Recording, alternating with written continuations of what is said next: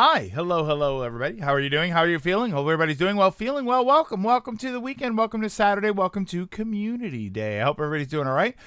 K. Sorcerer, Marcos, Dragoon in the hunt with a Twitch Prime subscribe for 50. Subscribe for 66 months. Currently in a 50-month streak. Thank you so much for that. Ryan, yeah, hello. Shadow Knight, Apple Man. What's going on? I hope everybody's doing okay. I hope you're having a good weekend so far. I hope your Saturday has been okay and you're ready to hang out and maybe play a little Mario Party if everybody is so inclined to do so. Got a weird message from Sound Alerts there that tried to put a link in and it didn't work. It's time. Hello. Hello, Greg and Co. Good timing as I just finished Hero Academia and Kaiju number 8 episodes for today. I haven't watched Kaiju number 8. I haven't watched that yet. The other show I watch, I think, updates on Wednesday. The it's like chillin' in a level 2 world with infinite power, I don't know, something like that. I think that updates on Wednesday, so I watched that the other day. And Laid Back Camp season 3 is going on right now, so that's another Wednesday show. So I think the only thing I'm watching that updates on Saturday is Kaiju number 8. And I wanna probably watch Solo Leveling. I heard Solo Leveling was pretty good. I think I might enjoy that. Internet throwing a tantrum over Assassin's Creed. Yeah, we were talking about that the other day. I mean, that's ridiculous. That's just a bunch of people that don't, they don't know their history, but they think they do, and they're reading a bunch of stuff into things that don't really mean anything.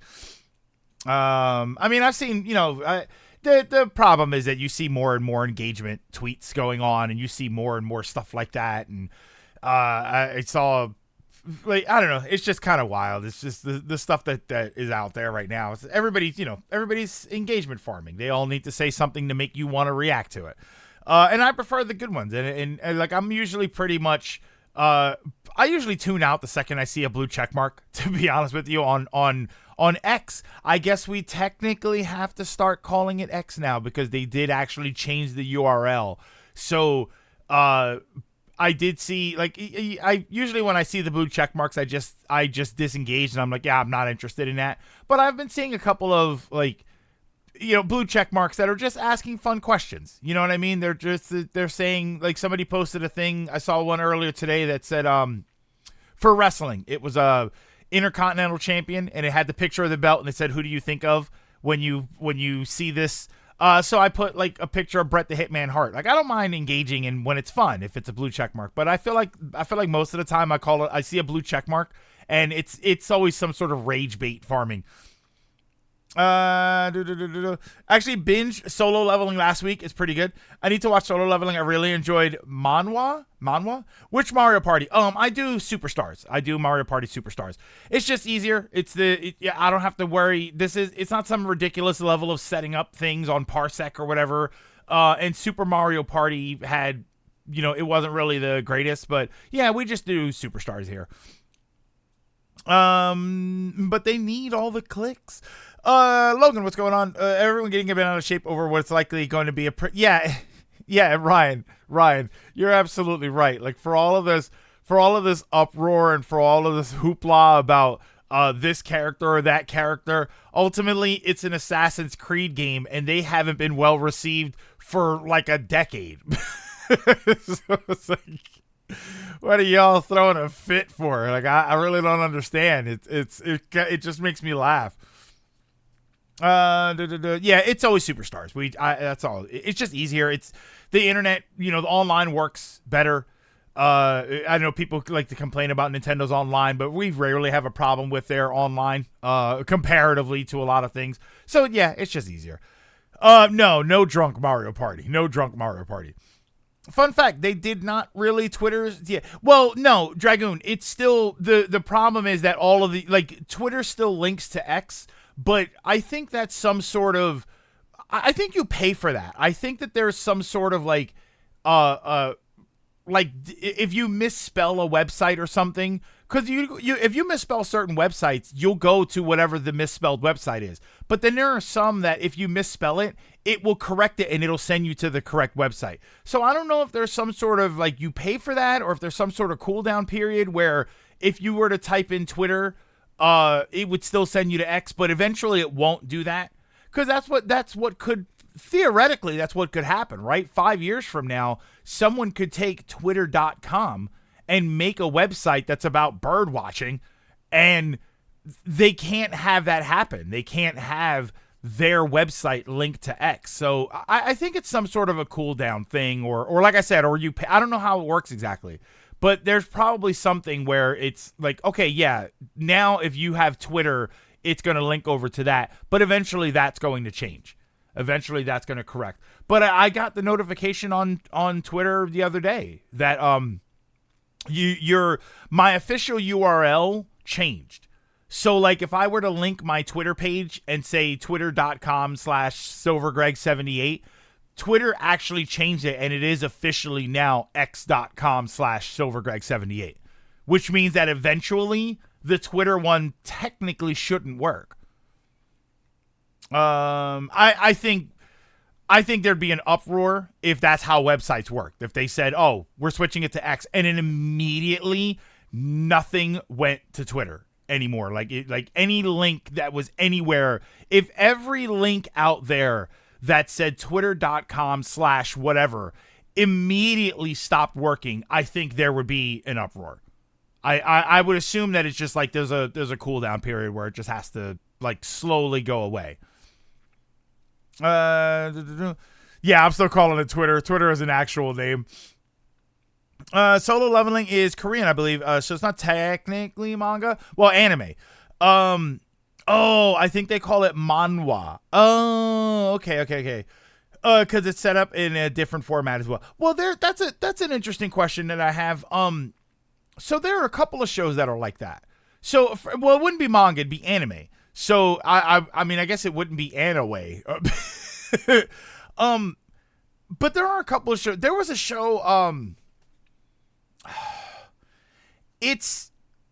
There's a couple of shows that I think their natural language is either Korean or what the hell was the show? Immortal. It was like Immortal King or something. I'm pretty sure that show is Chinese. Like it sounds like they're speaking Mandarin in the show. I don't remember what it was. Yeah, there's a bunch of Korean and Chinese anime. So are they technically anime? Or because if you look at something like Castlevania, for instance, that's not technically anime because it's not from Japan, but it's anime styled. So would those shows be anime style like the Korean and Chinese ones? I want to say it's like Immortal Demon King or something. Fluorite. There was another one. I think that was a Chinese one. Fluorite Mind's Eye. Vivi. What the hell was it called? It's like Vivi Fluorite Mind's Eye. Vivi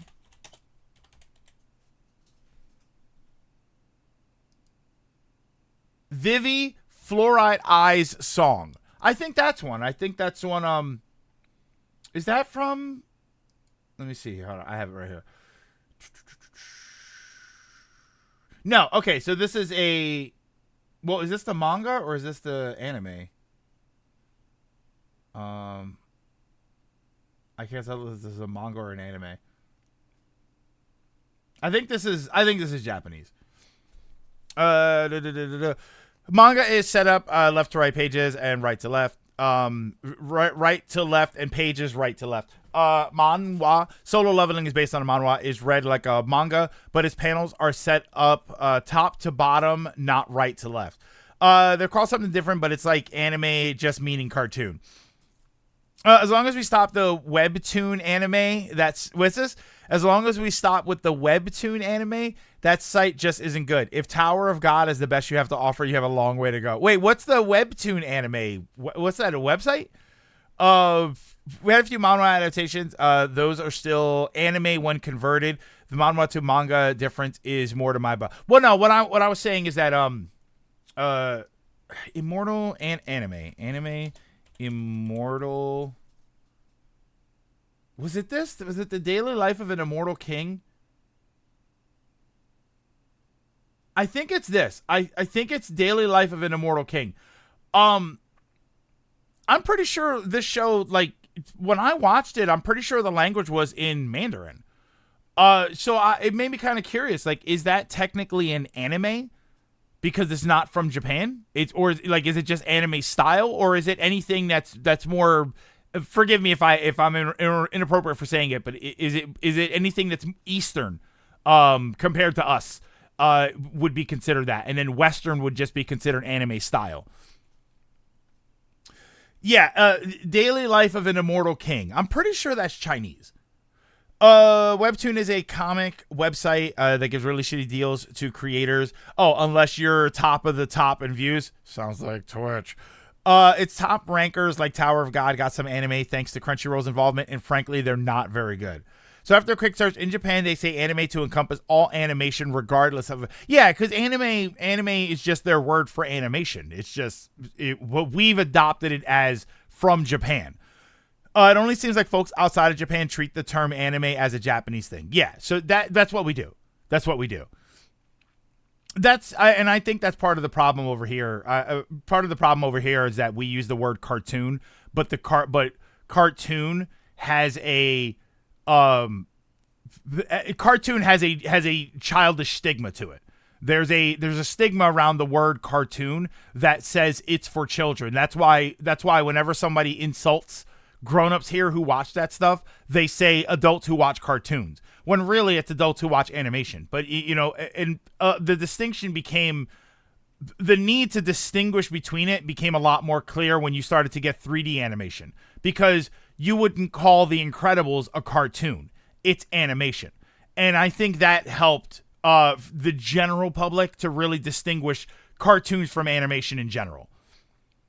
A lot of anime outsource anime to China and Korea. Yeah, and even then, it's the same thing anyway. Same with the American cartoons. That's where it gets a little weird. It technically has its own unique name, but it's accepted as anime globally, and that's the global term-ish. Remember when some people call Chaos? That was when anime. That was when they tried to make anime over here as a special anime thing, and they called it Japanimation. Because we had anime here well before that. We had anime We had anime. I say anime cartoons because they were not presented as anime. They were just presented as cartoons for us. But we had Star Blazers, Speed Racer growing up, Voltron, Transformers. Like, these were properties that were originally from Japan and animation that was from Japan. But they came over here and they were not. It was not so. Tranzor Z, for instance, for anybody that's familiar with Tranzor Z, was anime called Mazinger. That's Mazinger Z. When we got that over here, it was called Tranzor Z. They didn't sell it to us as, check out this Japanese animation. They sold it to us as, hey, there's a cartoon on, and it's called Tranzor Z. Voltron was the same way. It was called Voltron over here. It was Go Lion over in Japan. Look, we got a lot of that stuff. When they really tried to sell it to us as Japanese animation, yeah, that was when they started trying to say Japanimation. And it was like, I understand what you're trying to say, but if there's a word for it, if there's a universally adopted term for it, just use that term. Just use that term. We should probably use animation more, but it's too long and we're lazy. I mean, animation, I know. I like using the term animation because of that, there's a distinction to it. I think it's important to distinguish animation. If you're talking about it broadly, I think it's important to call it animation. I think when you're saying something specific, like I said, if you're talking about The Incredibles, you're talking about animation, but you're talking about computer animation, not a cartoon. I like the term cartoon for stuff that's for kids. I like the distinction that it's cartoon is a more juvenile, because there is when you got stuff like Spawn, on HBO, there did start to be a distinction of you have to designate something as adult animation. And the problem with adult animation, it makes it sound like porn. But there's been plenty of stuff before that, right? You go back years. There's like some Boschke stuff that I think was a bit over, like not for children. And not even just porn stuff. I think stuff like Heavy Metal is old school animation, but that's Ralph Boschke, right? Wasn't that it? There's animation that's been out there that was definitely not for children, but people just, they say cartoons, and it makes it tough because cartoon sounds like it's for kids, and it's not. Yeah, what stuff like South Park classified as? Animation. I think. What would you consider South Park? It's like, I don't even know if there's a term for it. Like, what would the term for South Park be? Animation, yes, but it's not a cartoon. It's not Bakshi? I don't know. That sounds weird. It sounds like I'm saying it wrong. I mean, South Park to me always kind of looked like papercraft. It always looked like what stop motion papercraft looked like. But that obviously wasn't what it was. But yeah, see, and that's what I was wondering. Hey, Benji.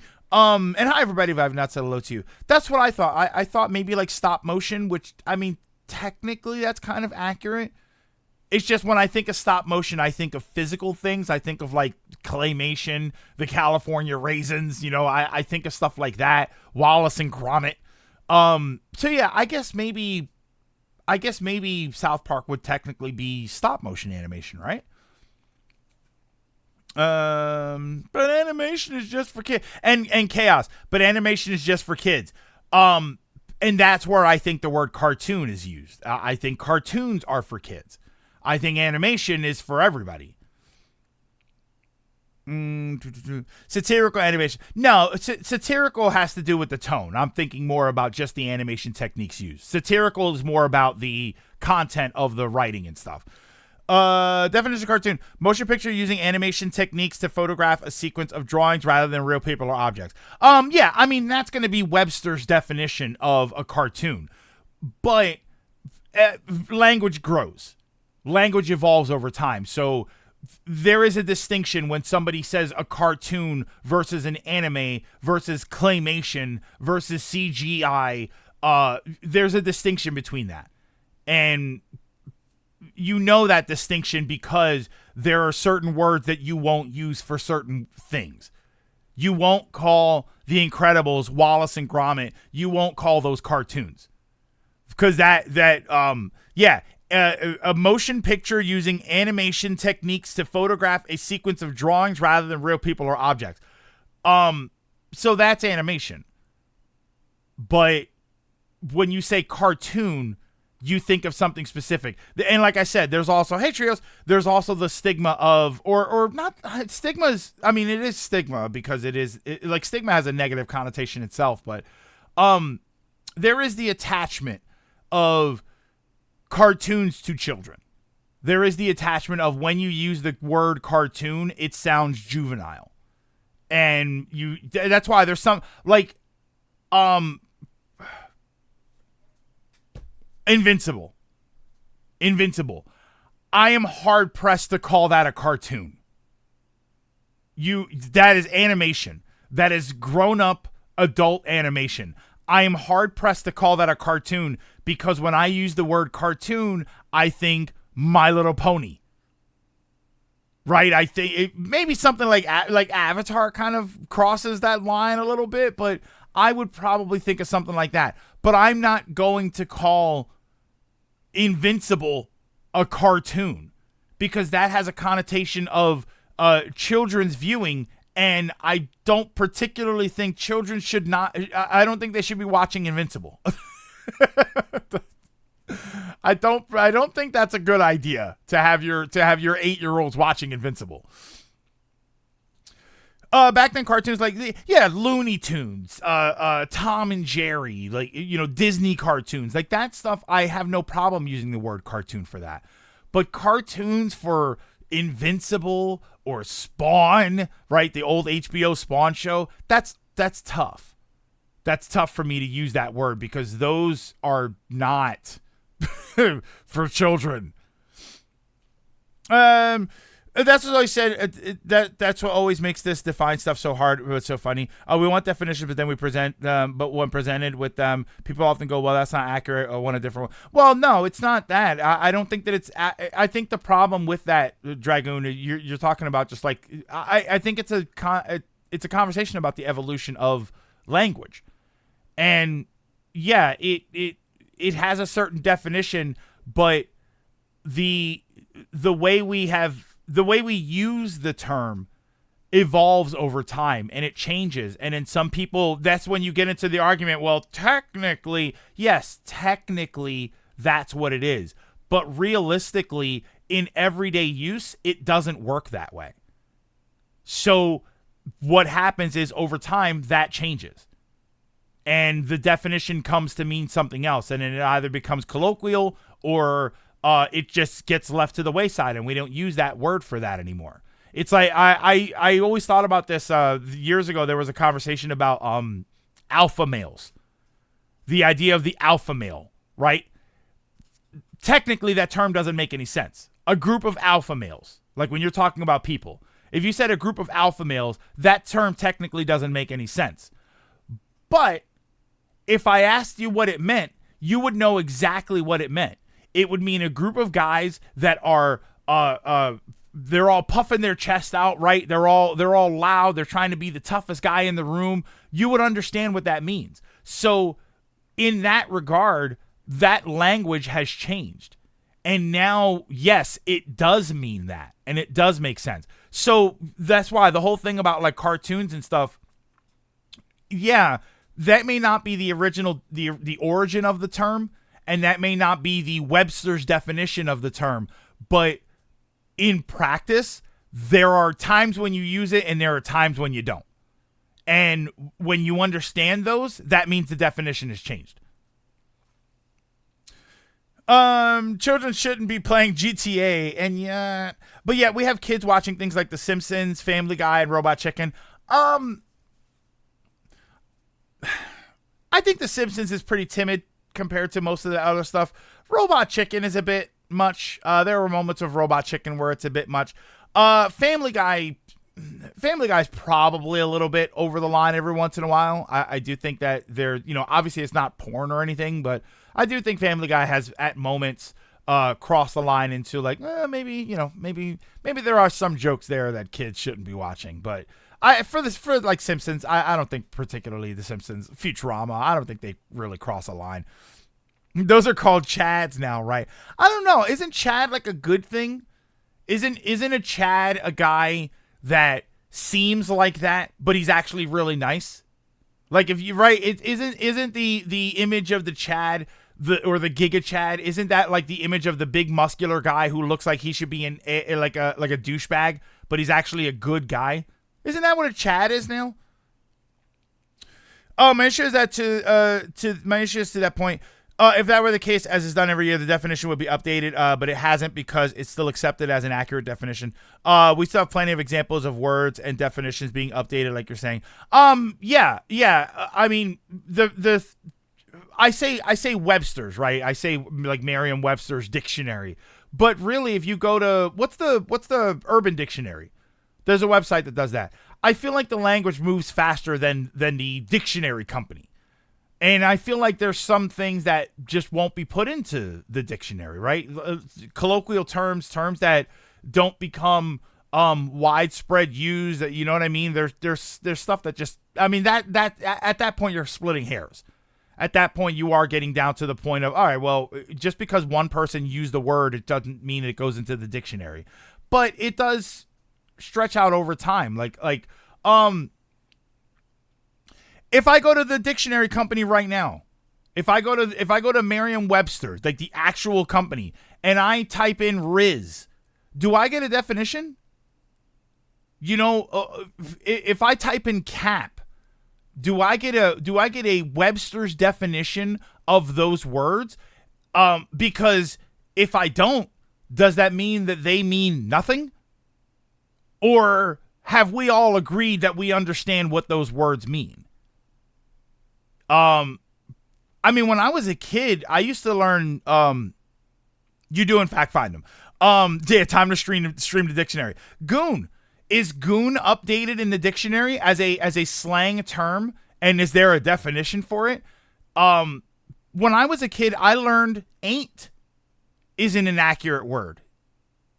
Is not an accurate word. Ain't. AIN apostrophe T. I always learned when I was a kid that that's not really a word. It's not a contraction. And yet, if anybody uses it in a term, you know exactly what it means. So doesn't that mean it is real? Isn't real? This is going to be like really, this is going to be like really existential. But isn't real just a measure of whether or not we perceive it? So if I understand the term ain't in a sentence, doesn't that actually make it real? Goon and its slang terms are in the dictionary. Hold on. Goon definition. It's on dictionary.com.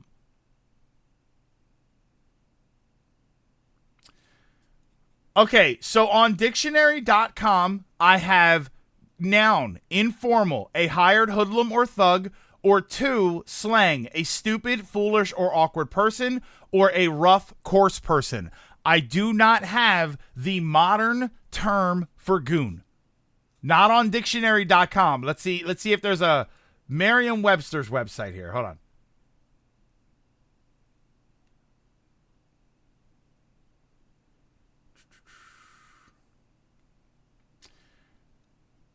A stupid person, a man hired to terrorize or eliminate opponents, to continue on or as if on a journey. To goon? What? Oh, that's go on. Oh, they split it up. No.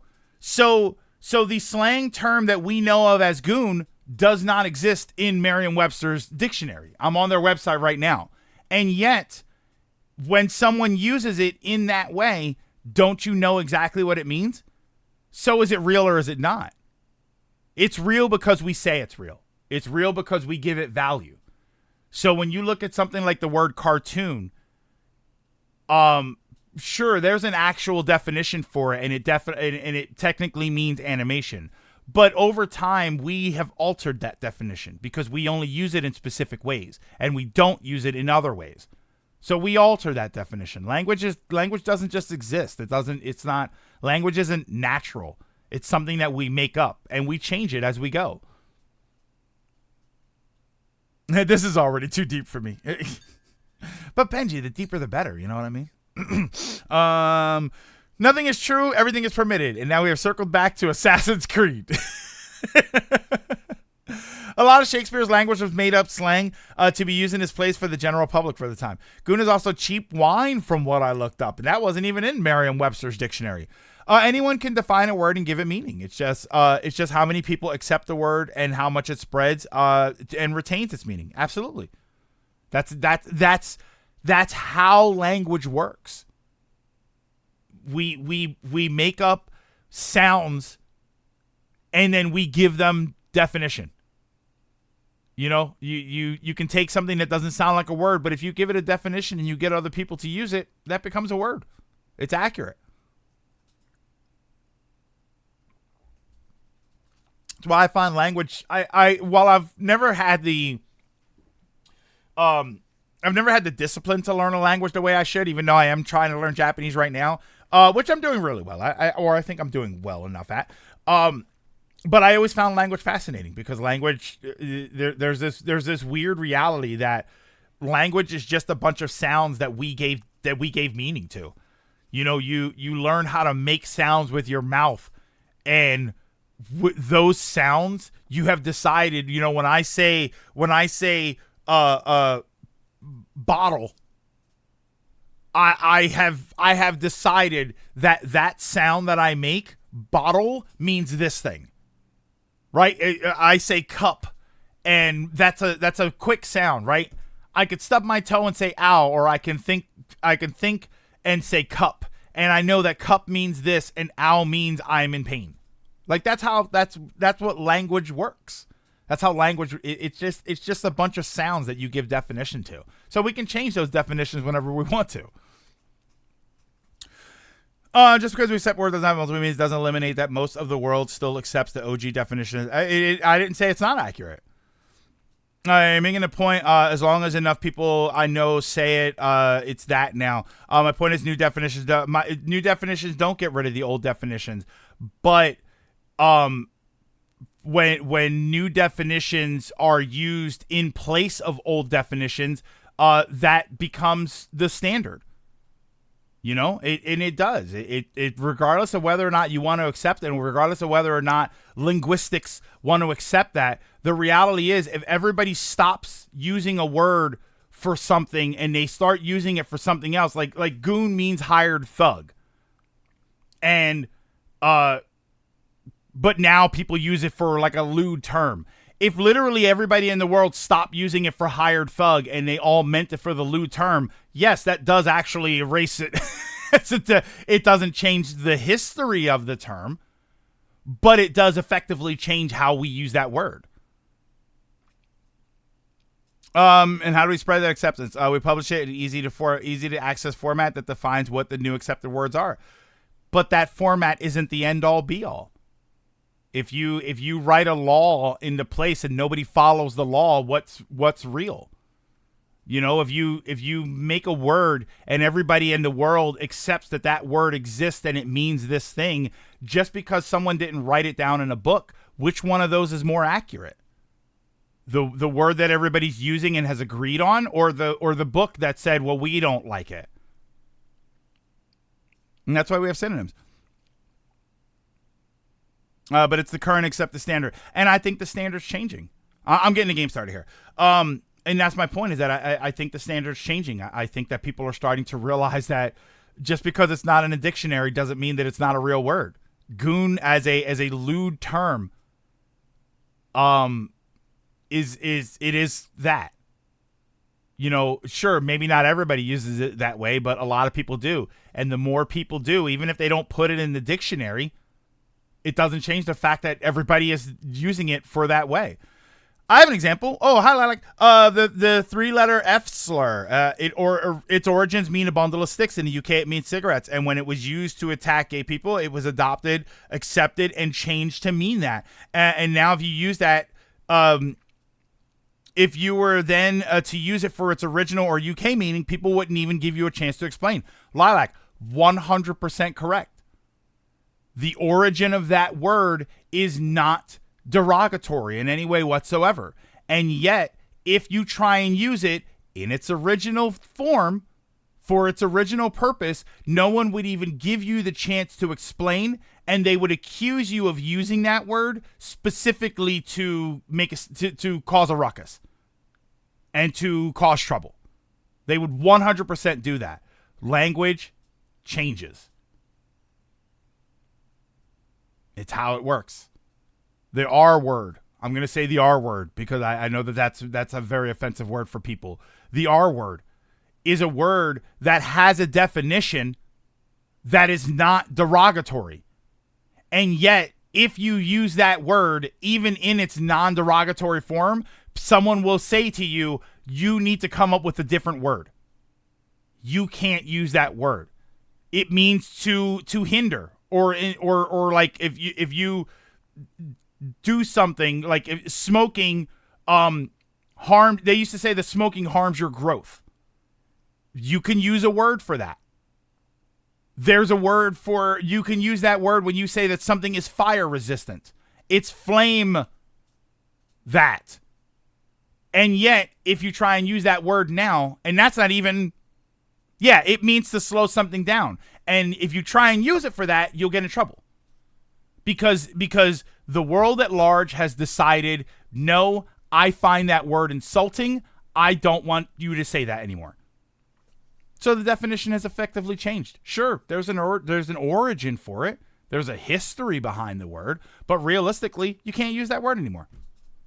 It's insulting. And 100 years from now, people might forget and they'll go back to using it.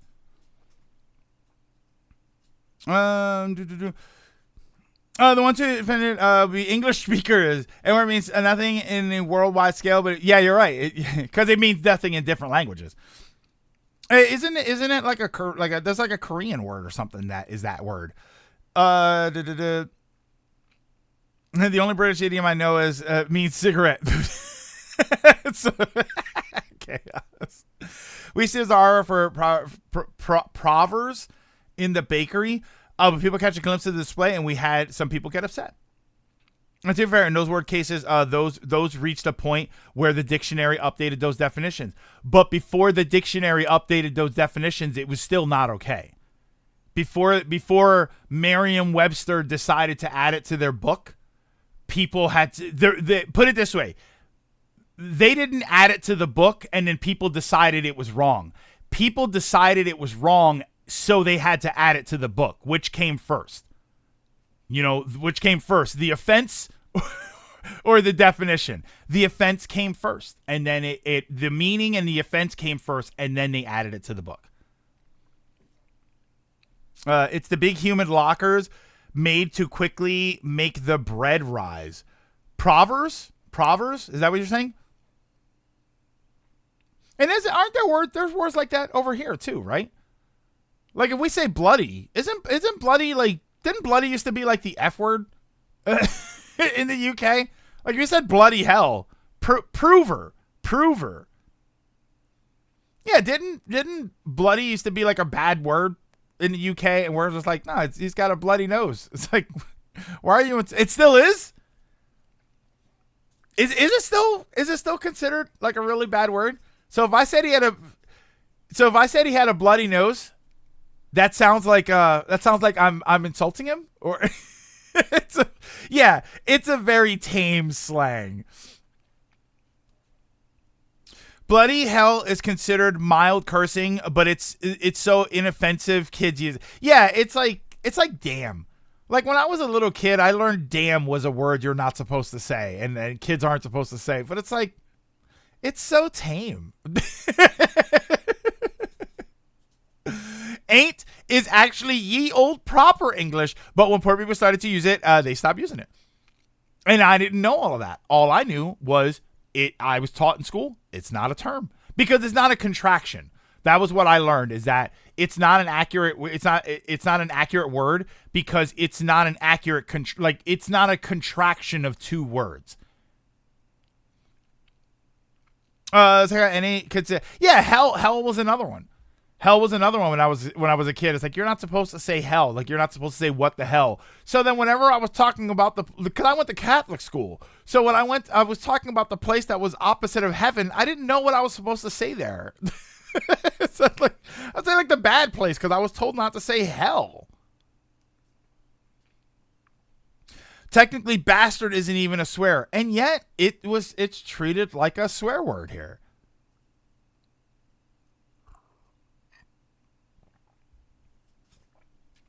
I wonder what some swear words are that everybody considers swear words.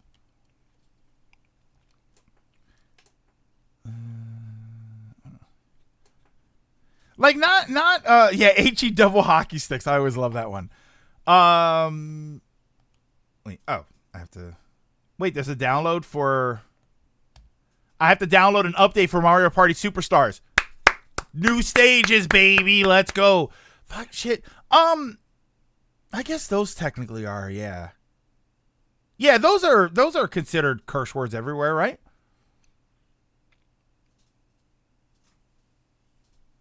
As a kid, you should have said Hiffle. Home for infinite losers. I understood that reference.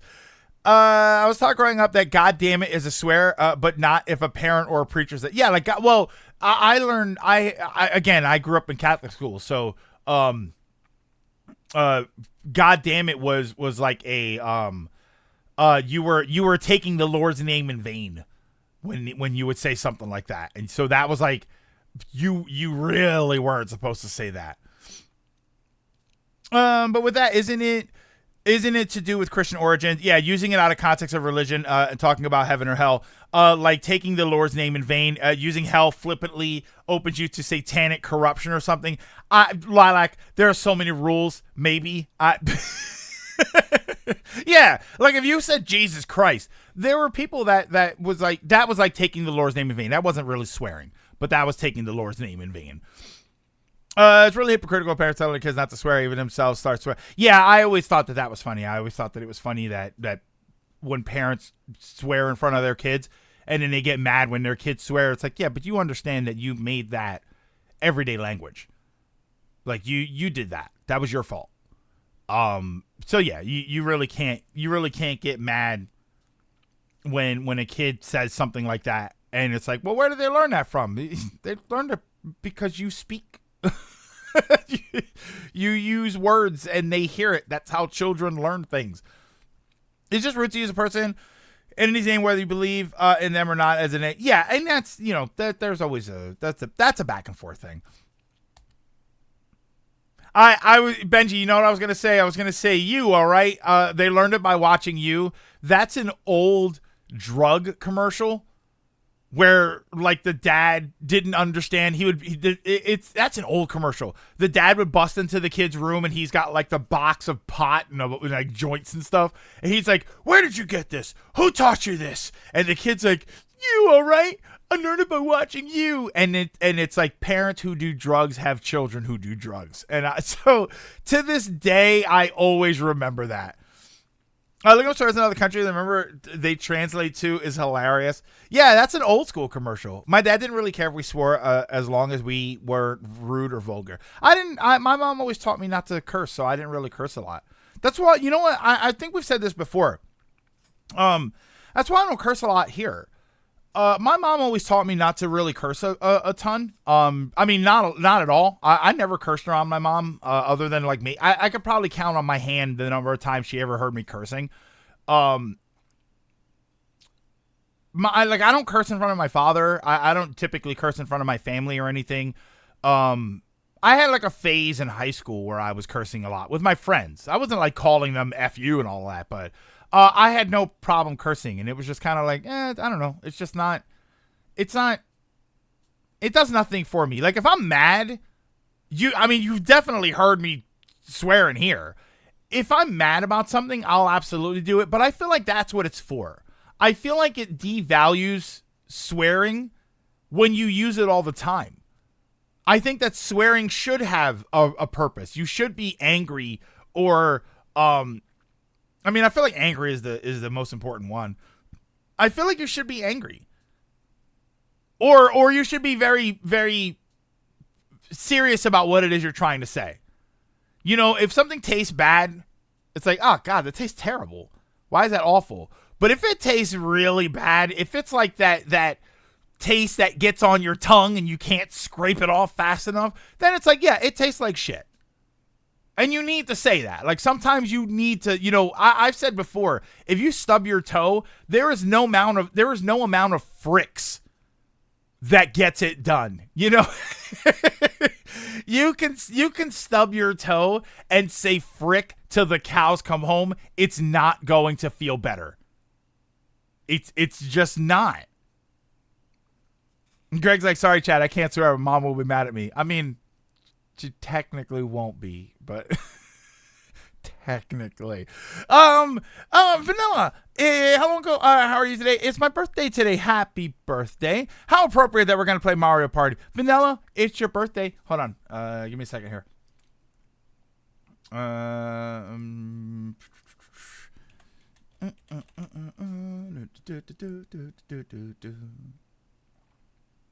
Yeah, today's your birthday. Hold on. I can't. How do you like? I'm on your page. I was gonna give you a post and say hello. All right, Vanilla, if you want, we can get you in here. I'll give you a pass to the top of the list here. If you want to play today. Hold on, let me go back up here. My dad told us swearing is fine as an accent. What you're saying, yeah, but if it's all you're doing, then it becomes entirely, yeah, it's just not interesting. And as far as streaming goes, my mom complained to my dad I shout bastard at a game when I died. My dad came in and yelled loud enough for us to hear. Okay, don't effing swear. I love that. That's such a great gag. Just like, don't effing curse. I made it to Florida. Congratulations, Flip. After my first plane broke down, they brought in a delay. Then they brought in a delay flight, and then finally at 12 a.m. I was in the airport since 4 p.m. Arrived at Florida at 5 a.m. Aside from that, my toe is still slowly healing from the surgery. It's healing. That means you finally used the F word. But I'm glad you're okay, Flip. I'm glad everything is all right. Occurs in front of family, but it's not common. And it's never the harder ones. Yeah, some words we actually use more purposely to devalue them in their impact. Like the C word. Yeah, I think the C word is kind of like everybody agrees that it's a curse word, but it has kind of lost its value in a way. My friends and a fair few people in the UK will use the C word with and at friends more as endearment. Completely deboning the word. Like Australia. I feel like it's like the meme is that if you go to Australia, that's just part of the language, you know?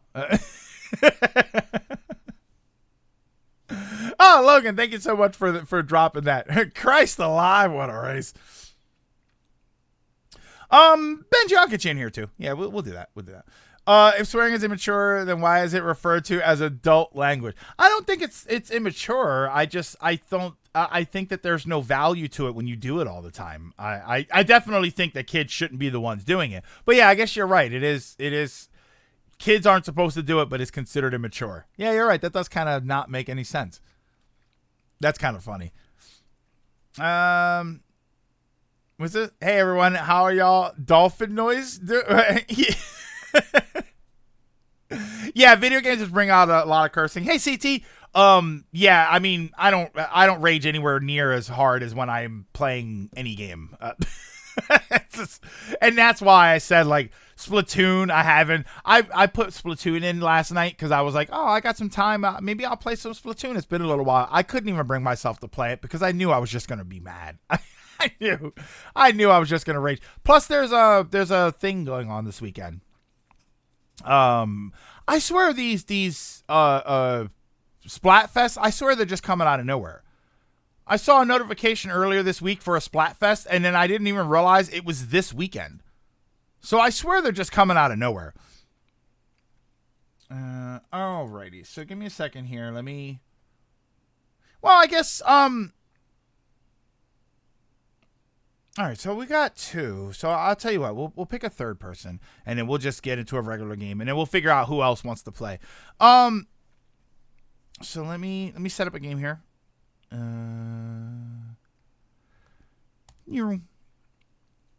Did we know about this one for a while? The what do you do at World's End? I feel that way with Tetris 99. Well, they don't do the tournaments anymore, Vanilla. They haven't done the tournaments. All they've done are the themes, where the themes pop up and you can get like we had, I think it was last weekend, we had the Endless Ocean theme. And yeah, that was kind of like it came out of nowhere. But yeah, we haven't had the Maximus Cup, right? Isn't that what they used to call it? We haven't had the Maximus Cup in a little while. I like those because I used to get gold points for those. You need me to drop some bombs on people? Nah, I think we're okay. Trails, unless you want to play Mario Party. I almost missed the one for Endless Ocean. Normally they make it so that later on down the line you can just pay for it with points, which I have a ton of those points, so there's nothing for me to do with them.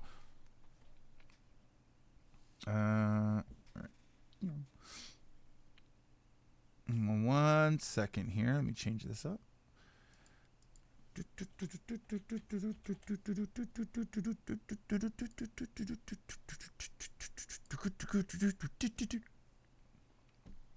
So they're pointless. Yeah, I think if you go into like the themes, I think you can go and like the past ones that you missed, they used to make them available for 100 points. I don't know if they still do that or not. Oh my god. Oh look, they're on Spaceland. Yay!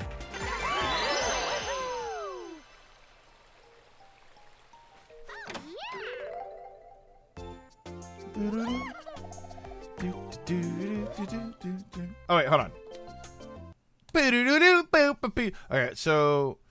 Okay, so Vanilla. Who else wants to play? Vanilla and Benji. I'll get you into the first game. And then we need somebody else to play. Hey, Sean. And then we'll do a drawing, or we'll see who else is here. Nobody. Nobody. Okay. Nobody. You were first. So we'll get you in here. All right. So we do have a lot of people here. So here's what we do. Vanilla, it's your birthday, so I'll get you in. Benji, I'm gonna get you in just because you've been here a little while, and nobody was the first one to reply there. So I don't know where I'm getting that code from, but okay.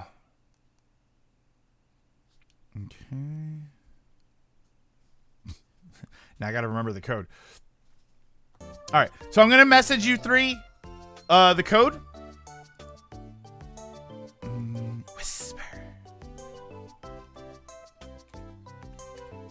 I hope that's right. And then whisper.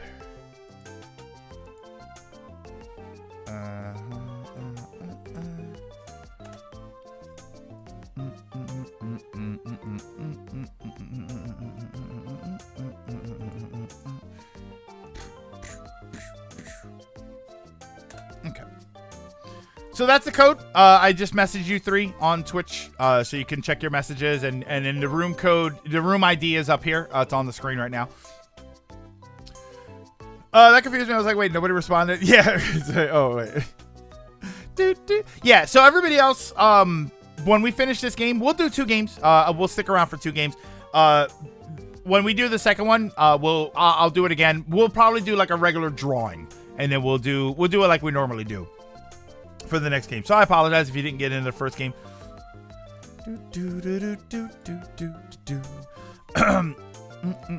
Another thing I forgot to add, usually when people say ass, it's usually about someone's buttocks instead of a donkey. See, and chaos, it's usually about someone's buttocks instead of a donkey.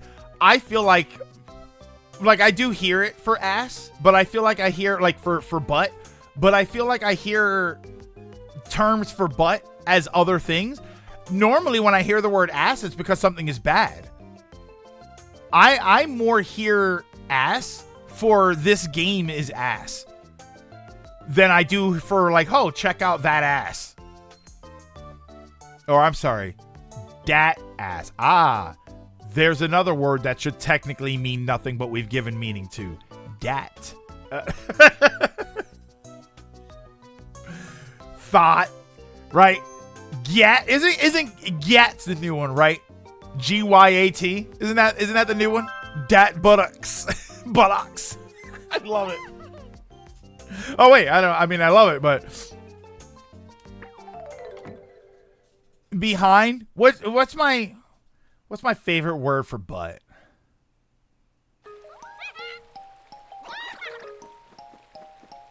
I mean, ass isn't. That's a classic. Cheeks is okay.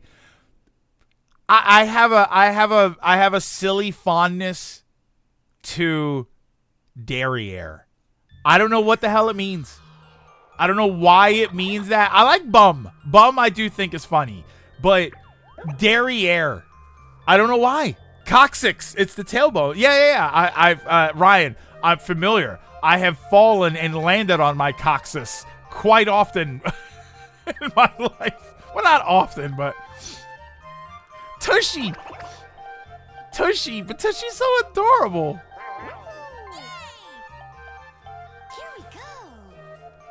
Badonkadonk. Yeah, Badonkadonk. That's a new one. Dump truck. Oh, I do like dump truck.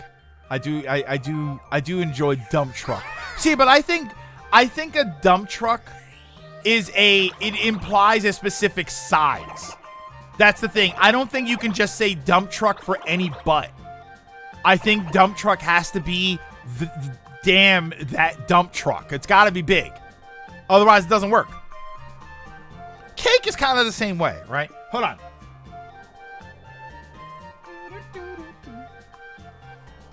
Usually I just say butt or ass. Check Discord general chat. All right, hold on. All right. So we're going to roll for the stage. I'm going to roll my die here. And I'm sorry, Spaceland is in the running.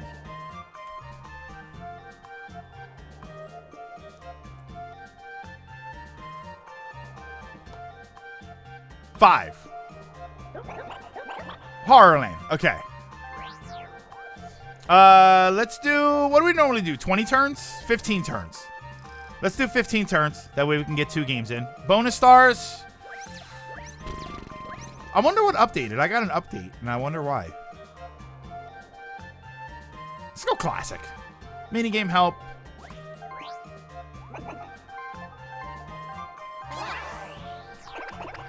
Spoobyland. Yeah, Horrorland's a good board. I like Horrorland. Let's go. Yeah, I always switch back and forth between the classic stars. I still wish you could set it to 3 random stars. I don't like the fact that random, like the random category, is only 2 stars. I do wish it was 3 random stars. Kids, we used to tell girls, yeah, nice ham sandwich back there. What? That dates back to 1645. Really? What's this butt talk? We were, Gigi, we were talking about like language and words earlier. So it was just the idea of what, like, we just sort of spawn off into what's your favorite word for butt.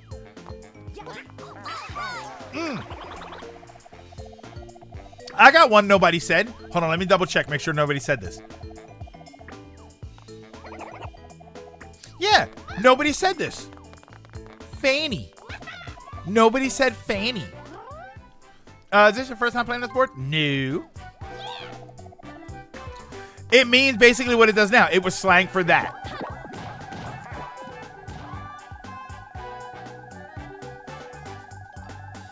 Now, someone said booty. Someone said booty.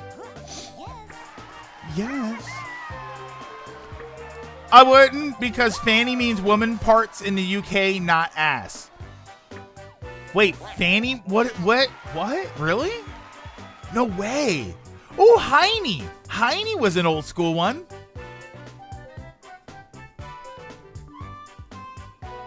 Why is it called a fanny pack when it's worn over the crotch? That's a good question. Fanny, oh, fanny's the other side, so maybe that's where fanny pack originated from, because it was the pack that would go right over your lady business, right? Ah, we're learning so much today. Buttocks, yeah, I mean buttocks counts as, that's the term for butt. Since I started working out a few years ago, and I'm like focusing on like different bodybuilding and stuff, I've come to use the term glutes a lot. Like if you're talking, like if a woman's doing, or it's not a woman specifically, it could be a guy. I do those exercises too, but I've come to use the term glutes for your butt. So it should be a crotch pack. Well, no, because we've already got a bag in front there. It's more of a sack, but yeah, a booty, which also means treasure, which maybe that's the origination of that. Maybe that's why they started calling it booty, because it is treasure.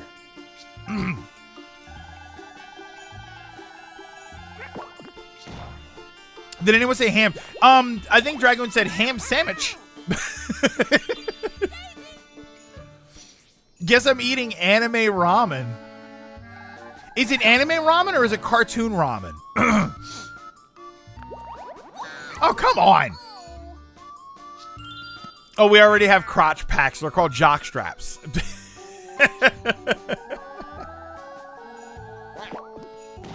Oh, that was you, D. I'm sorry. That was you that said ham sandwich.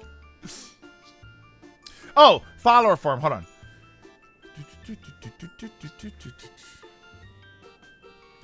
Zuru ramen. Oh my god. What the heck? That looks incredible. You gotta take a picture, Flip. You gotta take a picture of the ramen that they serve you. Now I'm genuinely. Let me know what you order. What the hell? Did she just fart at me? Oh, see, I'm about to add a dash of confusion. I do find it funny that over here we don't say fanny pack. That's an American term. To us, it's a bum bag. Lilac. Sometimes I think you're making that up. There's no possible way that we're talking about the same thing and you call it a bum bag. No. There's no way that's the truth. I'm convinced you're making that up.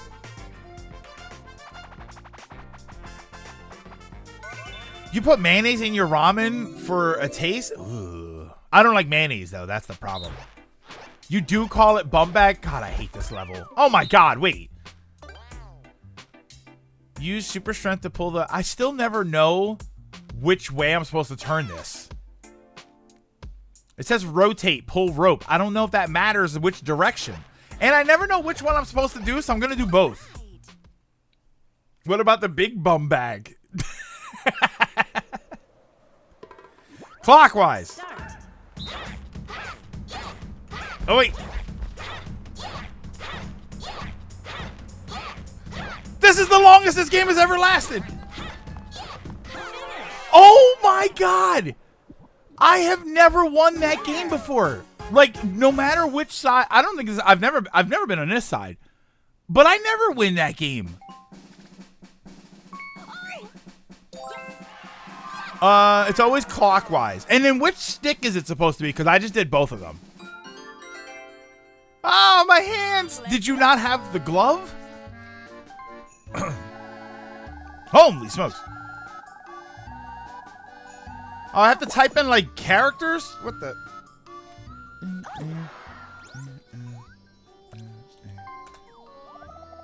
Continue shopping. Eno water resistant bum. It really is called a bum bag. Wow. Oh, but it does say fanny pack. Wait, that's interesting.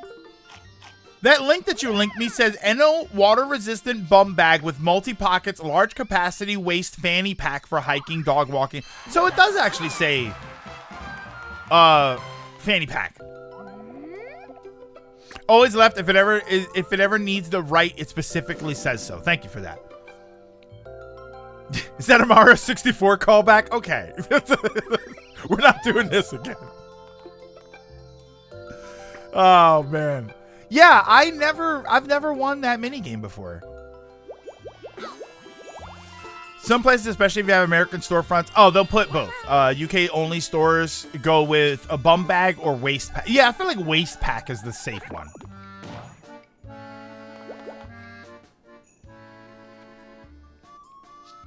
I'd probably, you know what I'd probably call? I guess you can't really call it that. I was going to say, like, call it like a belt bag or something.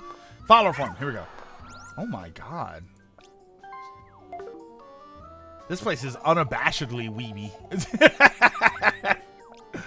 I'll have to look at the menu a little bit more.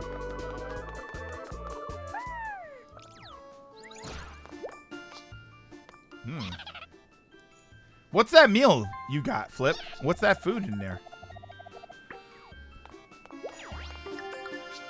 This applies to every minigame in this game. Yeah, if it says spin, it means clockwise. If it says stick, it means left, unless it specifically says to use the right. Yeah, you're right, because there are some of them that do say right.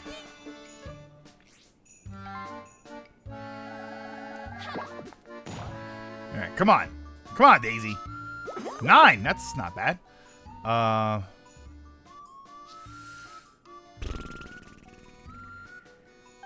you bored? 2. Ah, come on, man. Go! Can I only go in the, like, the order? I guess you can only go in the direction. What? This way. Go this way.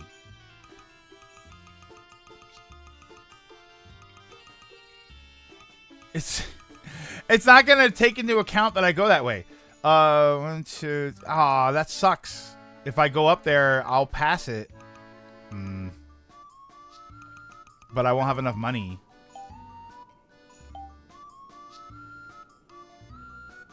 Here, I'll go this way.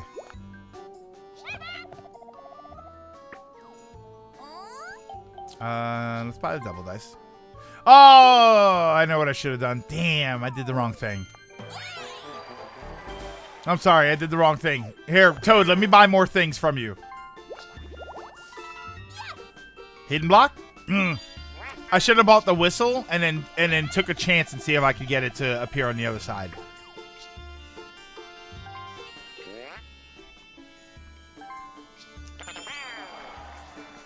Belt bag is what we call that in my language. Is there a place that calls the bum bag the ass bag? I would say Sims. I would say Twitter, but they're usually just talking about Elon. Oh, I don't know. I took a pic of someone eating it. I'll likely grab some on the way out. Flip, that's gotta have been really awkward for them to have you standing over them taking a picture of their food. That's I gotta say that's a very strange thing, but I admire your bravery. I applaud that. Elon is just ass. Sometimes we call it the funny name, the tummy baggie. See, that's funny. That's one of the other reasons I don't really curse on stream a lot. It's just I find it usually it's just funnier to say something funny. Right? Why would I say the F word when I could say frick? Isn't that funnier? Fudge? Ah, poop.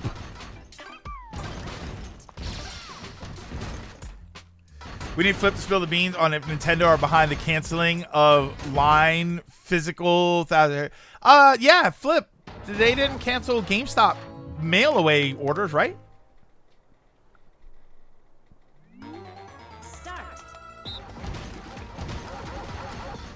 Can we turn Elon into a new slang for ass? No! I hit the button! Oh, come on, man. Winner. Oh, I definitely hit the button on that one. Can we turn Elon into a new slang for ass? How about not Elon? What if Sims? What if we start calling people musk holes? Let's go.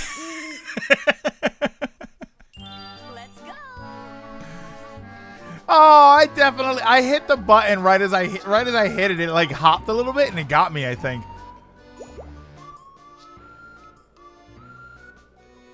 Oh, D, I was very thrown off because I was like, you probably shouldn't be using that at all, but I think I know what you mean. D, you mean A, right? With an A?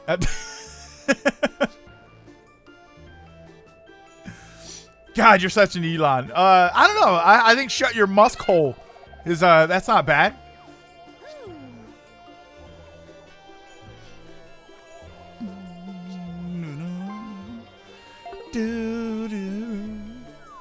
How many coins do I have? I still don't have enough coins because I'm not winning anything.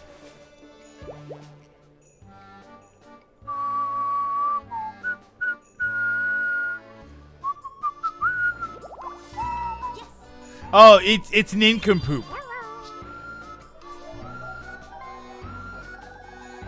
Oh, just enough, Benji. Oh no, somber. It's shorter than nincompoop. It's ninny. Yeah, let me point it out. You get it. I try to watch. I say things when it comes to that. Rosalina is the voice of a tour guide when she says, "Let's go. Come on, everybody. Let's go." Oh, God damn it. Nitwit. Oh, there we go. Oh, come on, man. I went the wrong way now. I mean, I still don't have enough coins. That's what's crazy. Funny on Twitter for like a month, he figures out what you're talking about, and then he bans us from saying, yeah, could you imagine? They have to work that into... like the what do you call it? Like the blocked words. Wait, hold on. Go back. Rosalina's gonna beat me there, so I don't have a key anyway. I just have to take a chance.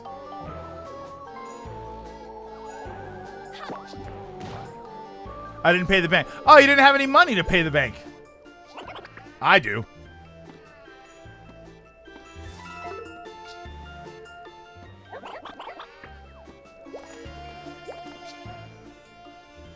Okay, I got lucky space. Yoshi once again dodging taxes. I love it. Okay, there we go. Boo doo boo boo. I think it was still one of the funniest SGB moments when they played Mario Maker and someone misspelled ninja. Oh yeah. They put it in place of J of a G in place of the J.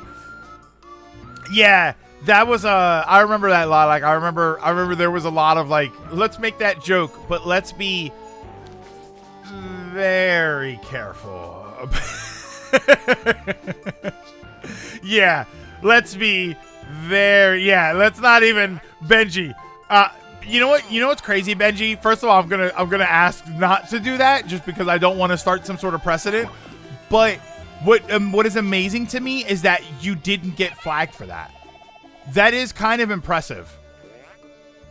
That, yeah, I'm gonna halt that just to avoid any sort of precedent. But that's wild that actually went through. That is kind of amazing. Yeah, I guess. Well, no, because I got see the trios. I had it flagged one time because I wrote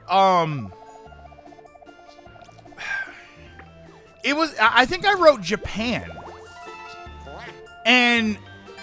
or I think I wrote Japanese, or I wrote something. It was something Japan, and I got flagged for JAP, and I think I might have put a space in by accident, and I got flagged for JAP because that was often considered a slang term, like a derogatory.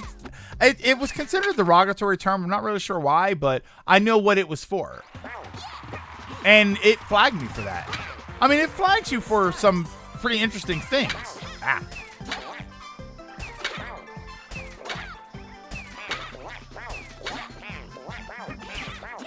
Come on.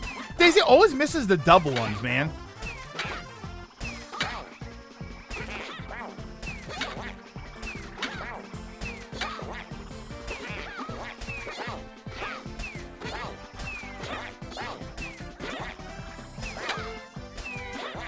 Daisy, you're the sports princess here.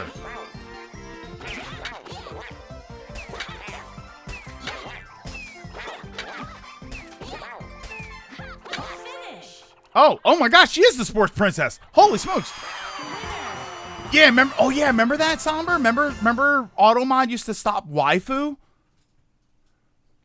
Yeah, exactly, like that's what it was for. Like I understood it, but it was like I was talking about Japan at the time.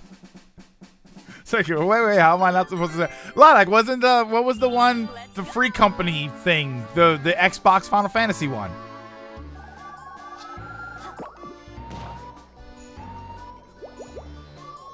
Weenie balloons for everyone. Knight's Tempest, that's what it was.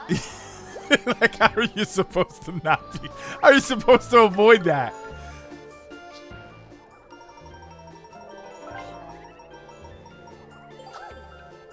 Oh yeah, sorry Xbox.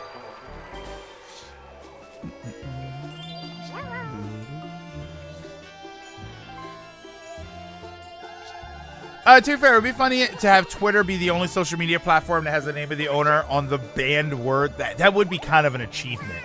Sims, that'd be like an achievement for X users to get to.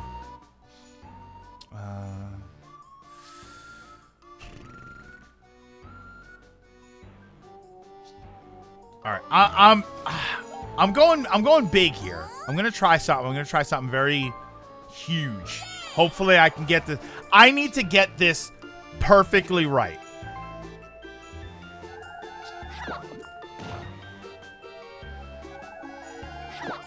I don't think that's enough.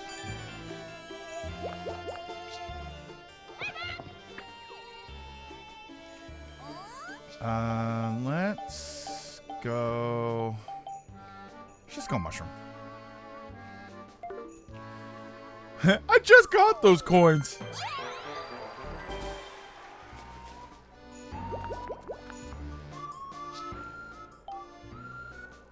How do I go there?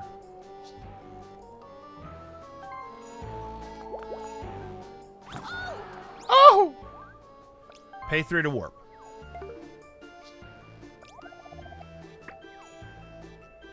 Oh wait, I think I got it.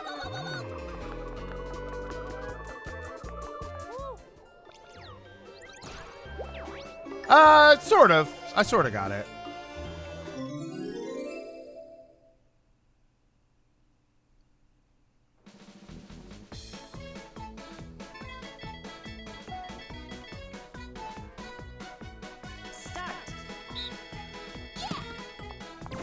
Hey, there we go. Get that item back. Got it. I own the prize. So yeah, that was kind of what I was trying to do, which was I needed to make it to there because then in the next turn, the arrow is going to be facing the correct way. So now I need a big roll to get to the star, and I need to win some coins.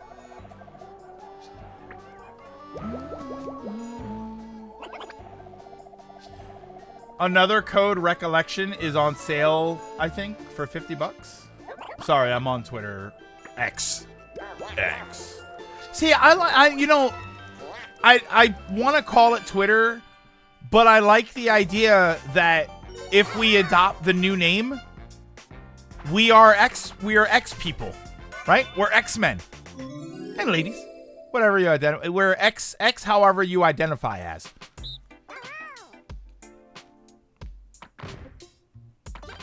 Ooh, it's laggy. Yeah, we're the X-Force. Ooh, X-Force, that's good. It's funny contrast going from the stream to an SGB video because it goes from barely into curse words to cuss city. Oh, why is it so laggy? Start.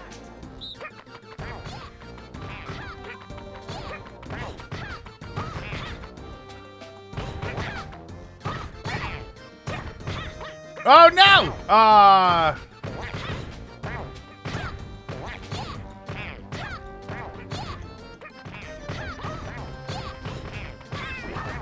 Yay!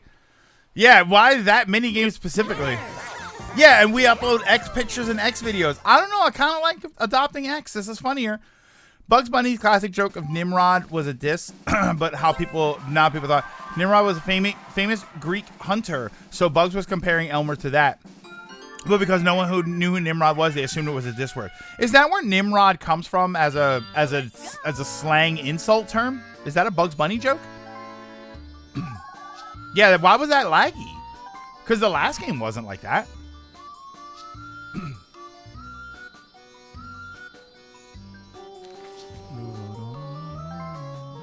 Yeah, X videos. That's what it is. If you post the video on Twitter right now, you are posting an X video. Oh my god.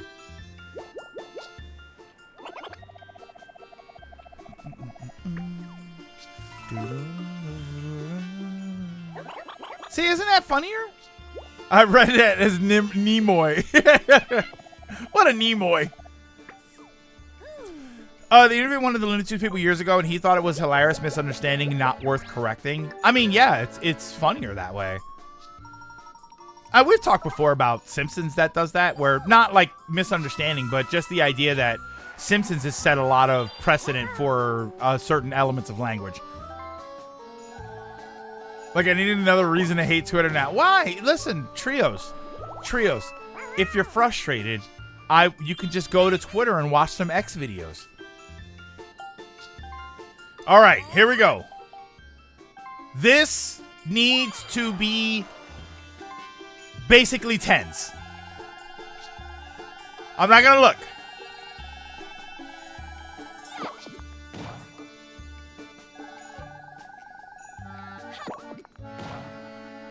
Oh no! No way! Are you kidding me? Oh, come on, man. I would love to buy something. Because I'm going to lose 3 coins on that space. So I can buy one of these. Damn. Now you know how it feels. Oh, the arrow doesn't mean anything. You can go both. Okay. I thought that the arrow was like you can only go one way or the other. And nobody has a whistle, right? Okay. I'm gonna double check, make sure nobody has a whistle. All I need is for Rosalina to not make it there. Oh no, Rosalina has a custom block. Oh no! Wait, it's me again. Quicksand Cash.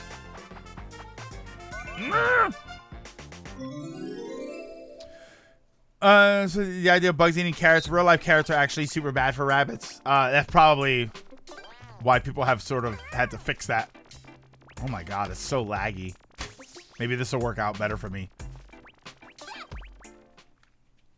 Because I'm usually not good at this one either.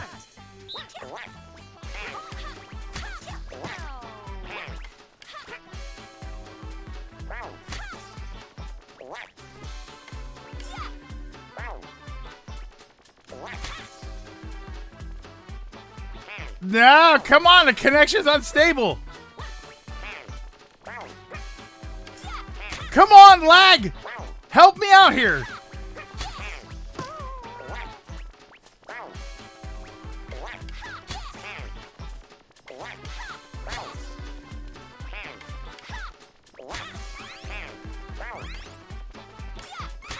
Now! No! No! No! Hey, Ronan. Oh, why is it like that? Is that my fault? No, I'm wired.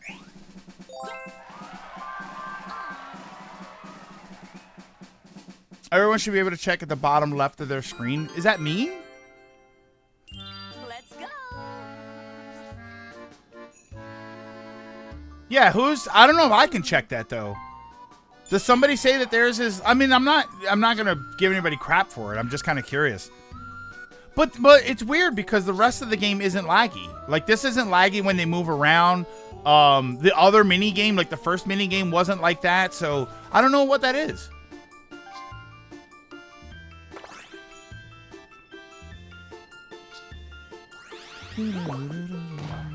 Damn, yeah, Rosalina got it anyway. Aw, man. I was so close.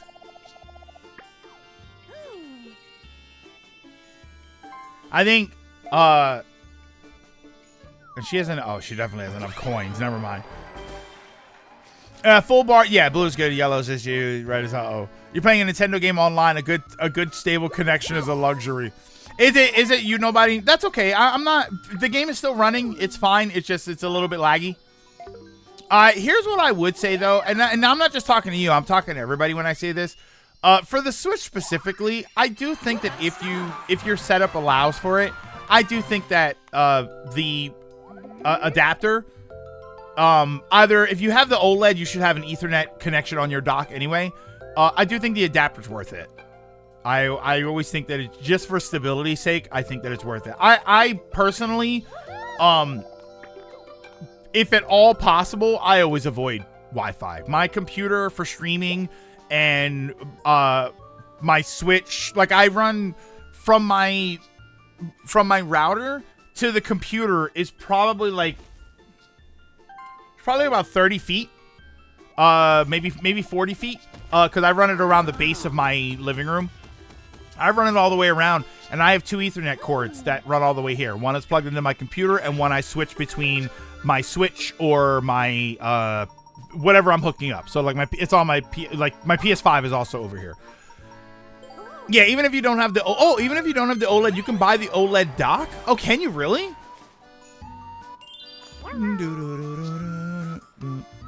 Yeah, Nintendo sells the OLED docks on. I didn't know that they sold it. Oh, I might have to get one of those. Just to have it. Yeah, wired is always preferred if you want stable ping, especially for competitive play. I think a lot of people think that, you know, oh, well, I don't really do competitive play and it's not really a big deal, so it's not worth it. I always think it's worth it. I always think that because you go to the website and you download games, your games download updates and stuff. So I always think that it's worth it to have one. Wireless is fine if you're in the same region. Wired is best if you're in different countries. I learned something dumb today. Do you know what the D in D-Day stands for? No.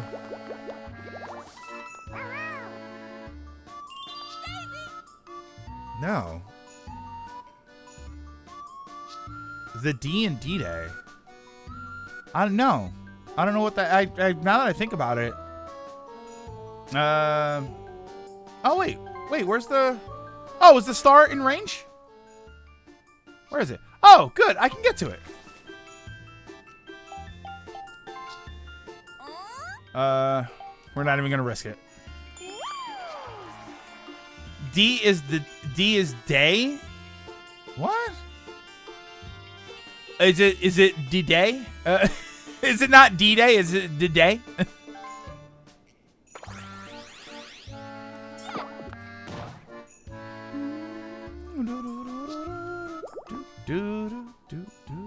Right, I'm going this way. Seems like a great place for a party.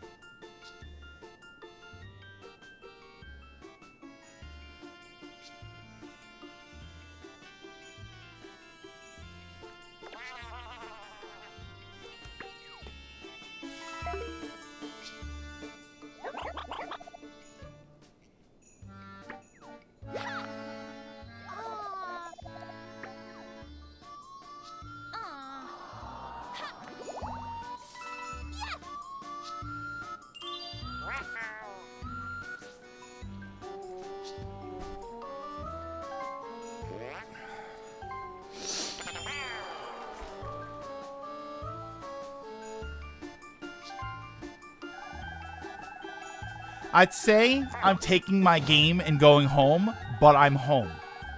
So let's keep going.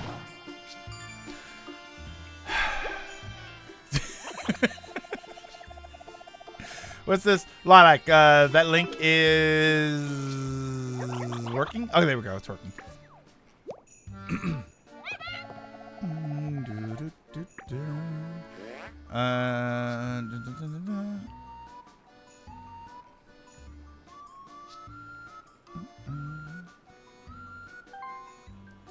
Oh, okay. I think I understand why it would say that, though.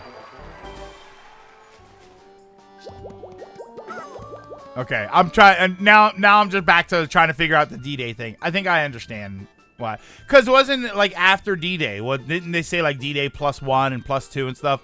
So I feel like it was like they were probably leading up to it, and it was like different counts. You know, we're 2 days out, you know, 2 days to the day, and then it was like, this is the day. I kind of get it. Sorry, I'm annoyed right now, so... I wasn't even thinking about that, to be honest with you. I should have looked, and I didn't even think about the fact that I was going to pass the bank. That's so annoying. I use Wi-Fi. I can't do wired in my room. Yeah, we've never had issues, but I live in Florida. Yeah, it doesn't. It's Dragon. It also has to do with people's connections. Some people just, even wired. Some people live in areas where the internet connection is just bad. You know, like if I do a test on my phone right now with like if I go to the speed test, I still get really good connections, even though it's wireless. But some people live in areas where their internet is just bad.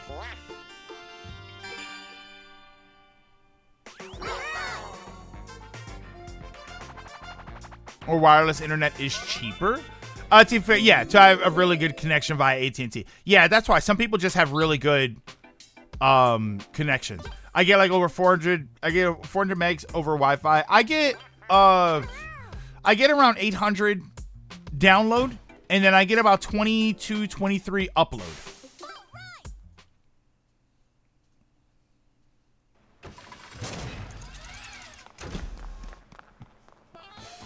Start. Yeah, almost dropped my controller.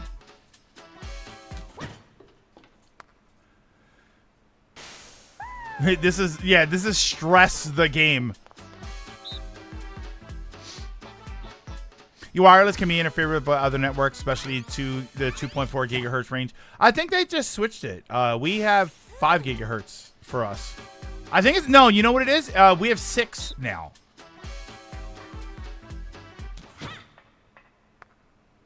Just blink. Oh my god, I thought I was gonna get shot there. We have 6. The router that I have for my Wi-Fi at home is 6 gigs. Because it's like something else. I don't know exactly what it is. My laptop that I used to use, I have a laptop where I would just use it like if I was sitting on the couch or if I had some. The laptop I started streaming with. Well, one of the laptops I started streaming with. And it doesn't work online anymore. I can't go on Wi-Fi anymore because the router, the wireless adapter that's in my laptop is not compatible with my home Wi-Fi anymore. If I plug it in with an Ethernet cord, it works. There we go.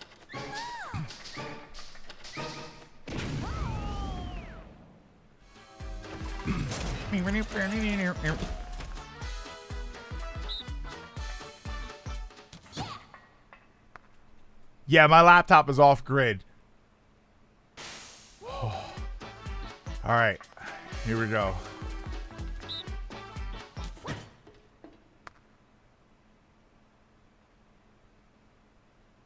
No!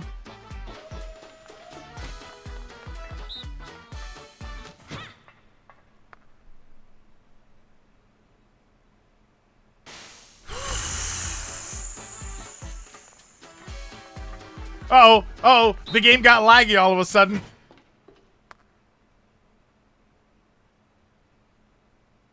Yeah, there we go. And that's 400 megs via 2 extenders. Wow. Yeah, Apple, that was kind of my thought too. It was like, but Yoshi's green.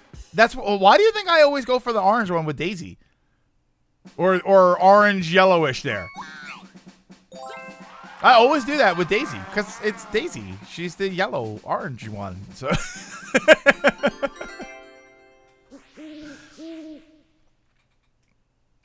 how could you tell the lag from the game? Nobody is destroying us. Was that a screw attack on the floor of that minigame? Oh, now I have to go back and look at it.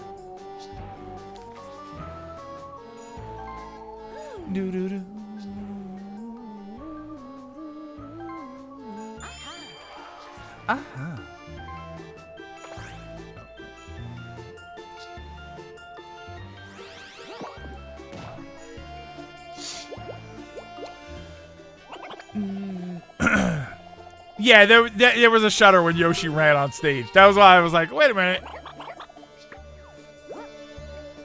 Our house has these thick metal and stone walls in random places, so we decided to put the router next to my mom's TV so she always had a good signal, even though I'm the one who uses the Wi-Fi the most. And that's where you run it. That's where you run it somewhere in the middle, and then you run Ethernet cord to the TV.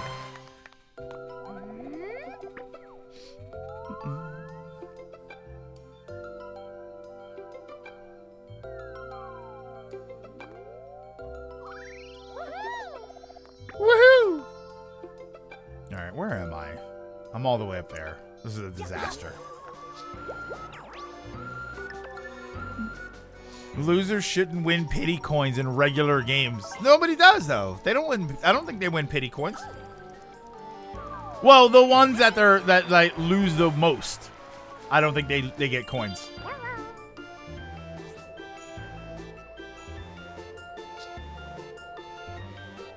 Because you get coins based on the bottom one, I mean. Like, you get coins first, second, third, and fourth. Well, first, second, and third get coins, but the one that's at the bottom doesn't get coins, right? For that last minigame, particularly. Oh, we couldn't. Her room, which already is a stretch, which was already a stretch for a placement for the placement cable, is on the opposite side of the house. I've already done some improvement by working one of the extenders. So it sends a stronger signal to my extender. Okay. Yeah, I have Dragoon. I had a connection that got me a few 50-foot cables. So I have 50-foot Ethernet cables, and then they actually had access to 100-foot Ethernet cables. But I think at a certain point, you have to have like some sort of booster in your cabling. But I think that's anything over like I think if you're talking like 500 feet of cable, you have to have some sort of a signal booster or something. But I'm talking out of my ass on that one. I feel like that's something that I've heard before, but I don't actually know.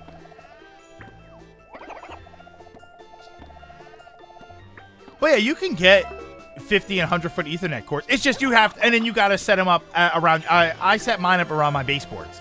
So I have rugs. So what I did was I sort of like in the space between where the rug meets the baseboards, I kind of like stuffed it down there. So it's not really just, it's not cables just out all over the place. All right, where are we here? Oh my God, we're as far away as could be. Do I have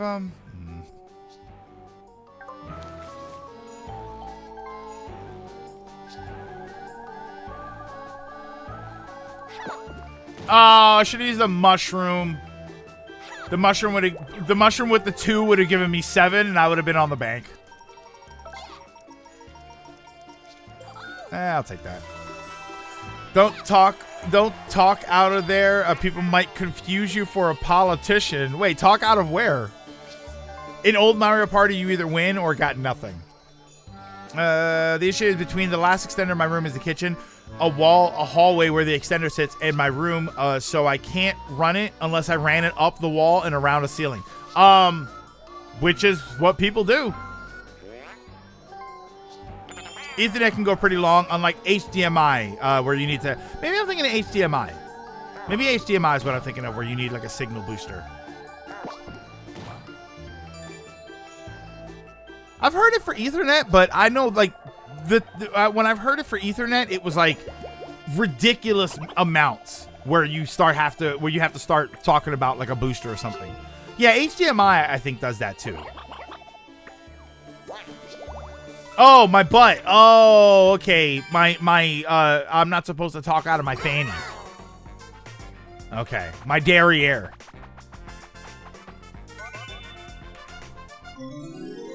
Snow World. Oh, this one.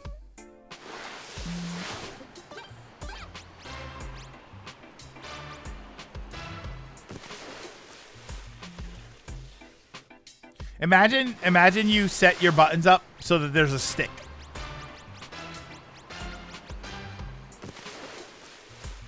Vanilla, is that you? You okay? My glutes, my gluteus maximuses.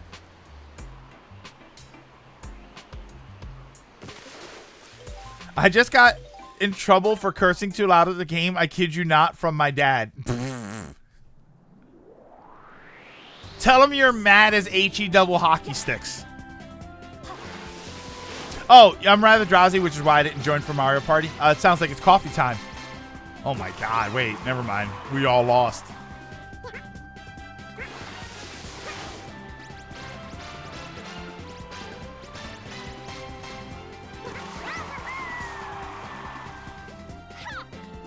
Huh.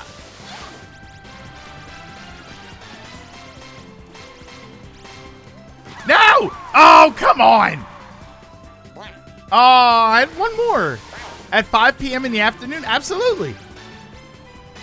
Well, how long does the effects of coffee last? Think about it. 5 p.m. in the afternoon. Let's say the caffeine and coffee keeps you awake for the next, what, 4 hours? You go to bed at 9 p.m.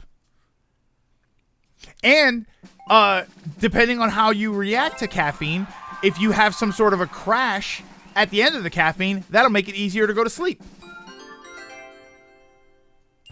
Let's go. I was going to join, then I fell asleep at the beginning. Didn't even listen to the Just Chatting segment. Damn, Marcos. I'm preemptively boring. I'm so boring, you fell asleep before I even started. That's pretty messed up. Wears off after 3 hours, but internally it's in your system for 8 hours. So while you sleep, you won't enter REM sleep and won't get restful sleep. I guess it also depends on how much, because I've had that, Lilac, where like after streams during the week, I usually have some coffee left in my coffee pot, so I'll drink. It probably ends up just being like half a cup. But that's around 6:30, and then I go to bed at 9, and I go to sleep just fine. I get restful sleep. I wake up at 4 in the morning, and then I, get ready and go to work. And I'm like, yeah, I'm good. I'm good to be awake.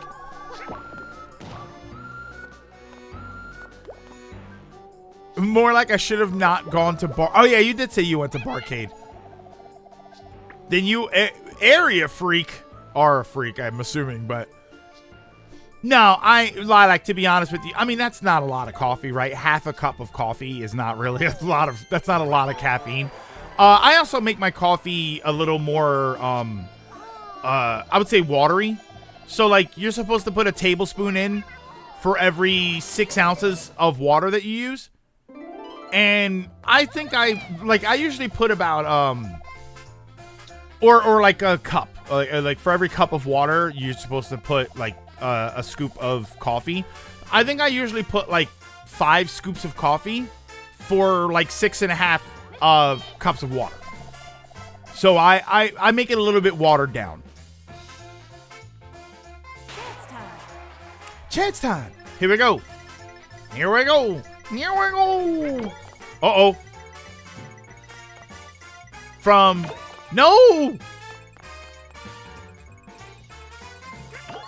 Oh, thank God.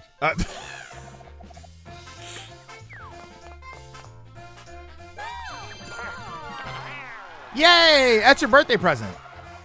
There you go, nobody. Give her a present for her birthday. Yay! Or for their birthday. All right. So what do we got here? Well, I can't roll a 0, so 5, 5, 5, 5, 5.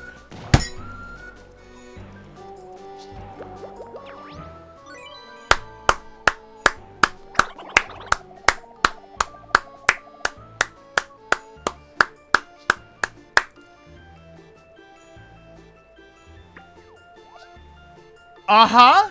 Uh-huh. Where are my kudos? Rigged. Yes. I am more firmly in 4th place.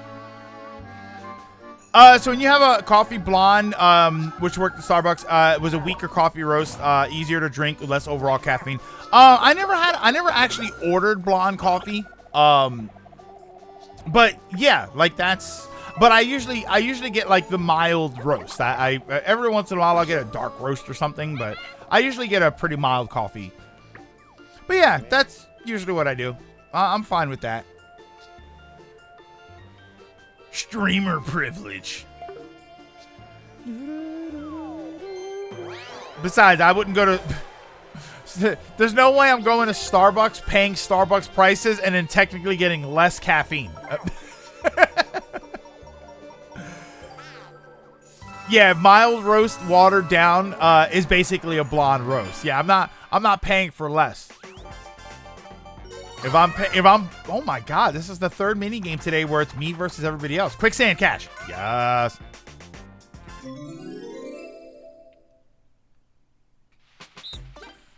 So what do I do? I just okay. Wow.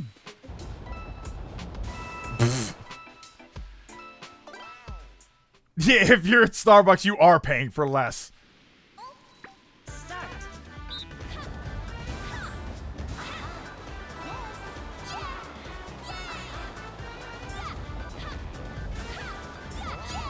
No! Ah, damn it. I see there's actually a pattern to... No!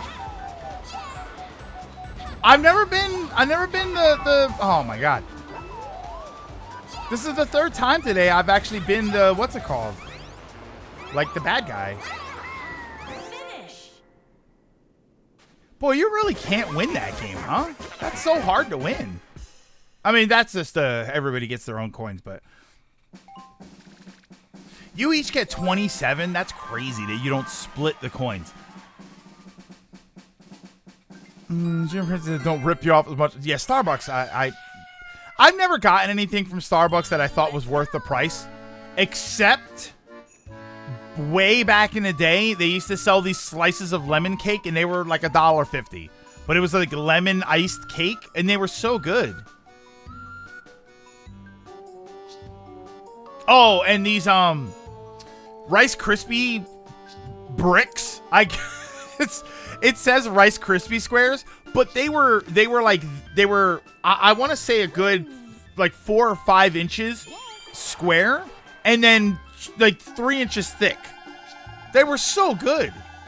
Rice, you know what I just realized? For people like Lilac and Trios, like in the UK, Iceland, people in not America, Rice Krispie squares, Rice Krispie treats has to sound like the most atrocious thing. That is that accurate to say? Like, do you understand what Rice Krispie treats are? Is that something that people in other countries look at and they say, just, oh my god? For all of the crazy things. Oh, you have them?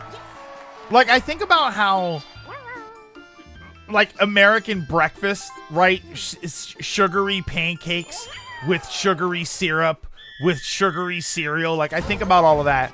And then I think about Rice Krispie treats, and it's like, it's just crisp rice with marshmallow. And that's gotta sound, it's the most unhealthy thing. Can't call them Rice Krispie treats? Oh, that's trademark. So what do you call them? What would they be called over there? Let me get a dark roast and find it's extra strong at Starbucks. Probably because they ran out of dark roast, and the procedure when that happens is to just grind up espresso and sell it as dark roast, which isn't technically untrue. Espresso is something I'd really like to try. I've never had an espresso before. I get these YouTube videos where they're like ASMR videos of somebody making espresso, and they have all of the little stuff, right? They've got the little thing, and they grind up the coffee, and then they put it in there, and then they stamp it down into a puck. Right, they aerate it with the little whisk thing, and they stamp it down into a puck, and then they do the whole like espresso thing, and it always looks so good. But I've never had one. Espresso. All right. So where are we? How am I so far away from a star? Just in general. Where is the star? It's right. Okay. So technically not far away from a star. That's amazing.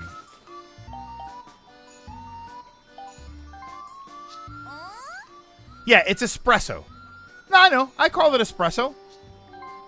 Lilac's the one that said espresso.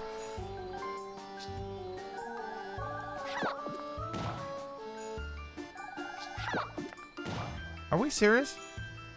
What are we doing today? What's happening in this game?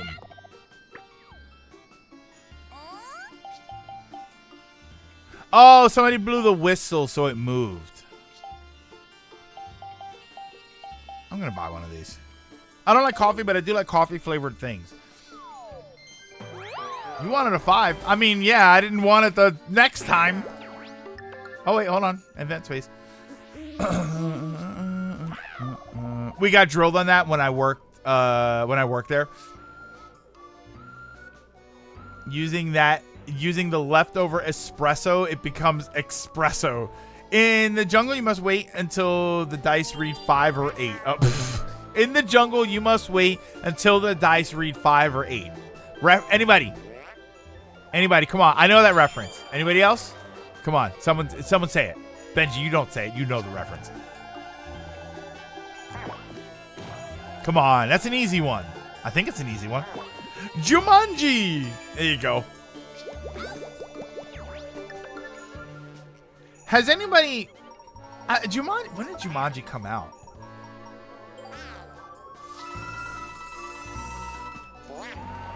Jumanji. 1995. That's 1995. Wow. That's crazy.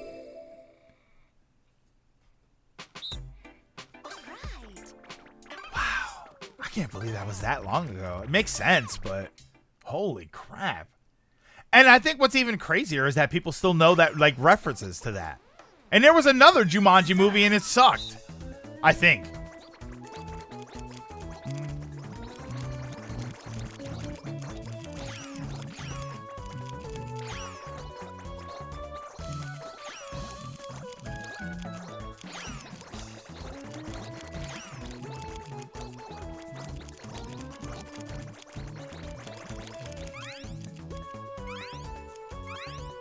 Finish. The new Jumanji movie is actually really funny.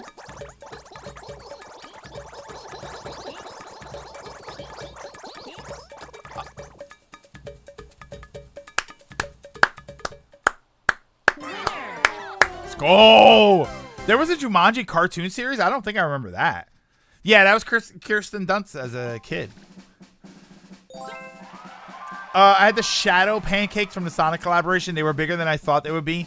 And then a lady called to say, "I saw all the food you guys ordered, and I lost the bet with my husband. I didn't think you'd actually eat the pancakes." Zathura, I didn't see. Apparently, it was decent. It got a sequel. I mean, it was a rock movie, though. People pay for it just for that. Yeah, I mean, I didn't see it, but it had a good cast. You had The Rock, who, you know, The Rock is always The Rock in his movies, but that's usually a pretty okay character. You had Kevin Hart, who's really funny. Kevin Hart did a movie with The Rock called CIA, or Central Intelligence, I think it was called, and I thought that movie was really funny. You had Jack Black, and you have Karen Gillan, right? Yeah, that's a good cast. That's a fun cast right there. Jumanji cartoon actually showed the world of Jumanji. Interesting. Yeah, what are we doing here?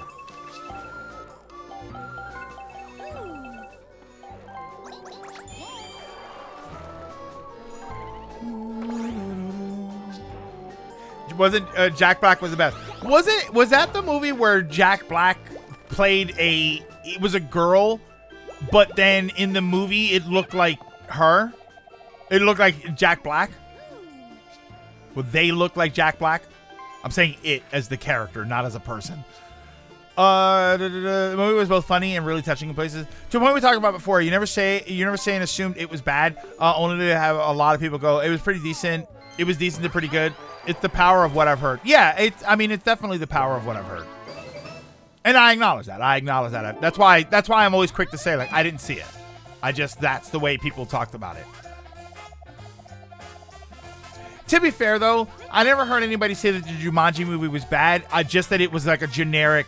That's the problem with The Rock in those movies, is that it starts to feel like The Rock movie, and then it's, but The Rock's always the same person in those movies. Oh, brother. No. Oh, you're paying for the star. Jack Black was the in-game character, and the girl was playing as her. Yeah. And he does an amazing and scarily so job of acting like a high school girl. I love that stuff, though. I love when you get characters that do that. Nothing of interest happened. I think Jack Black was a video game character that was controlled by the girl, and he acted accordingly. So he acted accordingly. Yeah, I saw a picture that had The Rock. It's like 4 different Rock movies, and it's like these are 4 different movies. You can't understand it. Jumanji doesn't really feel like The Rock movie. They feel like who can outact the others, and it's hilarious. And that's good. That's what's good about ensemble type movies like that. Oh my god, it's so far away. It's so far away. I'm gonna do this. Because maybe I'll get 30. Oh my god. Nope.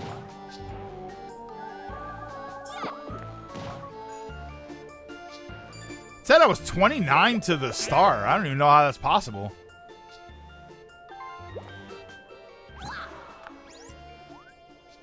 Pay 3 to warp.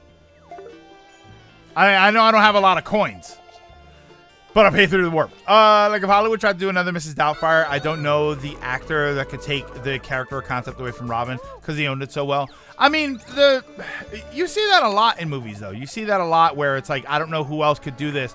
But I think the problem with that as a bit of logic is you're trying to figure out who would do it the way, like for Mrs. Doubtfire, for instance, you're trying to figure out who would be able to do it.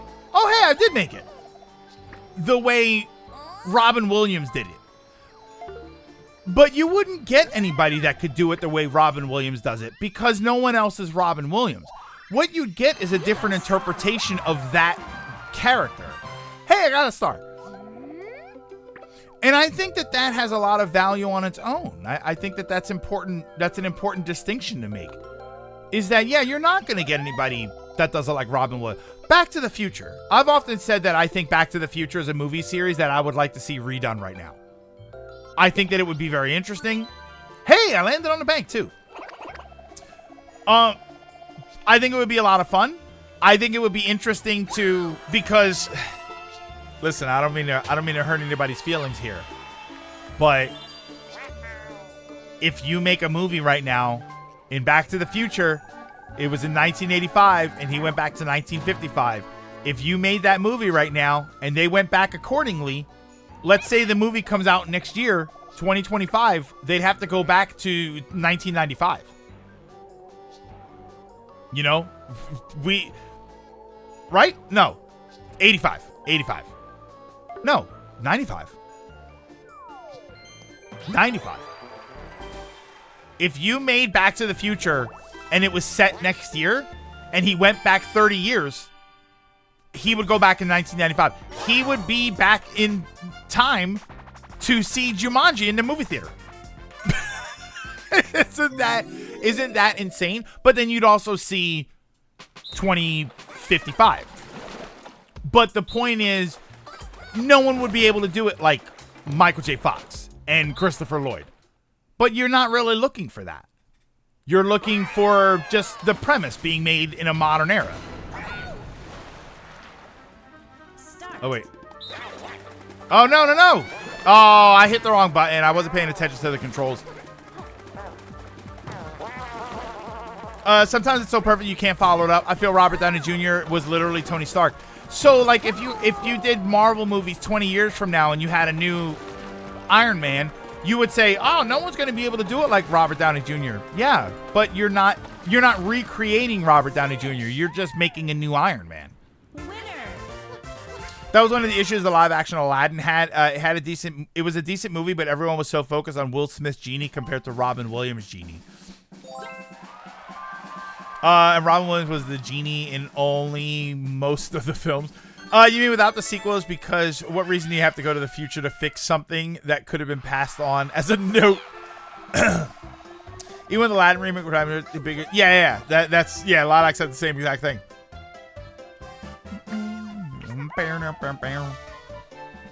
Yeah, because he plays a good genie, which I never watched that movie. The live action Disney stuff. I only ever watched the Beauty and the Beast movie. The boss I'm fighting in Kingdom Hearts is voiced by Christopher Lloyd, actually. Yeah, Christopher Lloyd. I mean, he could still cameo, and I don't know that I would cast him as Doc. I don't want to see that. They lied about the flying cars in 2015. 2055 is just going to be the same thing as today. It's just going to look like Horizon Zero Dawn. I think what the main thing I like with the Aladdin live action, it felt like it actually tried to be its own spin on the same story rather than just do the Robin Williams impression. Live action Lady and the Tramp was really good. Yeah, that's the whole Lion King problem. It's like, live action Lion King. It's not really. Because all the new movies are bad, don't question it. Yeah, I'm not allowed to question it. And if I liked it, how dare I?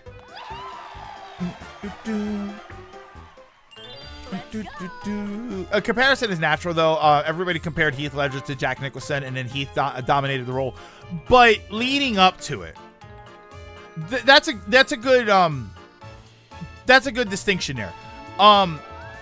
leading up to it, when people found out that Heath Ledger was going to be the Joker, did everybody assume the movie was going to suck because he wasn't Jack Nicholson? Or was it, all right, let's see what his take on the Joker looks like? Like, I think the only Joker that people said ill was Jared Leto, and that wasn't because of Jared Leto. It was because the Joker version of that character was awful. My PTO for the day of the Mario Kart tournament was rejected. I'm calling out. Yeah, call out. Do what's important. Part of the problem with modern movies is that they have so many problems you can figure out what is wrong with them, from being remakes, half finished, not understanding the source material, and way more. I mean, if I'm gonna complain about anything with modern movies, I would argue that it's modern audiences. it's sort of like what we're talking about with the Aladdin thing. It's, you know, the movie was probably fine, but audiences weren't allowed to even try and enjoy it, or they weren't willing to enjoy it. They weren't willing to go into that movie, into some of these movies with an open mind, because they want to say, no, it's awful. And also because of Jared Leto. People ended up doing the comparisons, but not only was that inevitable, but also still on fans. Disney did not show it as something that dares comparison, but legit its own. Yeah, you're right, and they didn't do that either. Separate example. Do you remember Ghostbusters 2016 and the convo leading up to that? Yes.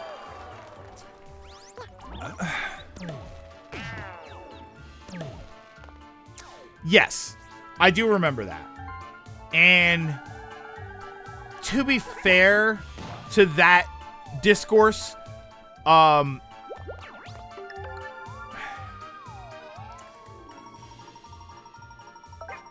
didn't completely disagree with that discourse over the Ghostbusters thing. My problem with the Ghostbusters thing was people took it as something else. They started fighting about something different, and I didn't appreciate what they were fighting about. But I did agree that there was a bit of, why do this? Why do it? Why do it this way?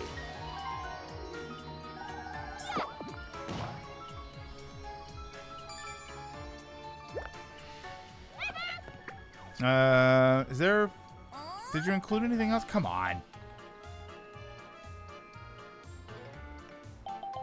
Yeah, about that.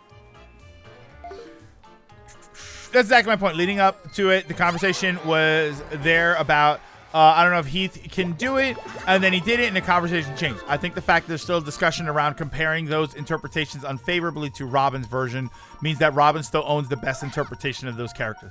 The other problem, of course, is that, I mean, A, he did it so well, and B, you know, as he's passed, it's kind of like no one will ever do it again. You know, like even he can't do it again. You know what I mean? Again, I watched most of the Disney remakes with my niece and nephew, and listening to how happy they were, I was like, it's silly to me that people would tell them they shouldn't like it because they don't know any better. Hot take, modern movies are just as good as the classics. The issue now is the same with games. We're more connected, so we do see more issues and more aware of the problems. Yes, 100%. You know, back in the day when 5 people didn't like a movie, 5 people didn't like a movie. But now 5 people didn't like a movie, they go online, they convince 500 people to not like the movie, and then 100 people spread that story around, and now they tell 1,000 people to hate those first people, and the whole thing gets blown out of proportion, and the whole thing gets bigger than what it was. The other thing I would say is that, and I think this is very difficult for us to see, because we don't go and look for examples. Yeah, and make a 2-hour essay on YouTube about why it's wrong. The other thing, and I've said this before about, like, Fortnite. I've said this about the Fortnite discourse. It's an age thing. As we get older, we're always going to like the things that we liked as we were growing up, and we're going to prefer them to the new things. And the reason I say that that's always been around, but it's hard to see, is with Fortnite. People, oh my God, these damn kids in their Fortnite and their Roblox, and they're doing this. And when we were younger, when you guys were younger, it was Pokemon. And before that, it was Legos, or it was He-Mans, or G.I. Joes. And before that, it was something else. There's always going to be a bunch of things that you like as children that the adults in your life don't understand. And because of that, they don't like it. And then you'll get older, and the cycle will happen all over again.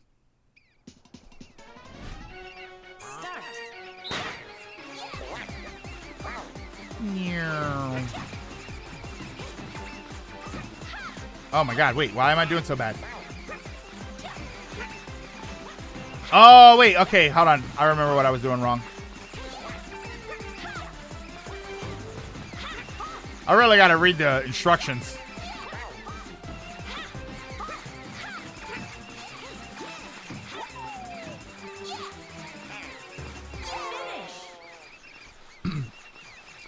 The 5 people can find other groups of 5 people. That's the only difference. That's the only difference. Entertainment and discourse has always been like this, but people can now be heard. They're heard more than they've ever been heard before. CinemaSins has done more damage to media discourse. Age is a powerful factor. I mean, try to pretend it didn't affect my opinion. It's like, it does. It does. It didn't. Age didn't change your opinion on the thing that you already had an opinion on, but it did affect your ability to have a unique opinion about something new. The actors in Ghostbusters 2016 were mostly fine, but some of the scenes in directing decision were like, bro, what is going on? I mean, I've seen scenes from the movie, and it was kind of like, oh, what is that? I think for me, the problem with a movie like Ghostbusters 2016 was that based on the jokes that I saw in the movie, the original Ghostbusters feels like a timeless movie. It is a movie about people who start a company busting ghosts and ghosts trying to invade a city. That's what it is. The jokes that I saw in the 2016 movie, for what little bit I've what chunks of that movie I've seen, that is a product of its time. Yeah, it is a movie made by committee with a bunch of jokes that are very relevant to the time that it's in, which means even a few years removed, you probably watch that movie and say that joke isn't funny anymore.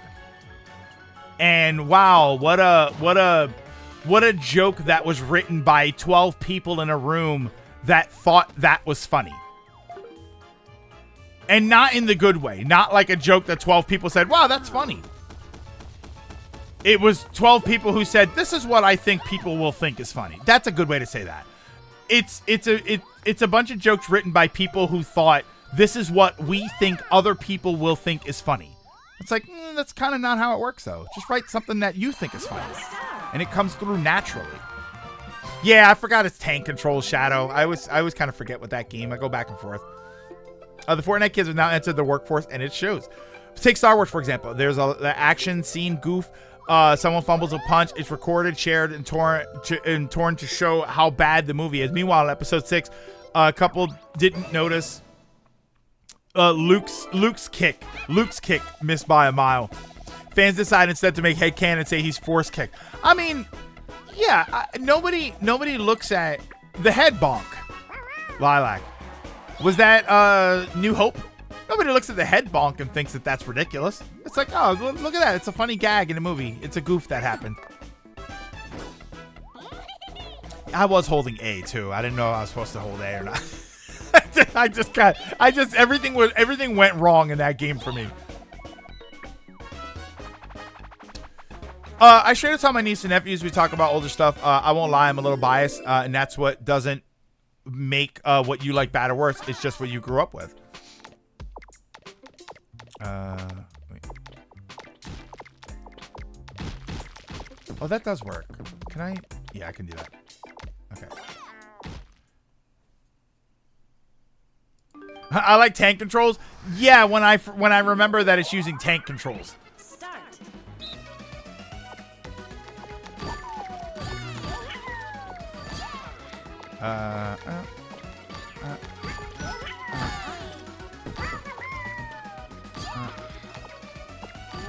Ah, damn it.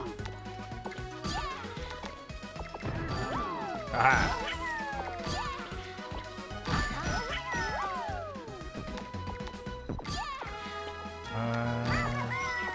There.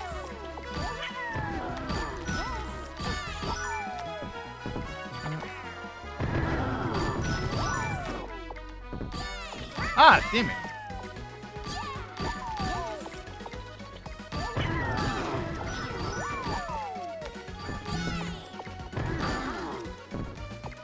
Do that.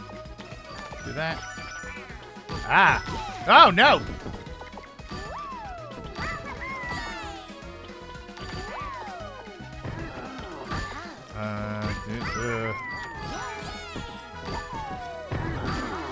Uh-oh.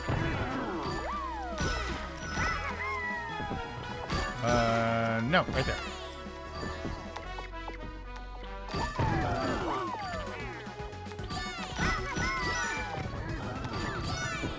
Whoa. There we go. Now we get... Yes, combo.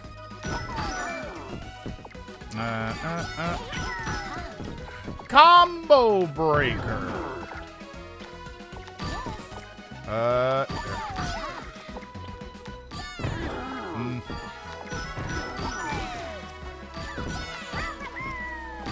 Ah, come on. Let's go. Oh, no. Nobody. You were so close. That game is so long.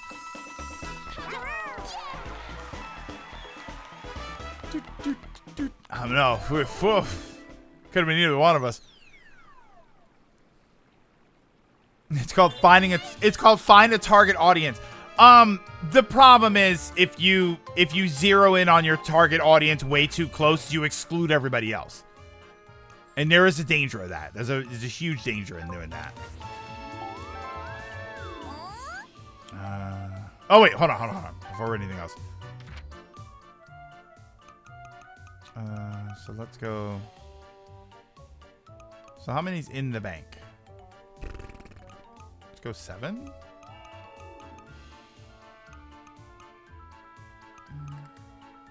I'm going 9. I'm gonna try this. I'm gonna try something here.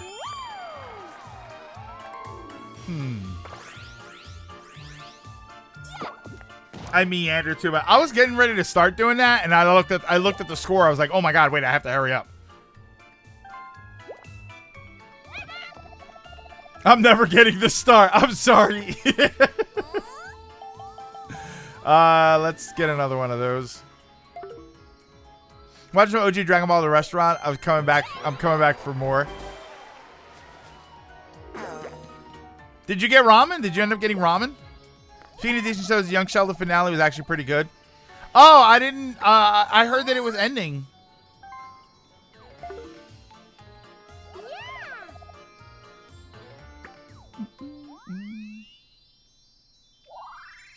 You got a star.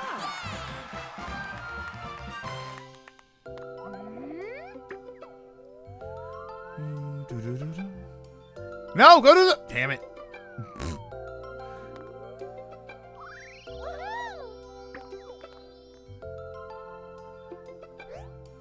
Go! Probably have to wait a year for Netflix to give the UK the final season. I'm sure you can find it on... Well, you're just going to find clips there. Huh? No. Oh. Sweet. Oh, let me get back up here. New Hope and then throw in return. That's okay. I think that is how it works. It's the same logic. If 5 people find something funny and share it, 5 other people do it, and so on. Does Bustin' make you feel good? Star Wars issue is Lucas only planned for a single movie. They had to rename it First Hope. His first film, New Hope. Tuppa's original scriptwriter died before production, forcing him. Well, no, we're not talking about that. We're not talking about that. We're just talking about the idea that like people would have spread information differently nowadays. You know, yeah, because you did have movie mistakes like in the original Star Wars movie and up to Return. Like people would have called for that movie to be canceled because it turns out in Return that she technically kissed her brother in an earlier movie, so they would have thrown a fit. And it's just like, that's the sort of discourse that we would have had now if those movies were brand new. Originally had a lot of nuance and everyman humor that carries onward. 2016 had a lot of slapstick that is just goofy. One of my favorite jokes from the original was Winston goes to apply for the job and Janine lists all the ridiculous things he responds. Yeah, if there's a steady paycheck, I'll believe anything you say. Yeah, that's such a great gag. But but like you said, that's an everyman joke. That's, everybody gets that. And that's a timeless joke. That's a joke that's still funny today. When you watch the original Ghostbusters and you hear that, and you hear her break down how crazy it is, and his only response is, if there's a steady paycheck, I'll do it. That's very relevant nowadays. I haven't watched it on Sheldon. I never finished Big Bang Theory. I don't think I finished the last season of Big Bang Theory. But I watched a ton of clips. I get a bunch of clips on YouTube of young Sheldon. If I can't get the star, no one gets the star. Yeah, I haven't seen any of the clips for the Young Sheldon finale. More recent Star Wars movies is bad writing in the plot, never the acting. Yeah, I mean, everybody kind of agrees that the actors kind of got screwed over in that movie.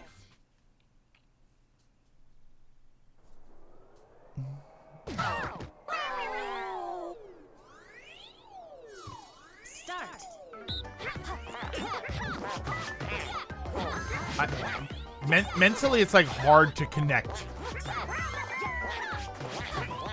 What?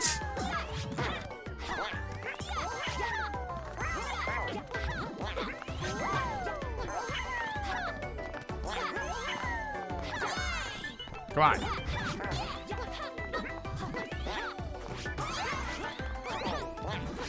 Oh, no! No, Daisy was about to get that one. Such now, it's Finn's a wasted character, ignoring that he was set up for extended stuff. Yeah, while the movies were about the Skywalker Palpatine story. However, in the OT, Boba Fett, a character who did nothing, he just turned up, took Han and Jabba, and then got taken out like a bitch, and fans were like, such an amazing badass. Yeah, that's such an interesting sort of weird, like, it's such a weird parallel to nowadays, is that character would be treated probably like nothing, but he was so interesting as a wasted potential character. I do think, as many say, the OG Ghostbusters really was lightning in a bottle. With each new movie wants to catch that lightning again, and I think that may be their biggest issue. Yeah, and it's sort of what we were saying. It's kind of like what we were talking about, where it's everybody goes in with this mentality of we have to recreate that. It's like, no, you have to do what they did, but not recreate it. What that means is you have to make something that works in a universal way. You know, Back to the Future. I think Back to the Future I call those movies timeless, ironically enough.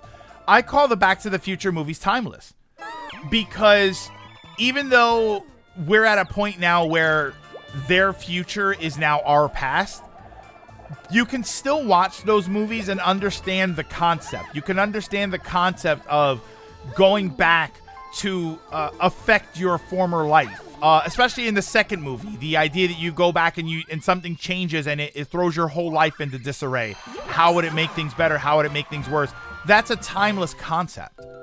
So it's interesting. It's still interesting to watch those movies just as a premise of doing that.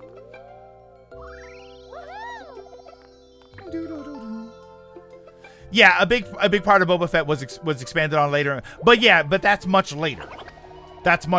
And that wasn't even that was in the prequels. They expanded a little bit, but they still didn't expand any more beyond the prequels. You know, again, if you read the comic, that's one of the things that always annoys me, is like, if you read the comics, but I would argue that the average viewer of Star Wars didn't read the comics. I have to do a deep dive to really spot the issue in the original films. I think I'm going to order classic tonkotsu ramen. This would be my first ramen with vegetables and fish. Well, tonkotsu is pork bone broth ramen. It's very good. It's very good. I'm still a shoyu ramen person. I recommend that. Unlike Big Bang Theory, it's not nerd culture. It's a typical family sitcom. It focuses on the family just as much as Sheldon. Yeah, that was the interesting thing about Young Sheldon. When I watched it when it first aired, and I watched the first couple episodes, and I thought this isn't like later Apple, have a good one. I thought this isn't like Big Bang Theory, and I don't particularly think they didn't specifically sell it as the Big Bang Theory show, but they didn't do anything to imply that it was a different type of show. I think technically I can make it if I roll high. That's not high enough. That I just said that's not high enough. Come on!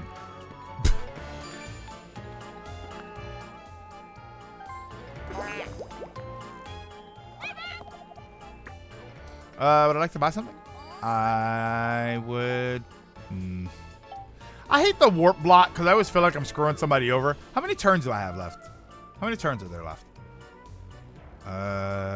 2 turns? We'll buy that. Take a lot of thought and talent to be able to write, direct, and act in a movie where you can enjoy it wholeheartedly for different reasons across different phases of your life. To Greg's point, if you lock on a target, you miss everything around it. Yeah, it's kind of... It's tough to... And I'm not saying it's easy.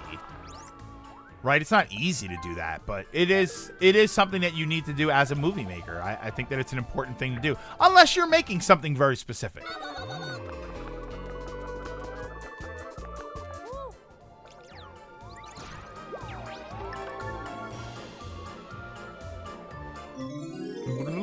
Oh, well, I'm going to have an item and I can't use it. Oh!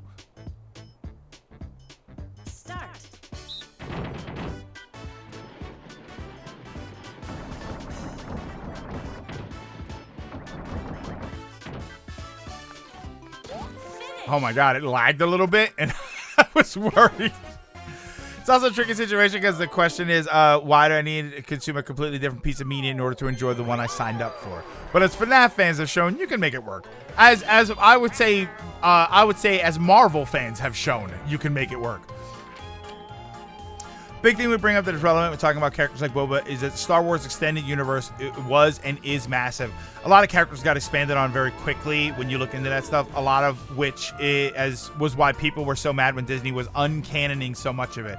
Yeah, I mean, that's a whole different discussion, but that was like, you know, we've said before, that it was like the Wild West back then where people were just writing whatever they wanted to, and there was no consistency depending on how much of that media you consumed. I think why Back to the Future is timeless is because it's set on specific time frame and establishes its lore in a way where even stuff we can say we're wrong could have happened.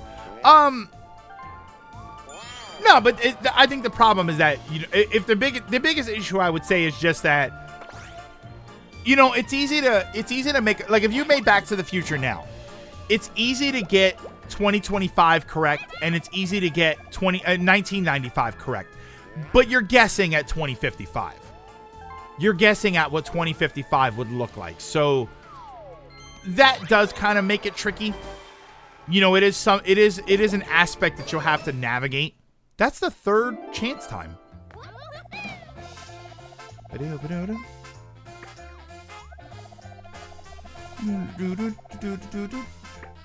Why was Boba so big for such a small role? Because he looked cool, which led a lot of media back then to really quickly trying to tell the real story. I mean, yeah, I mean, when you think about it back then, even without any sort of character development, he rode a Bantha or a Rancor.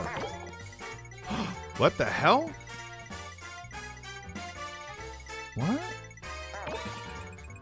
Oh, no. No! Wait. Yes? Huh?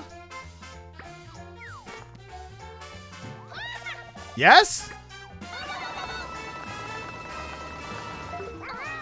I get a star, but I lose the coins. Oh no, wait, that's a no. Well, maybe. I don't know. I'm so confused right now. I don't know what to think. I gain 1 star but lose coins. The problem is I now don't have enough coins to buy a star, but I have that card that doubles up my stars that I purchase. I need coins. I need money belts. Damn it. I need coins. I need to be able to buy a star. Oh, brother. Yeah, it could have been a lot worse.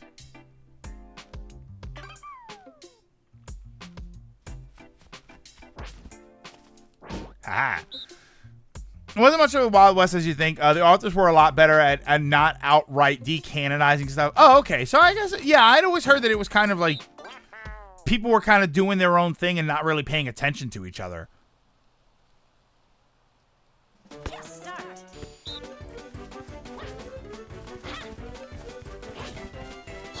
Yes! Of course. Daisy and Rosalina with the double tackle. For example, Kyle Katarn was a fan favorite Star Wars expanded universe character, or was it well, I think they're just the same thing. Expanded universe, extended universe. Expanded universe is usually just the term for more stuff than the movies. Yeah, that's hot. Some articles define Back to the Future 3 as a weird time travel movie, but one of the best Wild West movies. Yeah, it's such a great movie. I like that movie.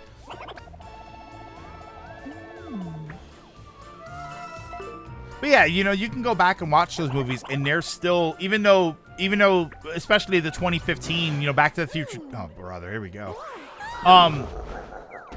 You go back to the Future 2, and you watch the future, and you think, wow, this is ridiculous. But the rest of this, like, it still makes sense. It's still understandable for being what it is.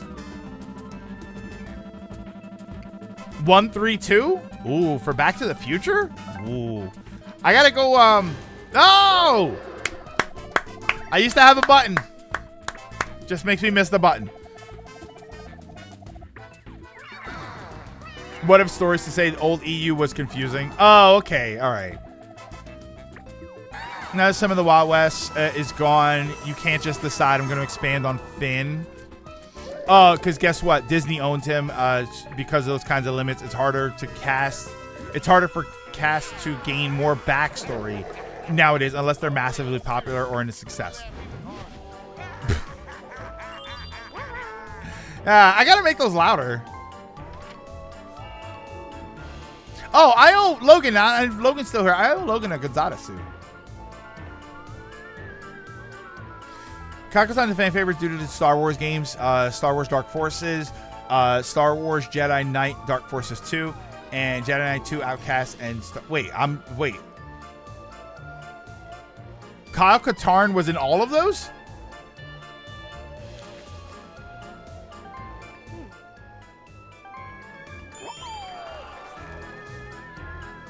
Oh. Yeah, I have no... Oh, yeah, I got my money now. Oh, technically, that was a... Okay, so wait. So let me get you that now, then.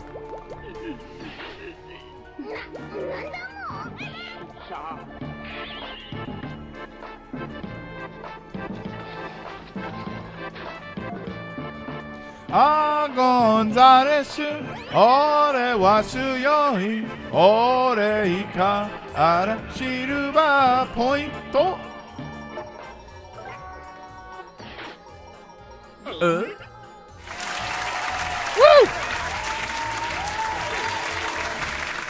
How do I have?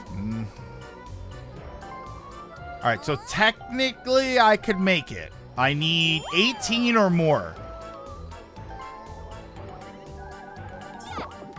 That's not good. Well, I can't get that now.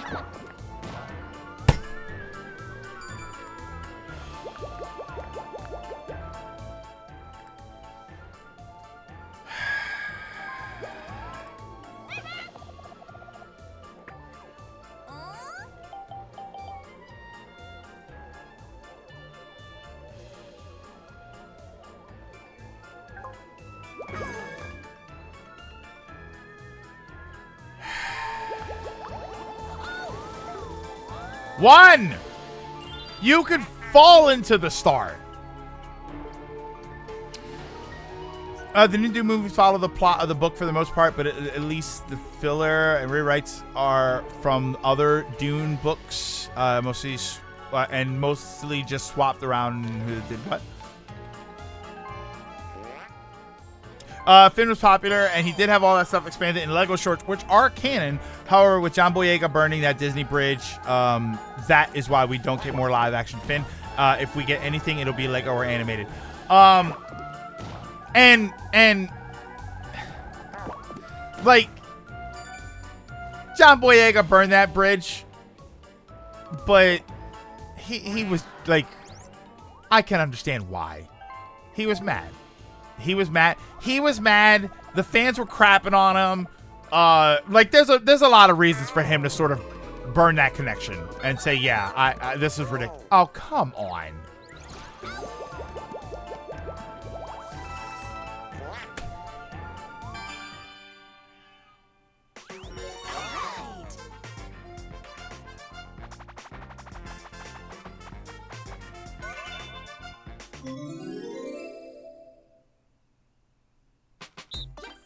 How? Oh, Marcos. Yeah. We'll most likely we'll stick around. We'll do another game. I can't believe it just happened.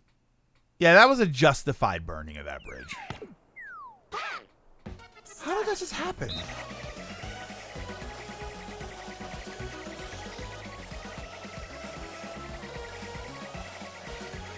Are we serious? There we go. What the hell was that? Oh, I couldn't.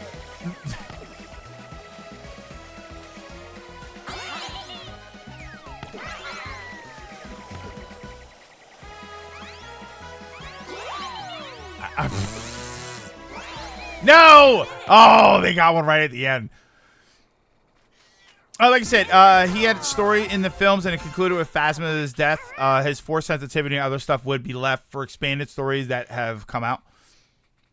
Finn was liked, but as the movies went on, he felt wasted, which led to a fall in that, which gladly in turn led to Disney not wanting to do more, which is a shame. But yeah, the actor burnt some bridges as well, for sure. Yeah, he was justified in doing some of that, and the fan, you know, and a lot of that probably comes from the disjointed nature of those movies, just because it felt like they were setting him up for something, and then it felt like he wasn't important, and then it felt like he was important, which means when he felt like he was important the second time, it felt like they were backpedaling, which is a big complaint about the third movie, which was that it felt like they were backpedaling to fix a lot of the problems from Last Jedi, which, depending on whether or not you continued with some of that, it might have been interesting. So it was kind of all over the place. I mean, the sequels, without getting into the sequel discussion again, the sequels were just kind of a mess.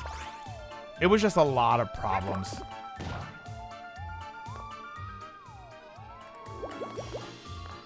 I had the star card thing too, man.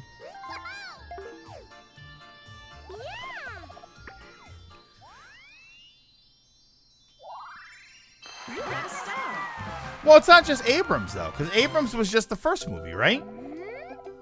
And then it was... Abrams didn't write all three of them. That would have made more sense.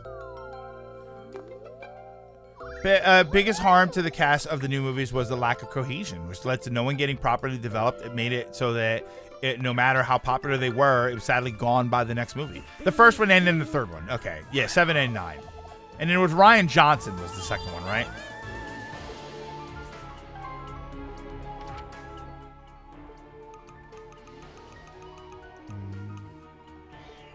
Yeah, I mean, there's just no way, because I got screwed over.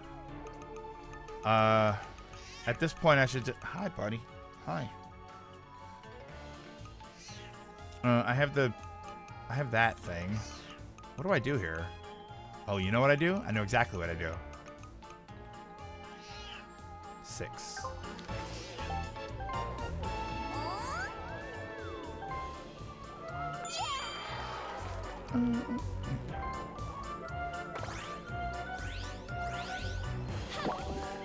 JJ had a plan for and it had a plan and did 7 and 9. The original plan was 3 different actors. The issue lied in JJ set up things. Then Ryan wanted to focus on subverting expectations, which led to clipping setups. And when they brought JJ back, he wanted to course correct back to his original plans, which you feel like you could see, but by then it just felt like a correction to a correction, and it just felt like a mess. Yeah, Vanilla, it has not been a day for some of us. Wow. Night to day faster than Hyrule Field. Abrams wrote 7, left an idea for 8, which got scrapped by Johnson, and it made 9 and did damage control. That's a shame. It's funny because people always talk about, like, would they redo the sequels, and I feel like what I'd be more interested in seeing, rather than redo the sequels, would be just do 8 and 9 again. I'd be curious to know what the Abrams vision would look like for 8 and 9 if that was able to continue the entire way through. Oh, this game with lag is going to be a mess.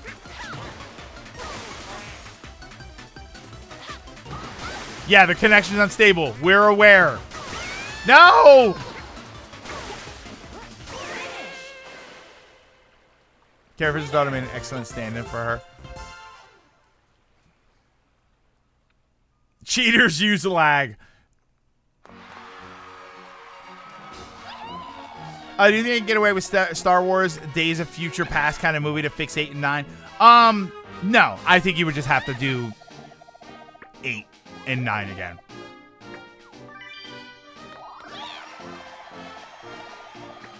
Fortunate player collected the most coins. What? Yeah, I think you would just have to do them over again. I think you would have to turn 8 and 9 into something else.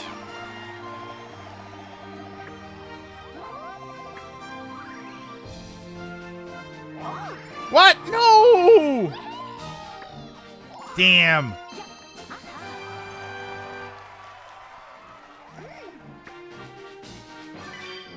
This is what I rolled for at the end. This is why I went to specifically go get an event space, because I think this will give me the event. No, it doesn't. Oh, wait. And Daisy. Okay, there we go. No.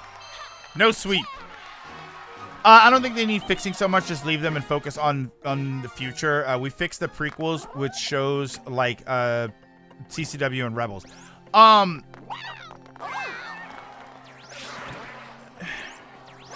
Yeah, but I think the prequels had a lot more cohesion. I think that they worked better, so I think they were easier to fix. I think it was easy to fix the prequels. Rosalina wants to hear what I have to say. This is awkward. Okay, here we go. Oh, later, Benji. Have a good one. I think it was easier to fix the prequels because the prequels just needed gaps in the middle. There were gaps in the middle that just needed to be filled in. I think the problem with the sequels, from specifically 8 and then 9, like 7 to 8 and then 8 to 9, I think the issue is that in order to fill those gaps, you have to make some pretty gigantic moves. The story has to veer off in some crazy directions in order for you to get from 7 to 8 and then again from 8 to 9. I think there's a lot of information that needs to be filled in, and I think a lot of people just don't have the patience for it. I got you 2 stars. All right. We got second place. We're on brand. We're good.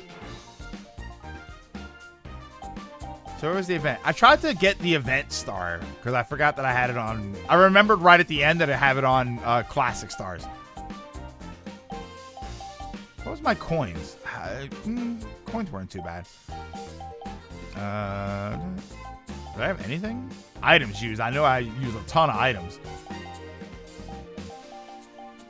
Okay. Yeah, this was not my game. Okay. Oh, no, wait. Oh, I wanted to see the... Damn it. I forgot to see the little grid.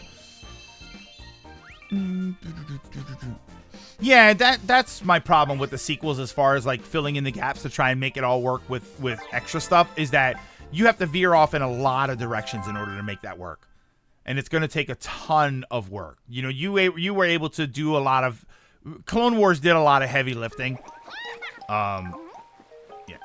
Clone Wars did a lot of heavy lifting between episodes 2 and 3. So we didn't really get any stories. We don't have any stories for between episodes 1 and 2, right? We don't have a ton of that. Jet Set Sonic. Hey Greg, how's your day going? I've been watching Johnny and the Boys since 06 multiplayer videos and 2012. And it's always in 2012, and it's always great to have you on board for the Let's Plays over the years. I hope you have a good stream. Thank you. I appreciate that. Thank you so much for stopping in, Jet. We had Tales of the Jedi. But that's not in between episodes 1 and 2, right? Like I'm trying to think of it. We don't really have any story between episodes 1 and 2, do we? Right? We have Clone Wars, which is between 2 and 3, and Rebels, which is after 3. Oh yeah, Tales of the Jedi. Yeah, you're right. That is like young. No. The Count Dooku stuff. Yeah, the Count Dooku stuff is between that. Yeah, because I was thinking of the...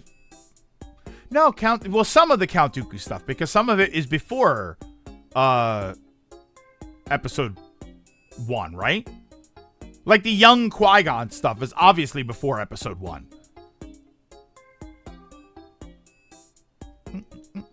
All right, hold on. Here's what we're going to do. I'm going to take a break. I'm going to run to the restroom. I'm going to get some coffee. I got to feed Sagers. And then when I come back, we're going to do another game. We'll do one more game. So that for that game, we'll probably do just a straight up drawing. I'll get my thing set up, and then we can do a regular drawing like I usually do. Because I know that we had a bunch of people here. Well, let's see how many people want to play, and then if we just have 3 people, we'll just play 3 people. But yeah, so give me a couple minutes, and I will be... Hang on a second. And I will be right back.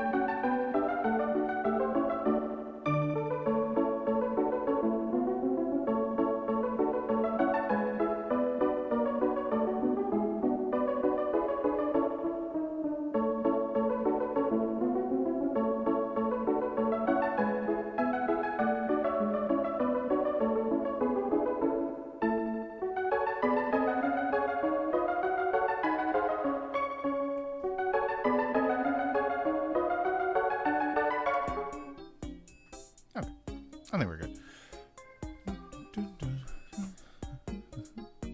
This says the Emperor is more forgiving than Anakin than Yoda. Hold on. Give me a second here. Let me... Nightbot.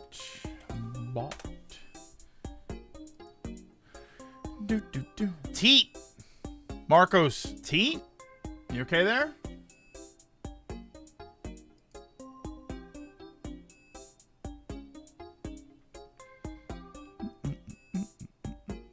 Test. Come on, Nightbot. What are you running like? What are you running like Fanny for?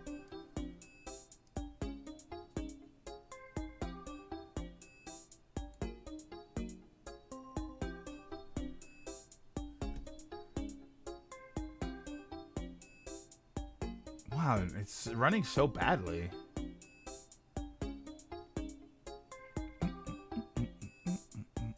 There we go. All right, keyword. Okay. I think a lewd joke, but it escaped me. Hold on, I'm gonna go back and read the comments. But all right, so first of all, who here is ready to get into a game? We'll do that. If we have too many people, I have the giveaway thing set up, so we'll figure out who's gonna get in. But who here is ready to and willing and able to get into the game? Marco, Shadow, Logan, Av, who else we got? Anybody else?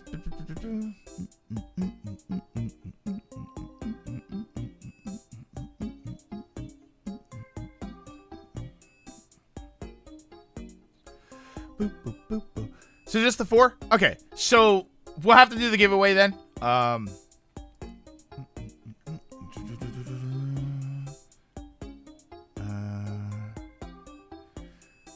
Willing, not able. Got to take care of the dog.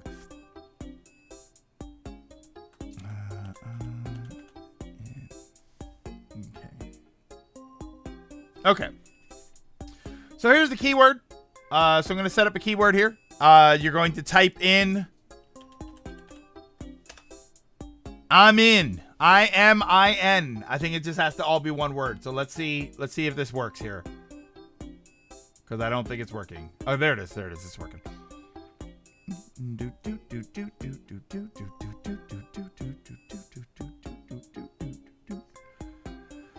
I'm in. Ah, there you go.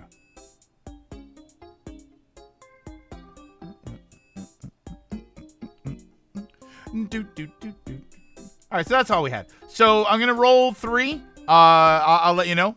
It doesn't pop up there, does it? Oh, it does. So Av, you're in.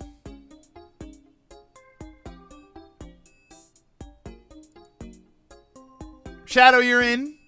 Oh, if I wait like 10 seconds, it allows me to do it again. Okay. And Logan, you're in. Marcos, I'm sorry, Marcos.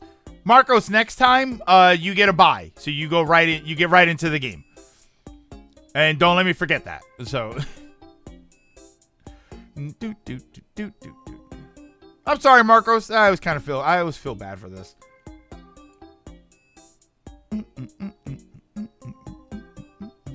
All right, so let me set this up here. Yeah, next time, you get right into the game, Marcos.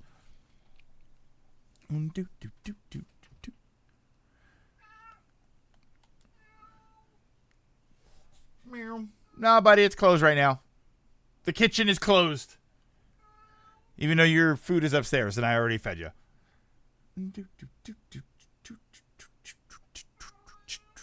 I'm around.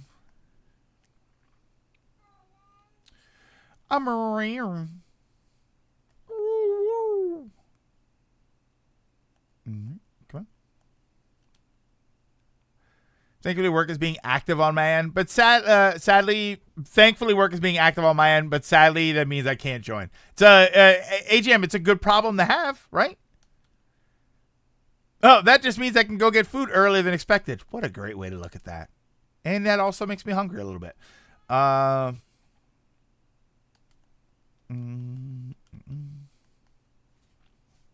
Okay. Right, there we go. Okay. So that's the room code there. I'm going to send 3 thingies right now. So that's Av.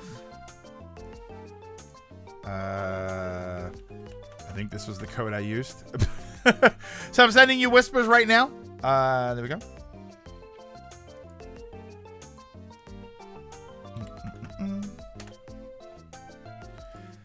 And Logan, right? Yeah.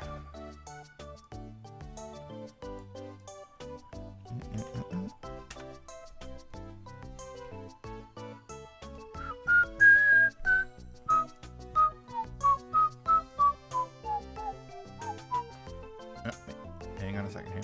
Oh, I saw somebody made a comment about something. I'll give you a second. I sent you the whispers, so you can log into the game there.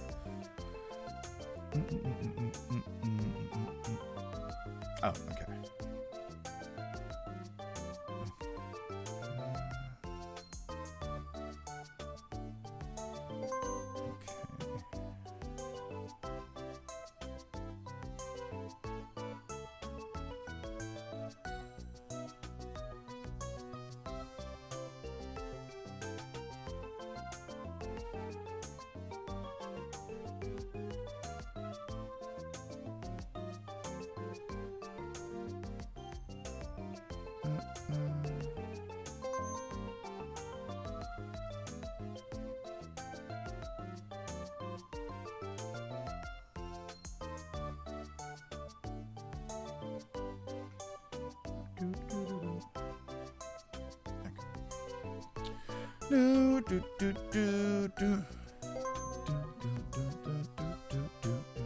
Nishorty, that's your Nintendo ID. Okay.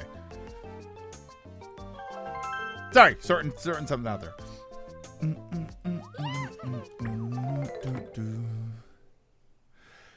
Just give me a minute to choose. Casino Fate Grand Order. It's taking forever. Hold on. I like the sequels admit the issues. Let's see.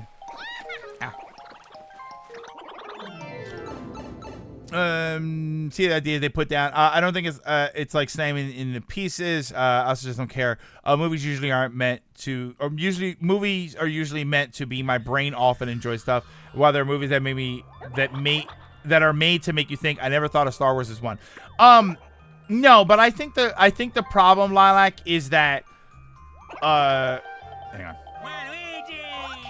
I think the problem is it's not that it's particularly a cerebral experience, but when there are weird gaps and twists and turns, you feel it. That's my problem, is that, and that's why it's going to feel like, wait, that kind of went really far out of their way, and I worry that that's going to be the case. All right, hold on. Let me roll. So I'm going to roll for the next stage, not including Horrorland. That's a 6. That's a reroll.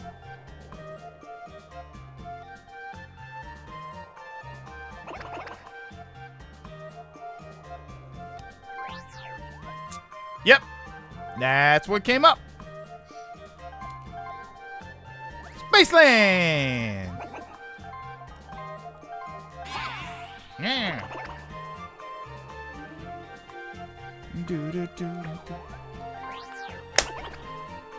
Let's go.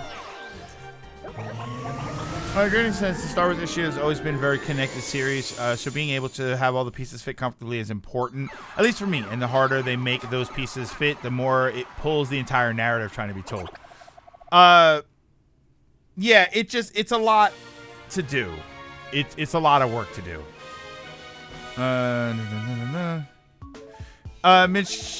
Mid-shiz yesterday. Went to the department store. I thought it was an apartment store.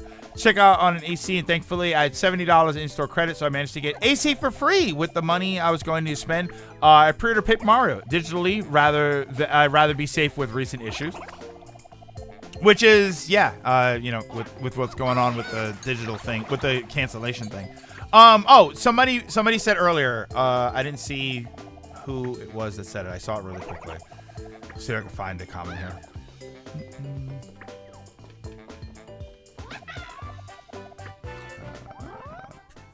Oh, Logan says this. This is your first time playing this board. No. I forgot to mention Johnny uploaded on Patreon the work in progress character heads for SGB, including yours. Yeah, that was funny. Hey. Okay. He sent me that. He said I don't have his Patreon, but I don't have anybody's Patreon. But he did send me. He sent me one work in progress headshot. He sends me a text, right? He sends me a text that says that he needs like a reference picture because he's gonna do the heads for the new artwork. So, and then he sends me I think he sends me Ben Starr's. Like the picture, the photo of Ben Starr getting flashed in the face, right? It's the side profile picture. He sends me that as like a reference picture to the kind of picture he wants me to send. So I send him a couple pictures, and then I just start bombarding him with stuff. I'm just sending him picture after picture, and I just get a text back that's like, cease. I just went after him with a bunch of pictures. But yeah, he sent me the work in progress picture. So that's really cool. I'm very happy to be a part of that. And I'm very happy to be included in that aspect of it.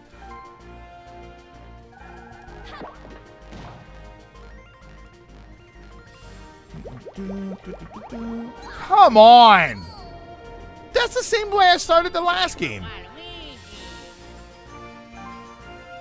I just want to say I hate this board. Kia, we all hate this board, but I leave it in the rotation because, you know, sometimes you can't escape what you hate. You just gotta live with it. Finishing above last. I'll have done. Oh, if I finish above last, I'll have done better than the last time I played.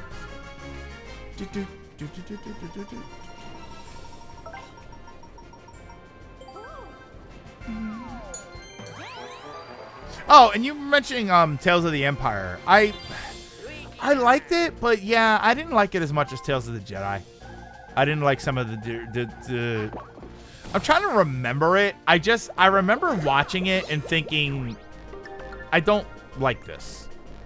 I don't like where we're going with this. And I think it was the ending. I'm trying to remember what the last like 2 episodes were, and I think it was those that I just remembered thinking, that's not where I wanted this to go. That's not what I wanted them to talk about. Got it.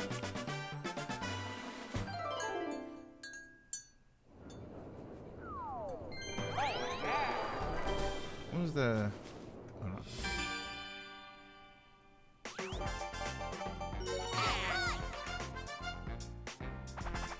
River Raiders! Ugh. Skewers, scary.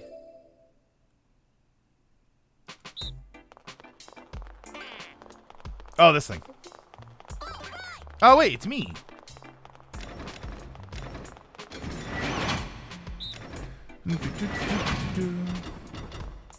So the Empire seems to just kind of fizzle. I didn't hear anyone talk about it afterwards, at least personally. First half I thought was good, the Morgan stuff. Later, I just feel like they 180 her character too much and reverse her actions. Yeah, like it was kind of a weird...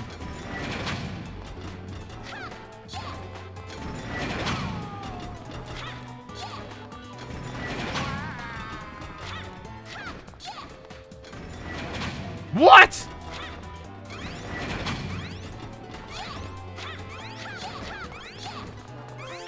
No! Oh, come on. I was going to get him, too.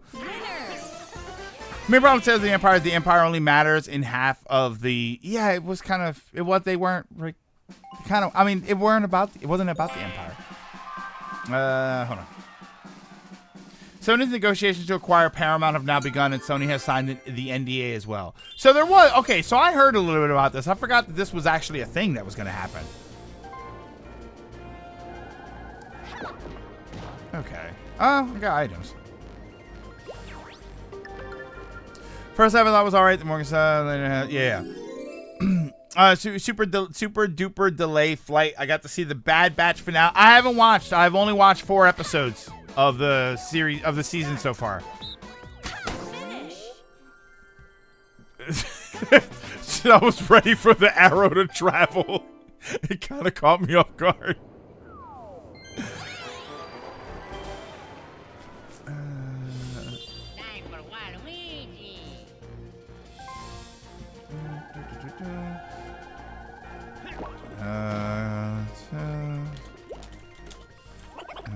I'm getting like an episode synopsis so I can remember exactly what episodes. So yeah, it was the Morgan stuff in the beginning.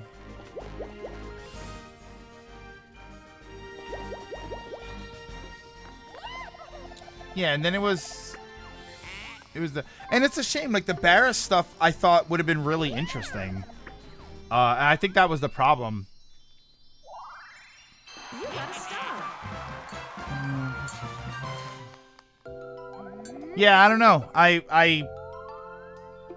think it was the Barris stuff that I had. The Morgan stuff was fine. I thought it was really interesting, and she met, that's how she got mixed in with Thrawn, so that kind of made sense. But the Barris stuff, I remember being very disappointed.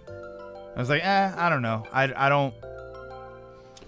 Yeah, the Barris stuff worked. You're absolutely right, Somber. The Barris stuff worked more as a Tales of the Jedi because it was showing her how she truly was dedicated to them after all. Like, and it was just like, nah, wait, she was. I feel like Barris would have worked better if you had her separate from everything. If you had her say, because the Jedi were being misled, and it's just like, but I don't know, you should have gone your own way then. That would have been more interesting. Are we okay? What are we doing?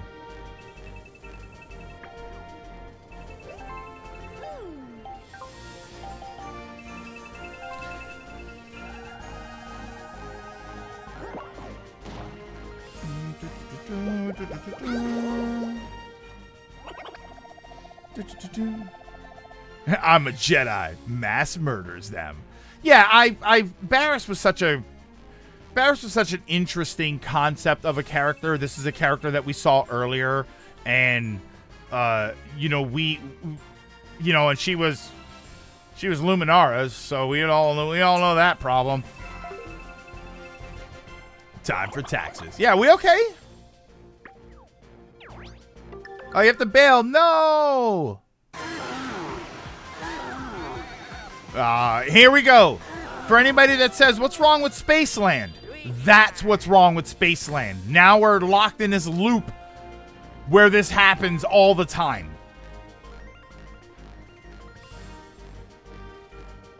Ooh, crock pot pork for dinner that just finished. Ooh, that sounds good.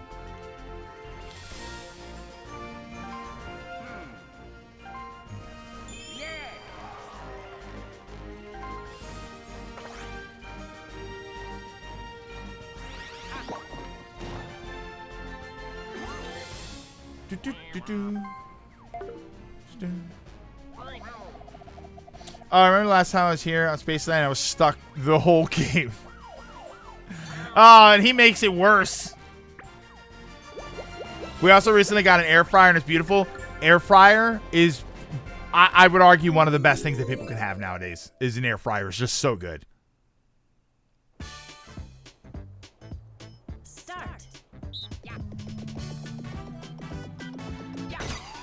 Like, you don't understand how good an air fryer is until you have one, and then you say, yeah, I get it. I understand why it's that good.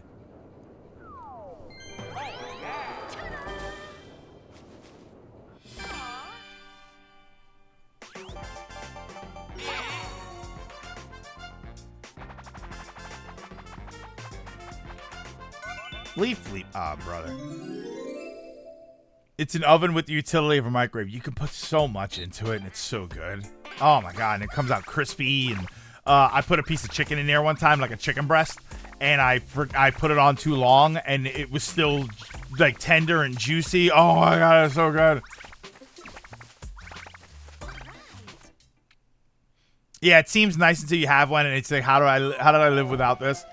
I see, for me, it's not really like, how did I live without this? It's just, I get now why everybody's so crazy about them.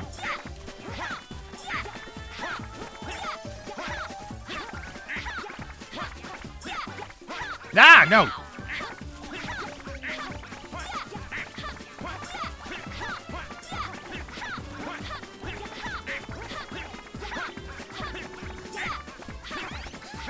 No! Daisy, why'd you do that for?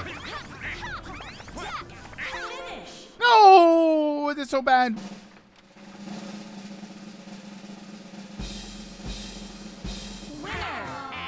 Oh wow, oh look, that's adorable. Daisy and Luigi got the same exact spot. They wanted to be together. Microwaves don't make your food crispy. They make it wet and hot on the outside, which works for some things, but not for many other things. Yeah, it went from seems cool to how am I gonna cook without this? Oh, Leaf Leap is how they got to Spaceland. Oh, I like that. All right, so wait. So, how many spaces to get off of this stupid row? Theoretically, I can get out if I roll a 10 and use this mushrooms. So that's what I'm going to do. How do I exit the game? I think you just turn it off, right? 10. Damn it.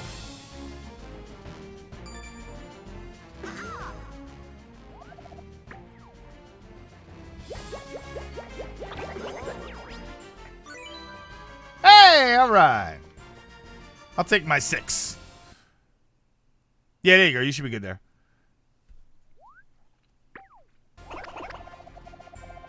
Damn, now I kind of wish Marcos, I kind of wish we could get Marcos in on the game. Marcos, if I give you the code, that would be kind of a cool feature, man, if you can get somebody else into the game. Hold on, I'm sorry. I got to check something out here. Make sure I can't do that. Add turns. No, thank you.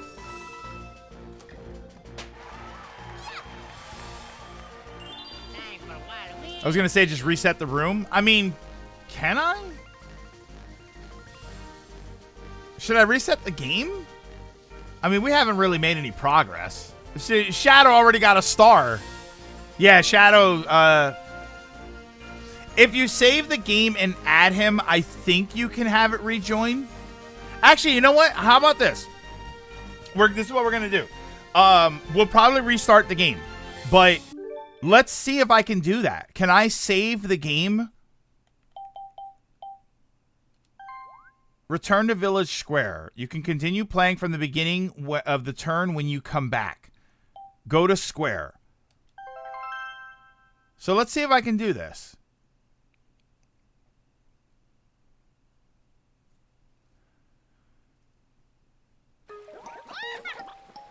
So can I... Is that here?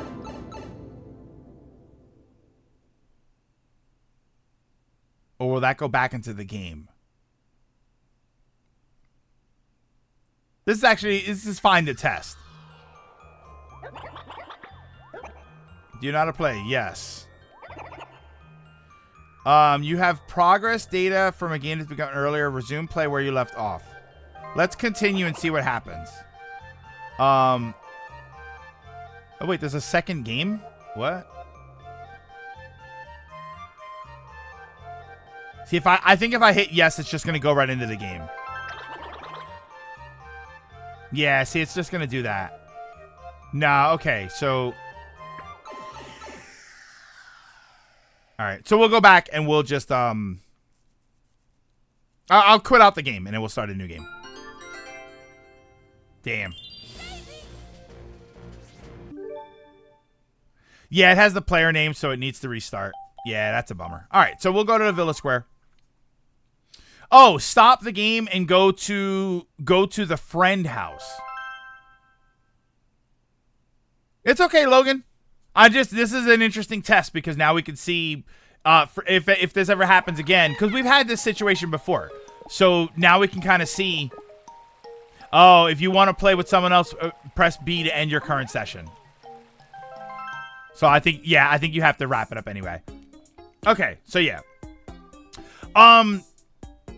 Hold on. I'll set it up again. I'll just use the same room code.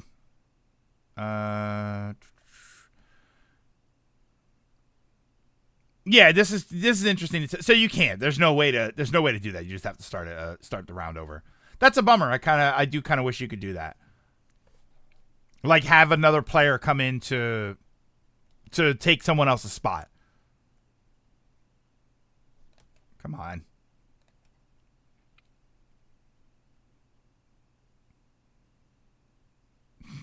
When you don't have it, when you're not listening to it, you realize how much like menu fluff there is. Create a room.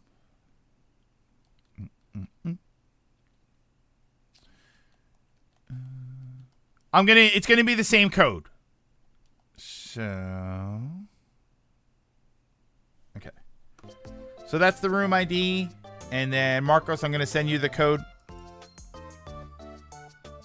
By the way, Marcos, you're okay to play now, right?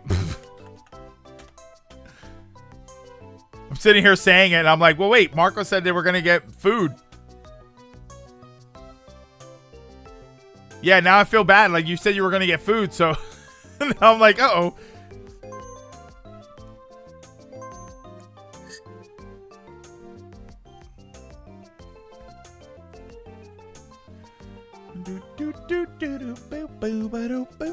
DoorDash it is. God, now I want food. Oh, I have curry I got curry in the fridge with some rice, so I guess I gotta eat that. There's nothing worse than that, man. There's nothing worse than you have food, you have food, you've been looking forward to food, and then all of a sudden, man, I want different food. And I think it's drizzling out, so I feel like I don't want to go to the store, but what's the weather out right now? Yeah, it's supposed to be raining for a little while, so I don't want to leave.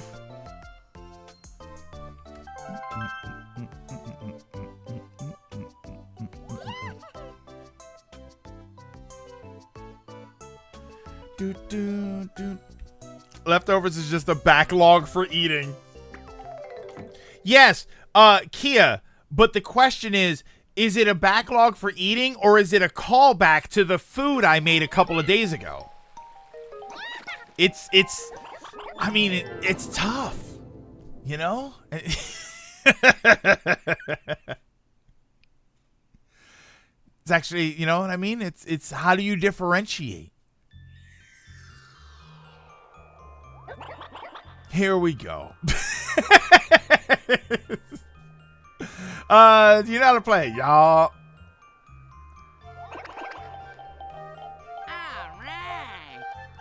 Mario, yeah. Oh, right. Wow. Mario. No one ever uses Mario.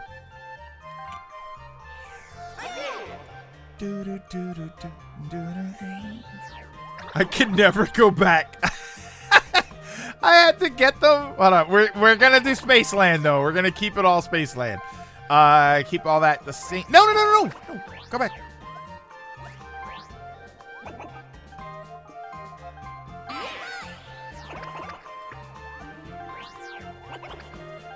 Let's go. I had to get them from the coolers next to the registers. Oh, look at all that Mountain Dew. God.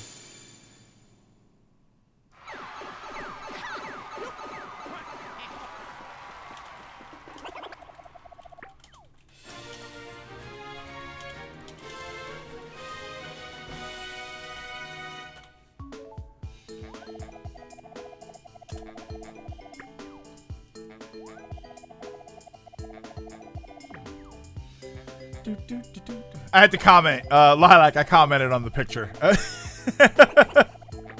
I'm feeling boring today. Get off the stage. Oh no, wait. I have a clip for that. Take it up. Using Mario. Oh, that's a callback to Mario 3. No, wait, hold on. This is your first time playing this board. For the love of God, it's not.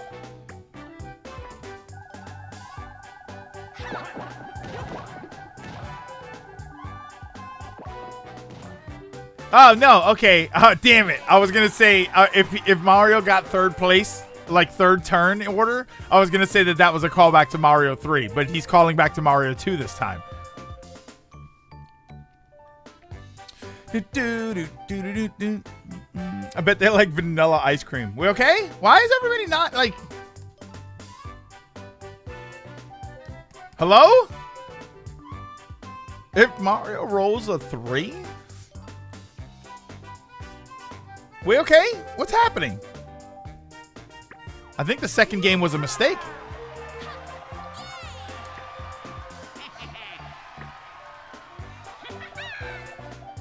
Yeah, if somebody has to dip out, we're just playing with CPU characters.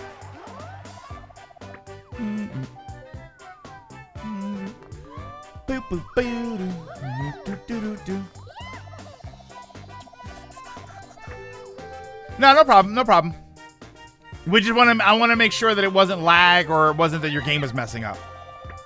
We should have Helldivers. Yeah, we haven't done Helldivers in a little while. What'd you guys think of I don't know if I had actually like talked to you guys about that. What did you guys think of the Helldivers video that we did with me? It was just me and Elliot. That was John was busy. John had something that he was doing at the time, so we needed to get a video out. So we were just like, yeah, we'll just play Helldivers together. And if I'm being brutally honest, I think Matt has no interest in Helldivers whatsoever. So I wouldn't force him to play that game. And nobody's going to force him to play a game. So, yeah, so it was just me and Elliot.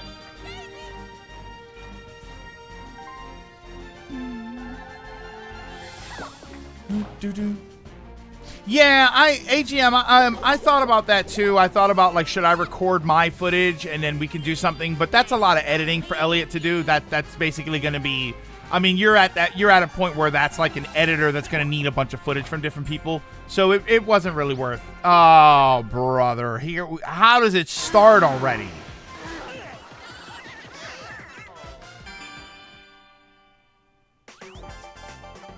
It begins again. 2 games, and we couldn't get out of that hallway. If you guys ever do that again, any additionals, you can call. Yeah, I don't think Matt particularly has a problem with shooters. I just don't. To be honest, I don't know. I don't mean to speak for him. I think he just. First of all, I don't think he's just into the game in general. But I don't know what Matt's experience is or Matt's interest is in co-op stuff, like a co-op shoot, because that's the thing. Helldivers is unique in that way, that it's a co-op shooter. Oh my god, I'm sorry. I don't know what happened there. My brain just kind of lagged.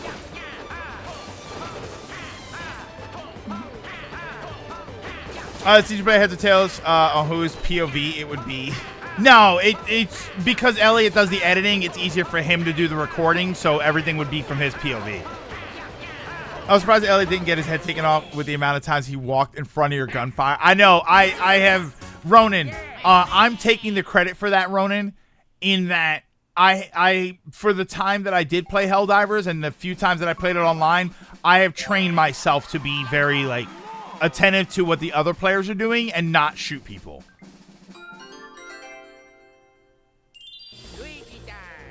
Yeah, that was my fault on that. Yeah, Matt was start griefing. Yeah, I don't know. I don't think that he has any interest in a co-op shooter in that way. Like, I don't know. Here's the thing. I also don't know what Matt's interest is in multiplayer in general. You know what I mean? So it's not even a question of co-op multiplayer. It's just multiplayer. I don't even know what his interest is in that. If you step into my crosshair, you're basically a bug or a bot. I look at it this way. If I shoot somebody, I'm probably going to have to be the one that revives them, and I don't feel like doing that. So I'm just going to try to not shoot you. Uncle here being a team player. I try.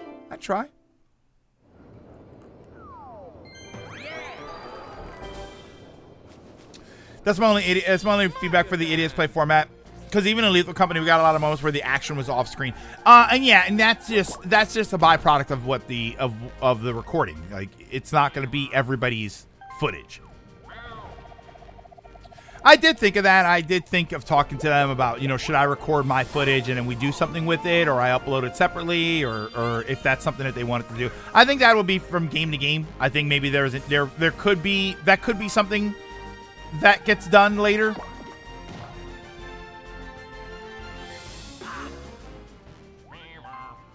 Oh, no, don't. Oh, I didn't mean to do that.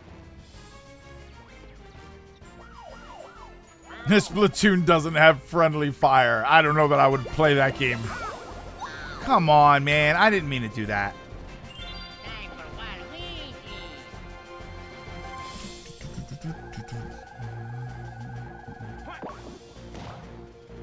So, yeah, I'm glad that seemed like it was pretty well received. The Mortal Kombat stuff just wrapped up. The last episode of Mortal Kombat was Thursday. That was a lot of fun. And then we got the Final Fantasy VII video went up today, and then the one I think it's the episode tomorrow. There was a very, very hysterical moment in the one tomorrow. I think it's the one tomorrow that I was just laughing my ass off. All right. So this is okay. Let me actually pay attention to the okay. Civ and the 3D are a rarity now that I think about it. I really like you guys' thoughts on the Mortal Kombat and its story in the last part. Yeah, I actually really, and I think I had talked about that here. Hang on a second.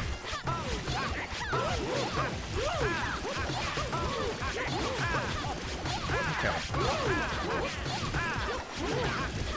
I don't know what you're supposed to do in this game to win.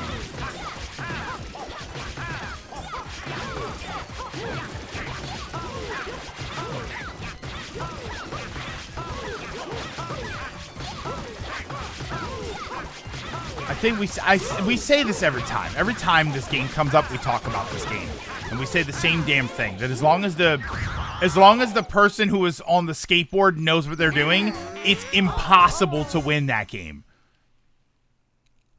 But yeah, the Mortal Kombat thing we had talked about here, where I was saying that I actually found the story like really interesting. It was kind of a bummer that as a fighting game, it wasn't going to be the forefront of the story. It wasn't going to be the main thing that you talk about for a long period of time. And as a result, it doesn't get fleshed out that much. You know, there were a lot of moments there where I think that you could have expanded by playing other characters or seeing other parts of the story. And you can't, because it's a fighting game. And that's not the point of that game. Yeah, how it made it in the top 100, I'll never understand. Are you supposed to ground pound? I don't know. I don't think so. I don't think that matters. I think that you just need to do it enough, and the other person needs to be bad. I've seen people win even when they purposely trip over every log. Oh, you're saying that even if you're on the skateboard, you've seen people that are bad at it still win? That's pretty unfortunate, to be honest with you. No,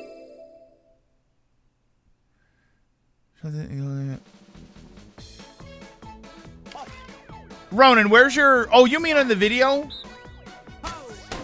On the first part of Mortal Kombat and why I fell out. No, I didn't. I don't know if I saw that one. I would have to go back and see. Poor Kenshi getting his moment and getting told now, okay, now be a support. For X University, they should have had the characters with C and not a K. Supposed to ground pound while PD is directly under the cloud for a boost, but it doesn't matter.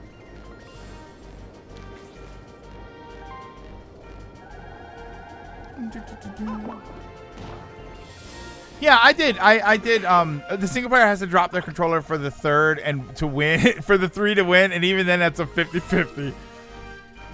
But yeah, for Mortal Kombat, I thought it was really interesting. It's just I would like to have seen that. Like, ironically,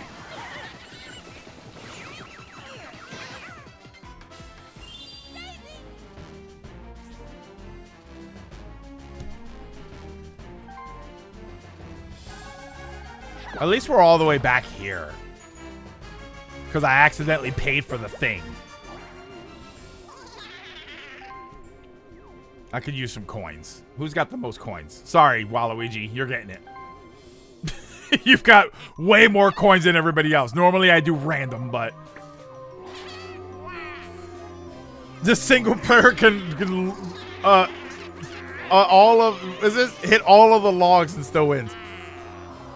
Yeah, but Luigi also can't afford the star already. Damn, that's a lot of coins.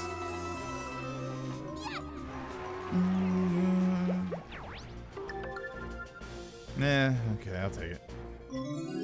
Give me like a warp pipe or something so I can get out of here. I don't know, anything. Oh, wait. Start. Damn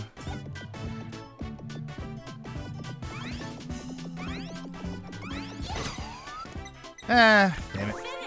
Hey, Mr. Sonic.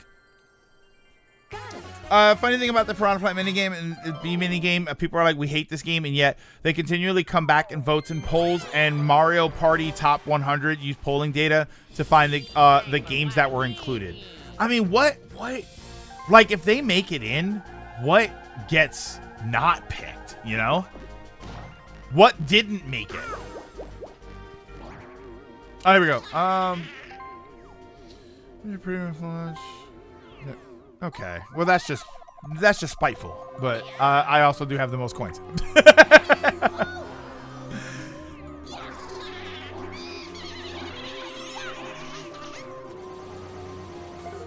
Oh my God!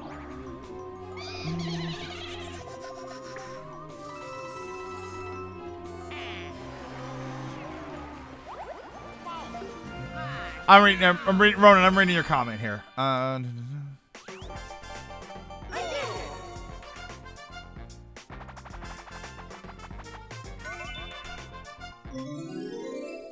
I remember the Switch release of MK1 was really bad. Okay. Oh, damn it!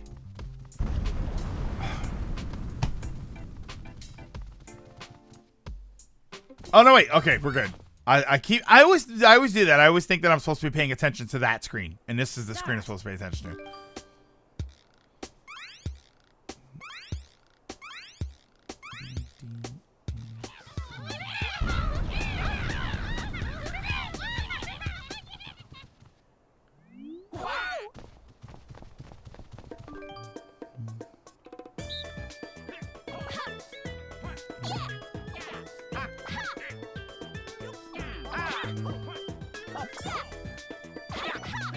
No.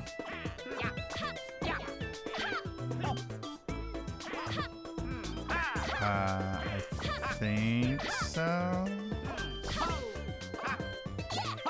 think so. Hot, damn it. Okay, you hit B button. Finish. Yeah, I think you got it too. Is that right? Did we all get it? Oh my God, everybody got it. Yeah, Nintendo's very much in the right. Like, then why did you ask for it? Yeah, they're not wrong. That's what's crazy.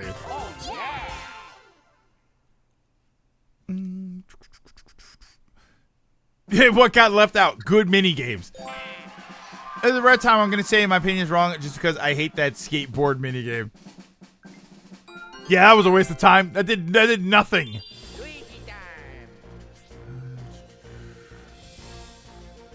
Yeah, and that's I'm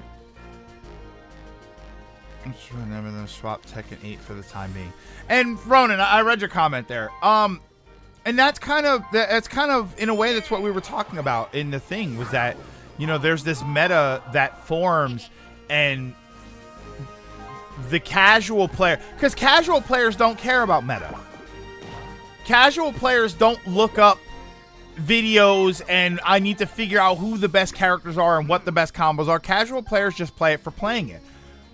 But once everybody starts to figure out the meta and casual players start getting stomped, they just move on to something else.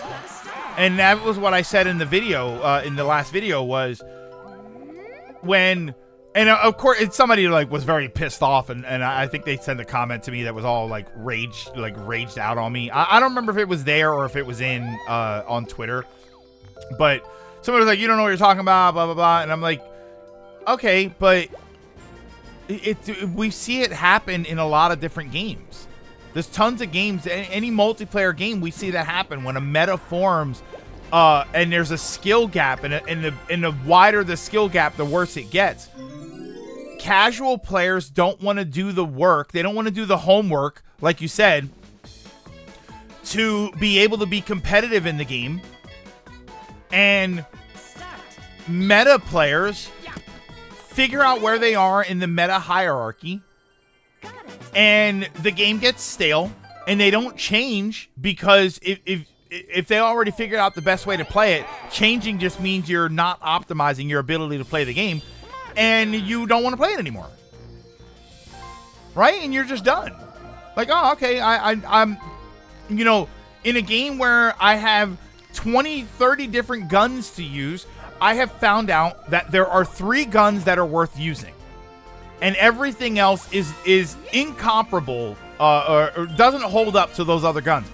So then when I get bored of those 3 guns, why would I can't change my guns? Because sure, I mean, I can change my guns, but I'm making sure that I'm not going to be able to win the game when I do that.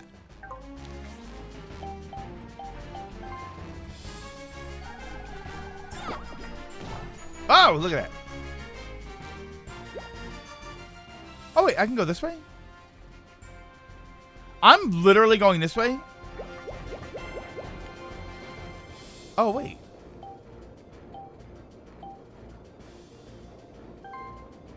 Oh, wait. Do I? Oh, I don't have enough. Oh, come on. I didn't even realize I could get there. That was kind of a surprise that I even made it to the star. Look, I've got money. Wait, I got money.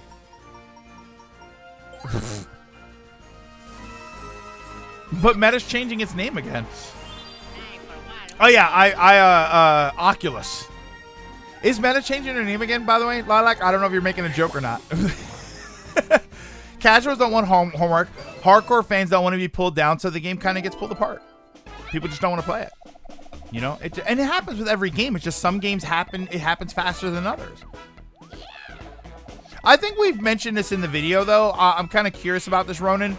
As someone who does know what he's talking about, you're right.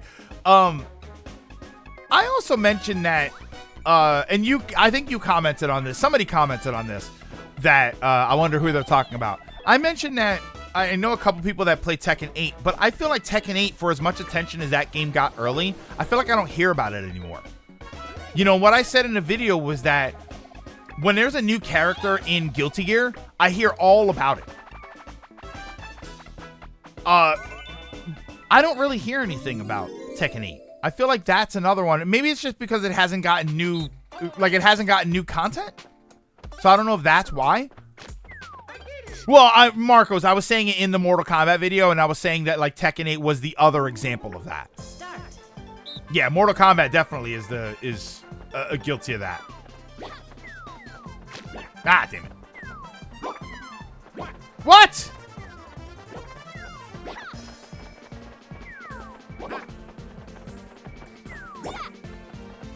Where are we there? Oh.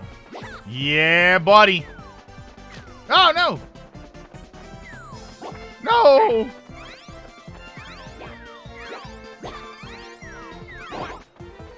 No. Tekken 8 gets played by a number of big streamers. Tekken 8 got hammered by Intel CPU ding. Wait, what? T8 got a new character, but we knew about Eddie a while back. Okay. Tekken 8 is a fighting game at the back of the room that occasionally goes, huh? Before falling asleep in the gaming news. Tekken just exists in terms of outside word. My depth perception isn't what it used to be. Oh, Intel CPUs were failing while playing Tekken 8. Interesting. Meanwhile, Street Fighter 6, yeah, like Street Fighter 6, you know, something happens in Street Fighter 6 and I hear about it. Even though that game, I don't know what the relationship is with that game or what the reception has been with that game, but it got a lot of attention and then it got a little bit of attention and then every once in a while it gets more attention.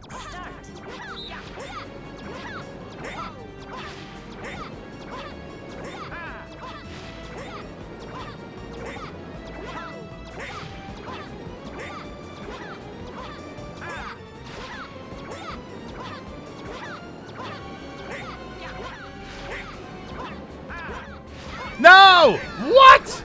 No way. But I'm also more biased towards Street Fighter.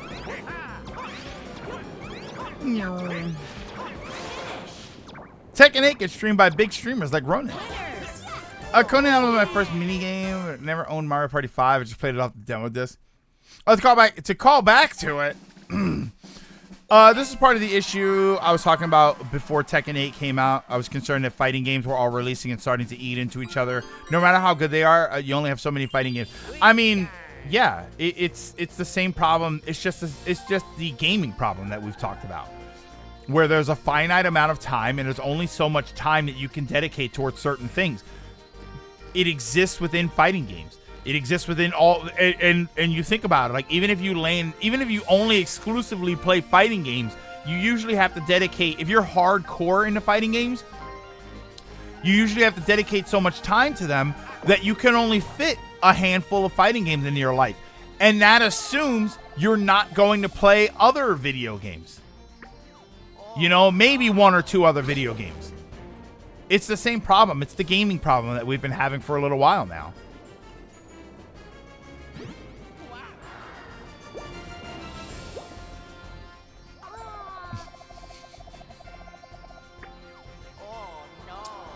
That's kind of funny right there. Oh, no! Stop! Get out. Daisy, I gotta get out of the way. Oh, no! I remember one combo you brought in the Slender Man video. Casual players don't even understand what invisible walls are, which I think is why games like Smash and Breath of the Wild hit up so well. They managed to bring options and ways for anybody to get down to their rule in this. We did Slender Man. A bigger issue: each of these games don't come out and go away. Yeah, they're fighting games. They are fighting with older games still getting support. Yeah, and that's the their fighting games are effectively in a way they're live service games. They're going to get further content. They're gonna rely on continued support. As multiplayer focused games, they rely on the community to keep playing the games, which means once that player base starts falling off, everything starts to narrow and it gets less interesting. At the end of the Halloween Fest, I forgot we did that.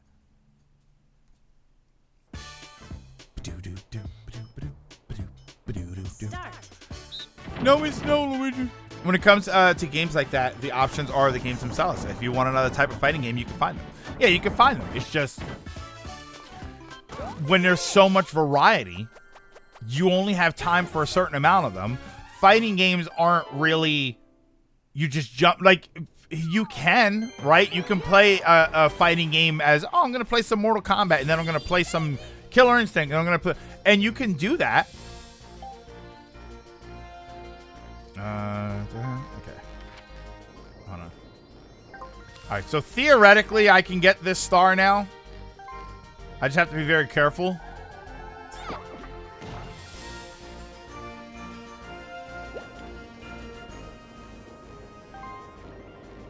Alright, I should be safe, right?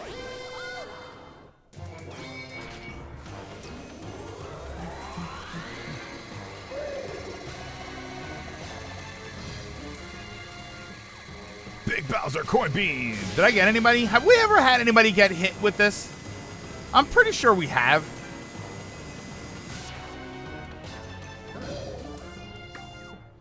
I'm firing my laser. We have, right?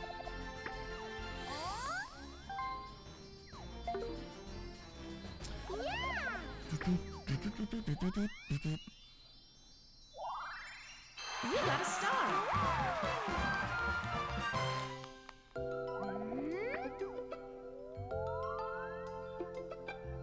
Oh, that's right. This is one of the moving ones. Woohoo! Oh, look at that. Damn it. I wish I had more money. No! Right? Because if we go up, it's that way. No.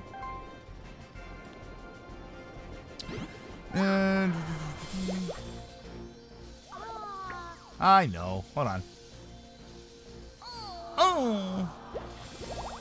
Oh, god damn it. Daisy just be pissed.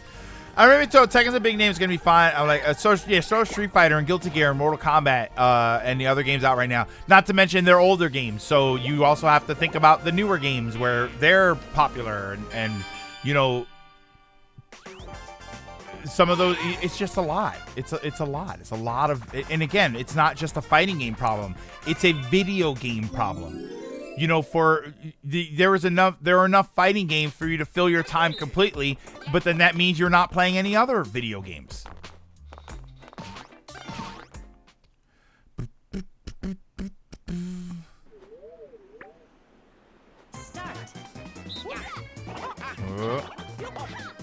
Sometimes I react like it's the leaf jumping, where I think I just have to press left and right, and there's no nuance to what I press. It's like, no, you gotta very gently move the control stick. Now.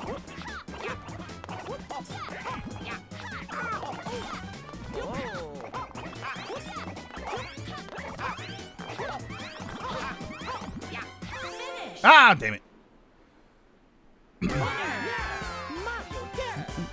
I don't mind there being lots of fighting games because everyone gets fighting game they want. King of Fighters fans have King of Fighters 15 and Fate of Fury coming out. Street Fighter fans have Street Fighter 6. Melty Blood fans have Type Lumina, and so on and so forth. As long as the quality of fighting games are good, I don't mind the amount of them. The problem, though, Ronan, is that everybody's going to play their favorite fighting game.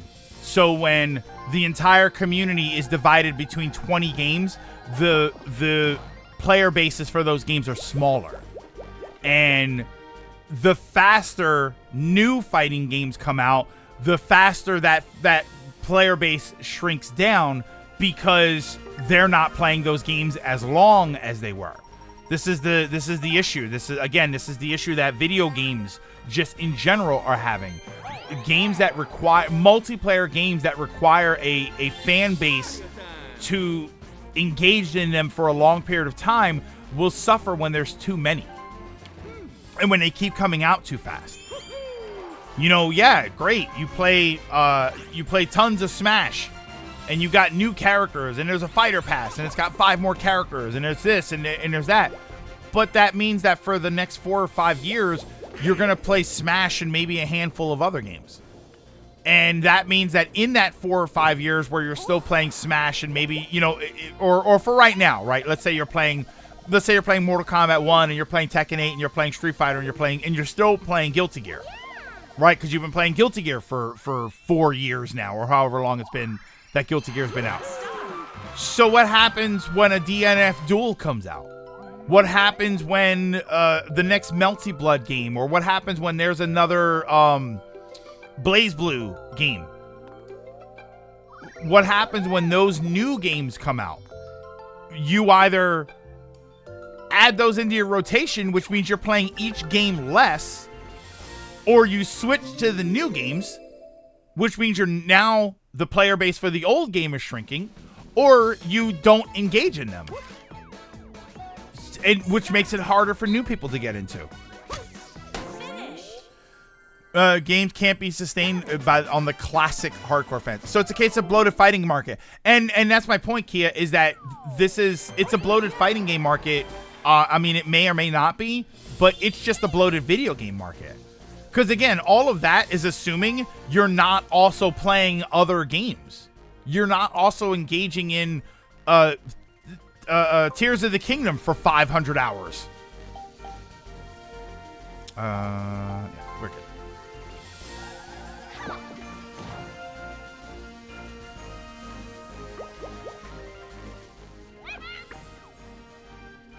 Anything here? Anything worth getting?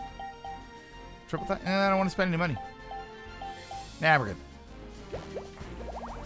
Later, Somber. Have a good one. Hold on, going back up.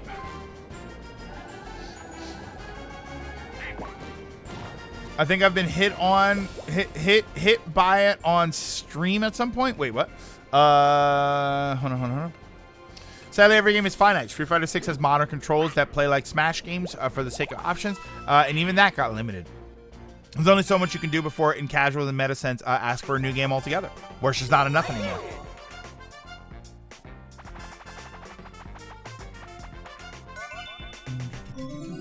Guilty Gear isn't a big name.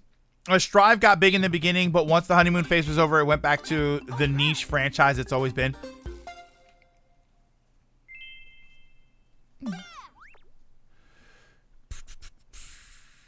It's very much a video game issue exasperated by games that receive support for more niche game genres. It's compounding the issue. Of course, Mario wins at the platforming game. With booming budgets, games can't be sustained by the classic fans anymore. Nah. I mean, it's always been like that. I'm not saying it's good, but fighting game has always been that way. That's why every fighting game tournament has multiple games.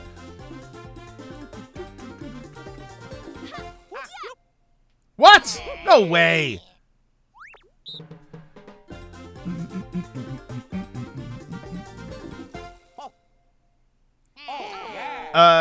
Yes.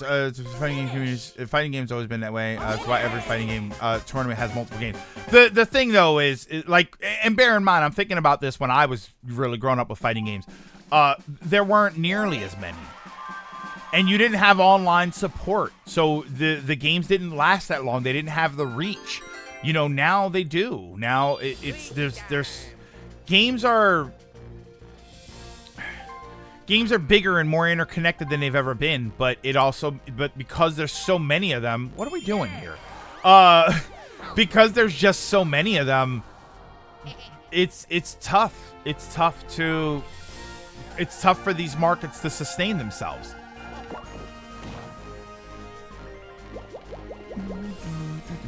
As long as an example, it needed DLC. Yeah, I mean, this game needed DLC badly. Don't get me started. And if a new game cannot be sustained by being this ideal game for everyone, it only goes to show how little is that really a problem. What? And that's why I was concerned back then. We're seeing it play out now. These fighting games are fighting over an already small crown, pushing bigger and bigger budgets. They need to keep growing or they'll suffer. Made worse, as you said, by the fact that in general, gaming in general is flourishing and full of almost too many options. It really is. Got it.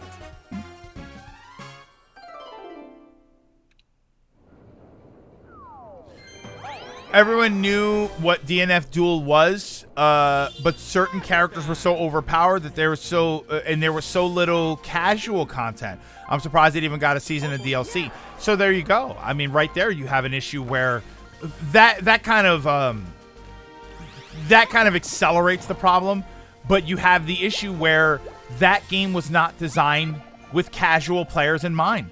So the hardcore fan base wasn't enough to keep that game supported. Because it's not. Because the hardcore fan base already knows what they like. They're already engaging in what they like. So if they move over to DNF Duel in enough of a way that they can support the game, it means that they're leaving another game. It means that other games that are those communities that they're supporting are now not getting that support. So somewhere it's going to suffer. And that's just DNF Duel. What happens when 3 other fighting games come out that do the same exact thing? Now you've got 3 times the problem of people trying to engage in this new game, but they have to leave their old ones to do it. And it just keeps going. And again, it keeps going, and when you're dealing with this problem 2 years from now, they're still going to be playing Street Fighter 6 and Tekken 8 and maybe Mortal Kombat. So look at games like Samurai Showdown. Sam Show was really I always thought Sam Show was a pretty well-known, well-respected franchise, and from what I understand, people didn't really engage in it super well.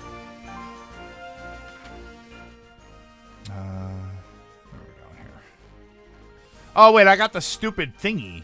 Oh, brother. You hit me with the curse mushroom, the curse block, I think. Wait. 1, 2. Oh, okay. That's good.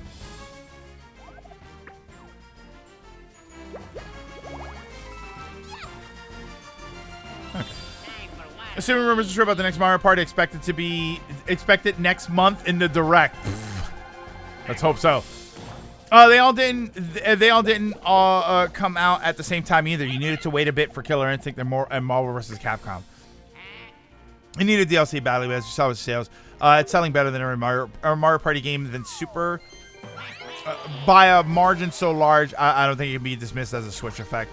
And even Super being still not totally traditional, continued to sell as is with no new content, which is, well, technically it had a content update. I'm curious to know if that addition that they made to Super Mario Party boosted any sales.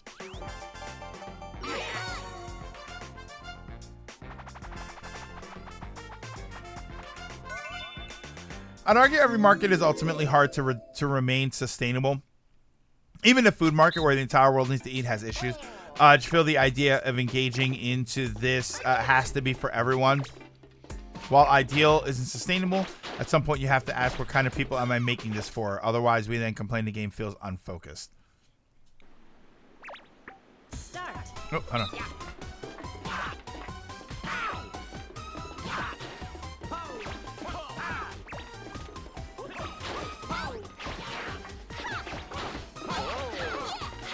What you get? Oh. No! I look. Oh, no. Okay. Sorry, I looked down at my phone real quick. AGM. I mean, yeah, the food market thing, you know, when you have too many choices and stuff goes, you know, the food market's kind of a weird thing. I don't know too much about that other than just there are a lot of choices out there, so some brands are going to get left behind.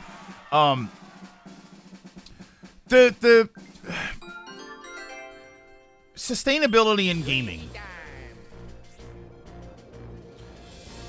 I'd argue every market is ultimately hard to remain sustainable.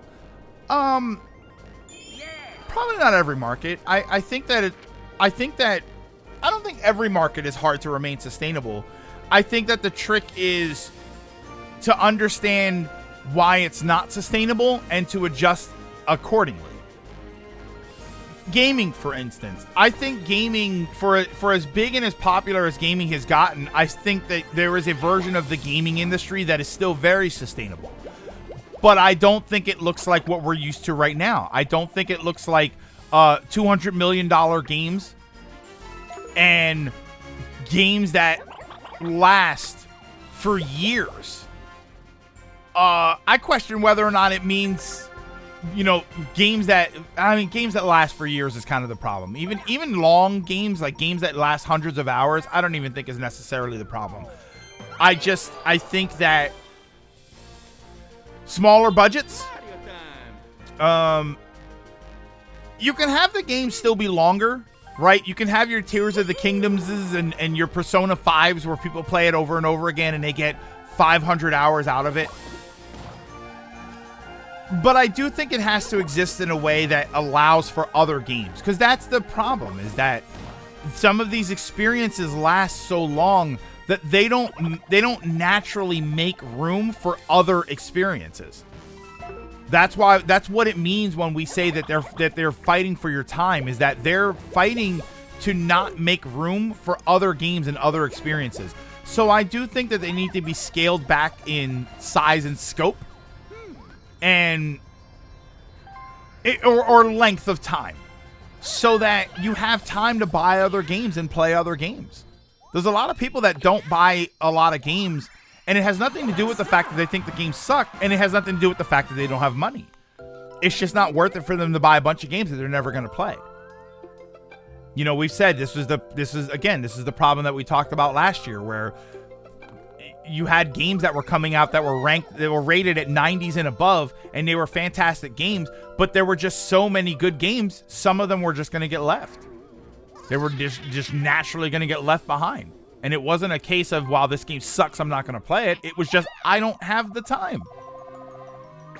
You know, I have two 300-hour-long video games and then 2 multiplayer games that I play a lot of. How am I supposed to fit another game? And a job. And a life outside of video games. Third time in a row where Twitch didn't update me and I just stumbled onto your stream. Oh, no, I'm sorry, Griffin. Having fun yet? Sort of. We were having fun, and then we rolled Spaceland. I've seen even our above average knowledge in gaming history. We only know a fraction, because games come by the thousands every year, and we barely get to know 100. We hear of them, and then that's it. Fighting games are competitive, casual, conflict. Uh-oh. Wait a minute. Ah, it's coins. And the casuals usually dip after getting beat up by the competitive sides.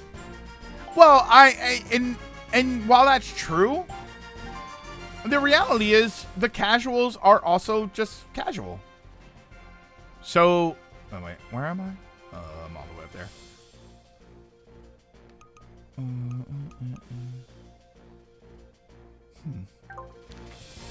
Watch this.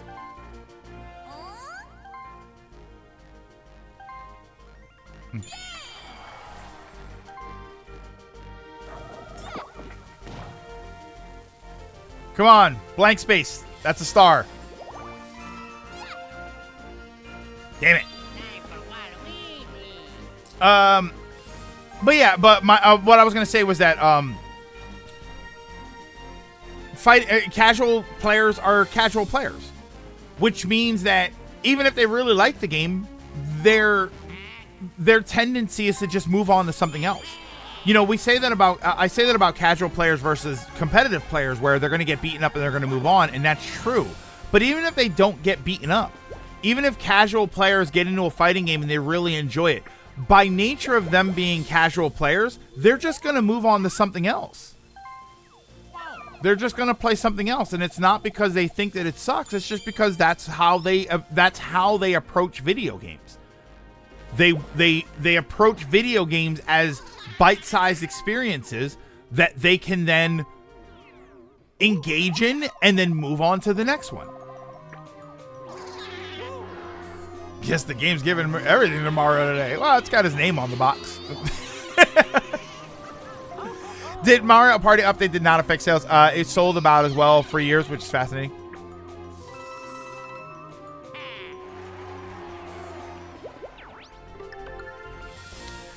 And just kick microtransactions and AAA games to the curb.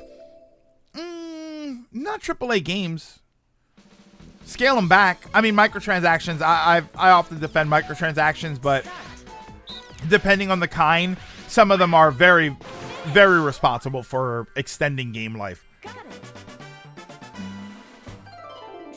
I'm jump ahead here. That will never change because fighting games in general are skill based. Yeah, you can't take that. You can't take that away. That's how fighting games work as a whole. Yeah, but yeah, and that's what I was saying. Like even if you did, Ronan, even if you did take that away, and even if fighting games were approachable for casuals and hardcore fans alike, by nature of the way they approach video games, casual players are just going to move on. They're always going to. That's just what they do.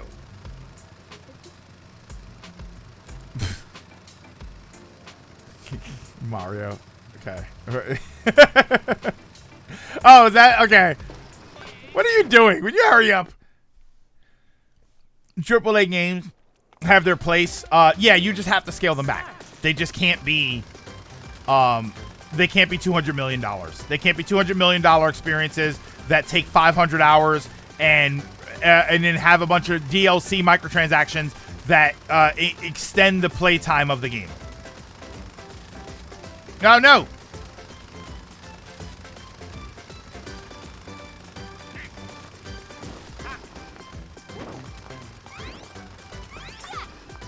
Okay. I think that was really bad.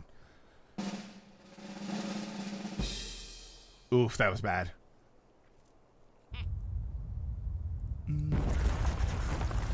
And the same regard, Nintendo goes hard on focus games. We discussed this in all fronts. Ultimately, Nintendo also, this is for that kind of people.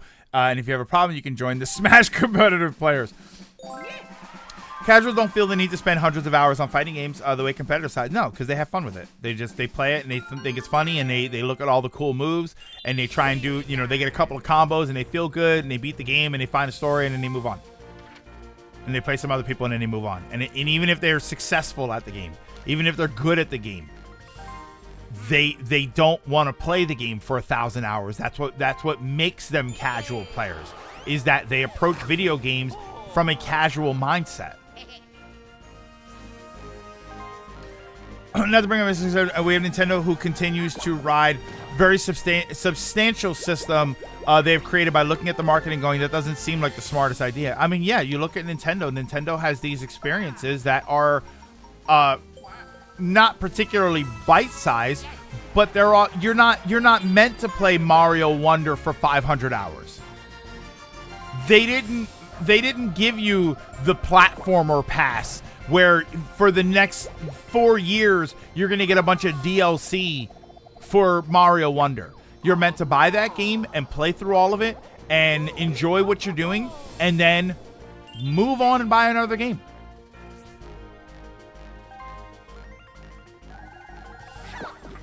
Oh, okay.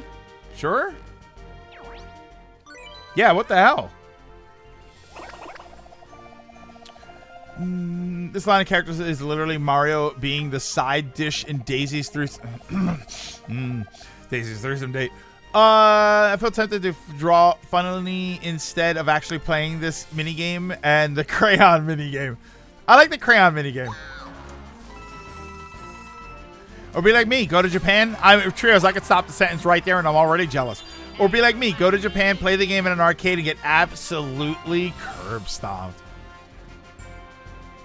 I feel the trick is during those 100 hours, you constantly reward them. Fortnite and Minecraft are all about the little wins you do just for playing, and everyone sticks around. Look at like Final Fantasy Rebirth, 7 Rebirth. I thought that was great. I played it for a little over 90 hours. I thought it was fantastic.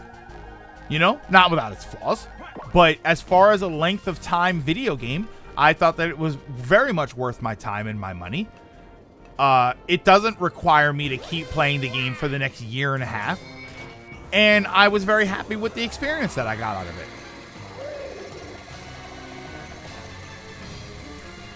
There's a reason that in a year companies are warning investors of losses or very close profits. Nintendo was like, yeah, things have been great. In year 8 of our Switch that everybody thinks should be dead by now. Take a look at games like Smash Ultimate. When you take away all the RNG, stage hazards, and final smashes, the game becomes purely skill-based. That's why Flip is the best Smash player in our group. I mean, yeah, Smash, you know, there's a reason. There's a reason that you take all of that stuff away. There's a reason, or let me say this. There's a reason that you add all of that stuff. And the reason you add all of that stuff is because it makes it approachable for other people. There's a reason that competitive players don't like items. It's because items are designed with a more casual player in mind. And people can like that or not like that, and they can get all worked up about it, but it is true. That's what it's there for. It's there as a random element. Splatoomba! Oh my god, it's the loudest game ever.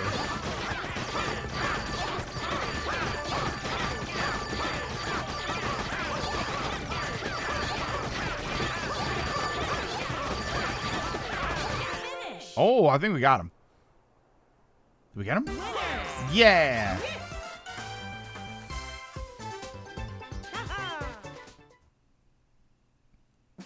Splat.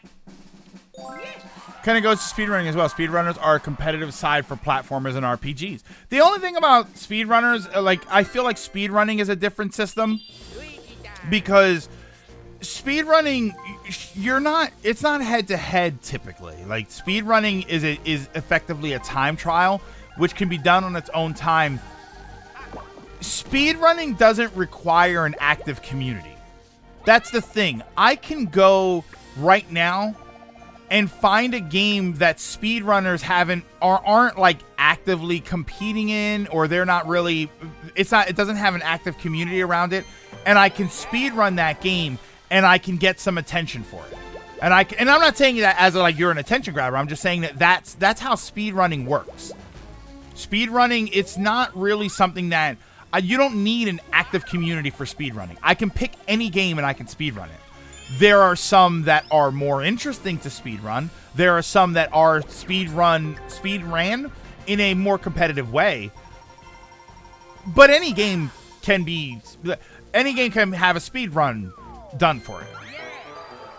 You know, whereas that's why I say there's a big difference between that and something like a multiplayer game. You know, if I wanted to be competitive right now in Street Fighter 1, I can't be. I can't be competitive in that game because there's probably not a community around playing that game. To an extent, right? Some people will give it a try, but it's probably not really a hardcore community. Yeah, either Street Fighter what? I'm sorry, Ronan. Or as I knew it, Fighting Street. But it requires a community. It requires people to do that. There's a Street Fighter 1? Fighting Street. Yeah, it was called Fighting Street for some reason on Turbo CD. Do you think people use this mini game as an alarm clock? I mean, it does kind of work. It was the issue with Penny's Big Break. It was so built to be a speed run that casuals didn't have anything to really do.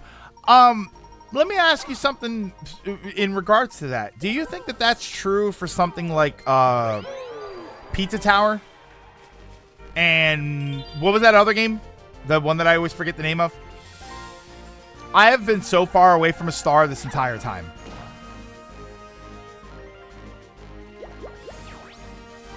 Oh my god, I just missed that event space. Oh wait! What? Anton Blast. Not Automatic Blast. Anton Blast. That's what it was called. Yeah.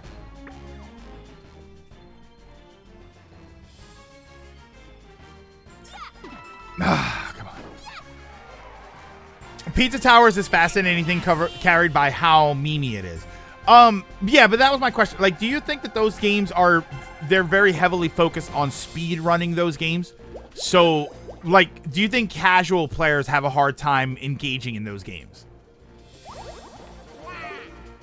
It's really a fast-paced game. It's practically designed for speedrunning. So then, does that mean that a casual player would play something like Pizza Tower and say, I'm not getting this? I don't understand it. Because that's kind of my issue with... Oh, I hate this game. They're fast-paced, but I think casuals can enjoy them. Start.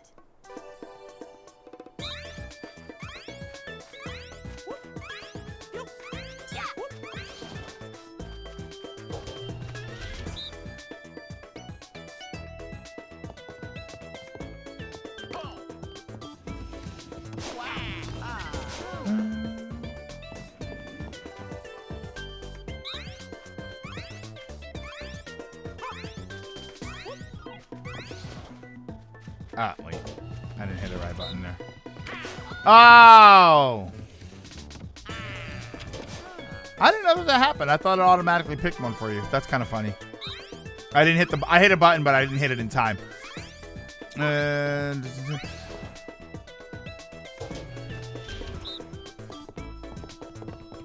Pizza Tower! You got it! But yes, Pizza Tower is very speedrunner focused. Casuals could play it, but they probably won't do much beyond finishing it, if that. I think the easiest thing that casuals can get into are shooters and raid. That's interesting. Like, as a casual gamer, what's interesting? What's a good... see, I don't know. Shooters and racing game.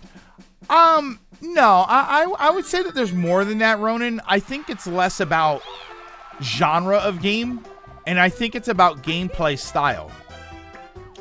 I would say shooters to an extent, but some shooters, especially if you get like Call of Duty and stuff, there's a skill level there that, like a Fortnite, for instance. Casuals can play Fortnite, but I think casuals would have more fun with zero build Fortnite than with builds. Racers, as long as it's arcadey, I think that's the most important thing. I think that's something like it needs to feel like an arcadey experience, something they can pick up and put down. I think puzzle games are very good for casual players. I think Tetris games, like Tetris, Suika game, right? Suika game, the fruit game. I think that's a really good game for casual players to get into. I'd have trouble saying cozy games like a Stardew, because I do think games like Stardew and Animal Crossing, I do think they require not particularly a time commitment as far as daily play. I think they require a time commitment as far as long-term play. I think that you get the most out of an Animal Crossing when you play every day for a couple of months. At least to check in. I think you get more out of a game like that. Stardew, for instance. Stardew, I think you get more when you play Stardew for longer periods of time over an extended period of time. So gameplay-wise, it's relatively approachable.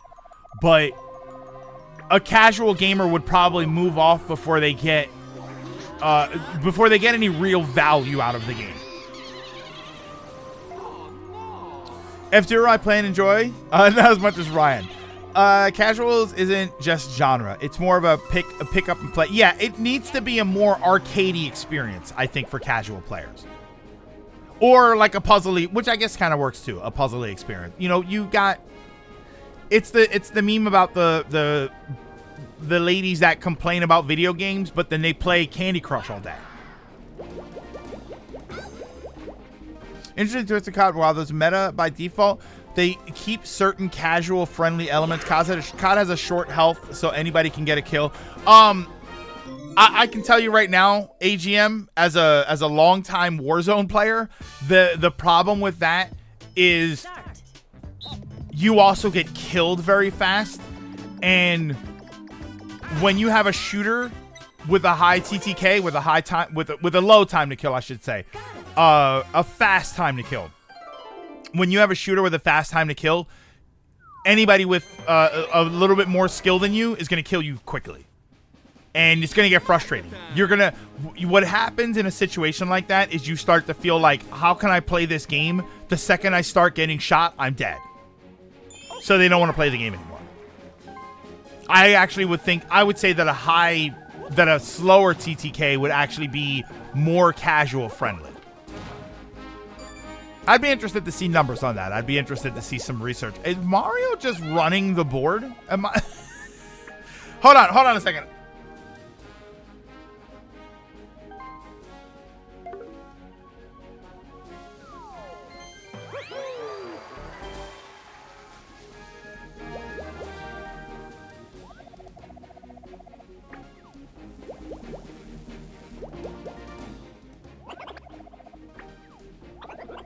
Sorry about that.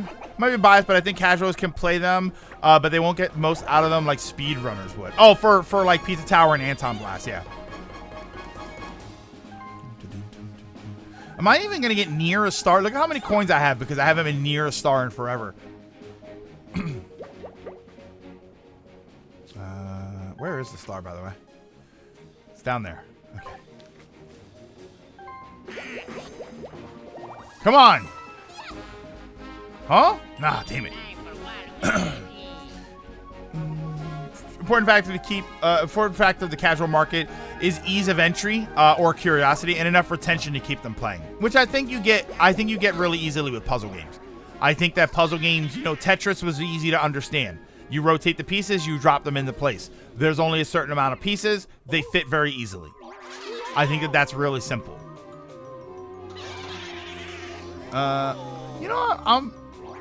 Unless this has happened and I've never heard of it. Hey, wait. You got a star. Has there ever been a Lego Tetris game? Doesn't that sound like it would make sense?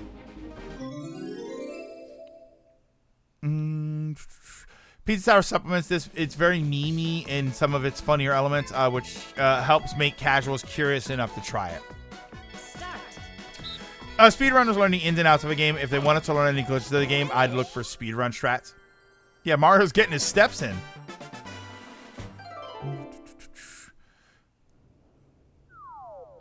That makes so much sense. We'll give you Lego Horizon Zero Dawn. Yeah, how does a Lego Tetris game not happen? What world do we live in where nobody in a boardroom said, you know what would work better if we link these things?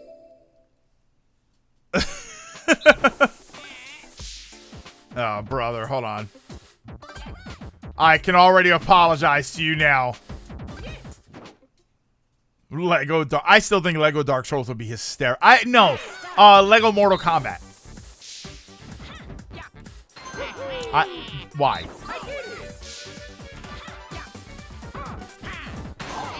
Okay, so it's not just me.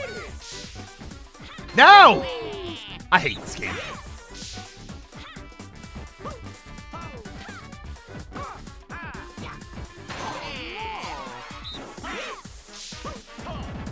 Let's go! Yeah, every fatality has this stupid Lego break note. I would love it. Yeah, Lego Mortal Kombat seems right. Yeah, you hit their head, right? You punch their heads off and they fall. They get hit in the chest and it makes like the right, the little collapsing noise. Like, how funny would that be? That would be so great. Yeah, the second you start saying you just need to look up, well, if you watch a video about, they don't want to do that. I hate this game. I love this game. Yeah, how am I supposed to stop that? I don't know. Hey, come on. Oh, wait, I have the most coins because I've never been near a star in my life.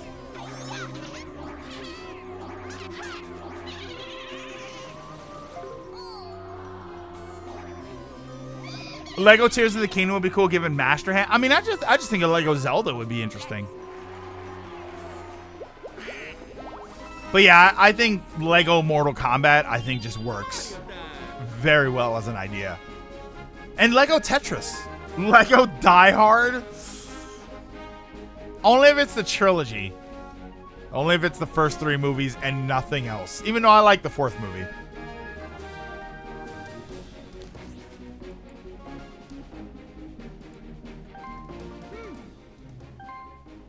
Oh, yeah.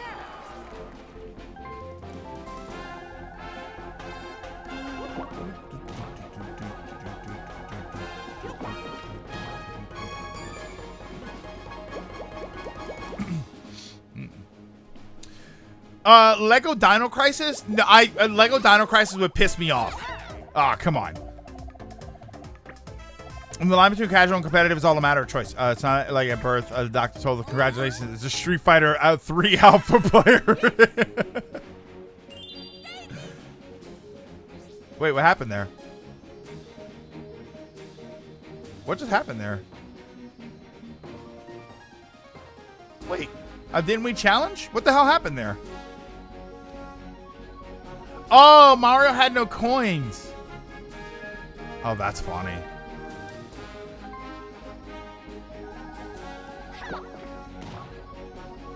Wait, where's the star? All right, I'm sorry, Mario. I'm actually going to steal a star from you. We have the loser of Lego Tetris get an animation of their Lego stat. Yeah, that's so funny, man. How do we not have Lego Tetris? I was going to say Star Wars. How do we not have Lego Tetris? That just makes so much sense. You will regret this.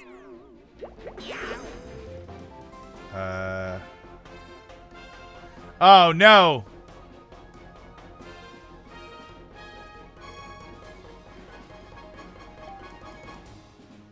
Oh, but the star is down there, man.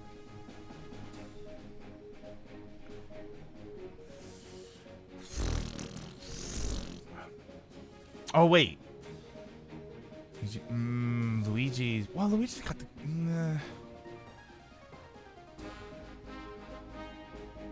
Oh, he's going to do that anyway. Actually, I'm going to... Oh, I could do that.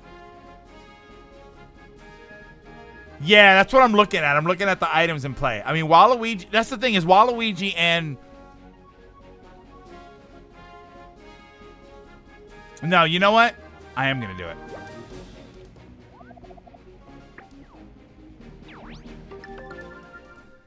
No. I'm going to do it because Waluigi and Luigi have golden pipes anyway. Waluigi can't use it right now because he doesn't have the coins for it. But Luigi can use the golden pipe anyway. So I'm going to make him burn it.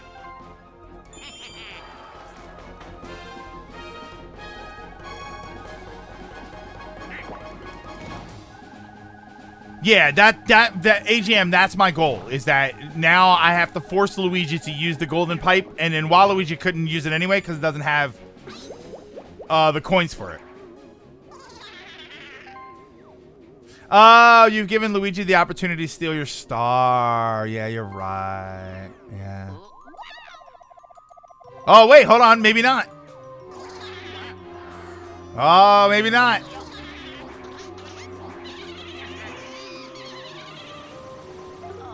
Oh! Wait, maybe not. I don't think so. Shadow saves me on that one. That was the play. Uh-huh.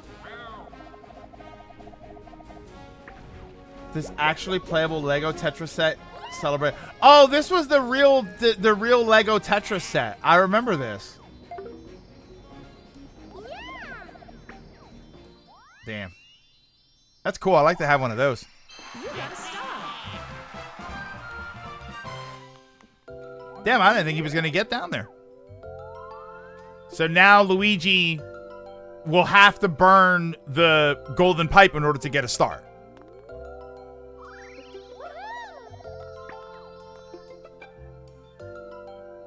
Who says this game doesn't have some sort of strategy?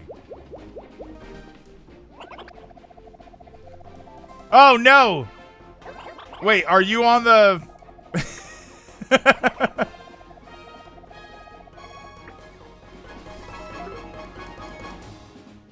Yeah, that's pretty cool. This Lego Tetris set thingy. I have a Lego Tetris, not Lego. I have a tabletop Tetris game. I actually have one.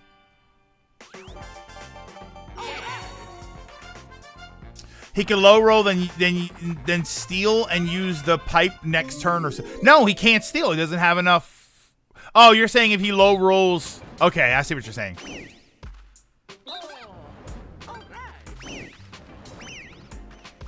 Whee. We good?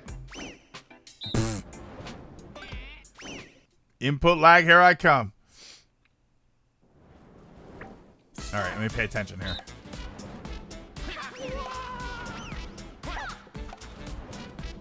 There's no way that was laggy.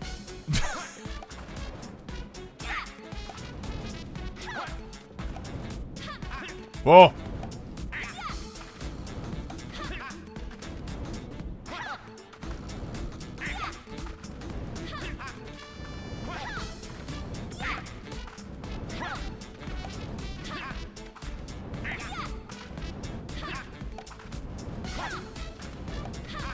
Oof.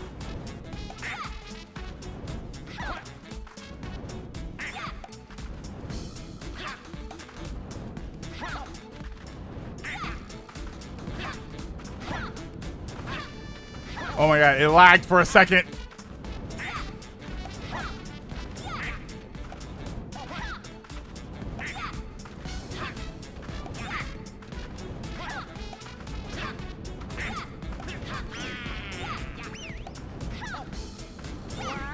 Yeah, baby.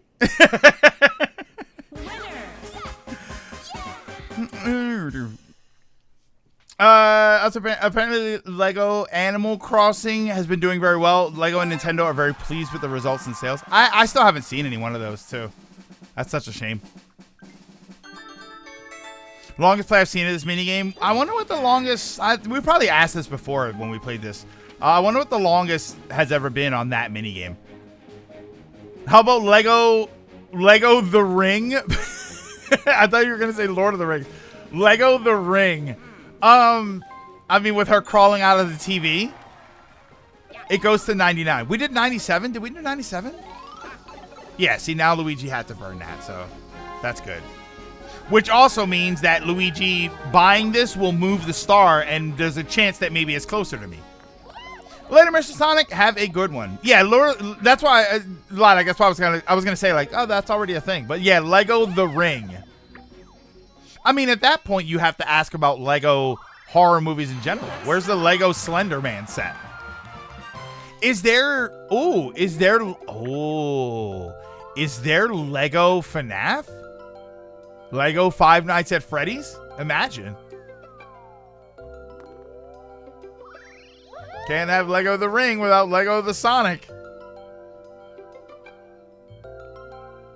Lego Chucky.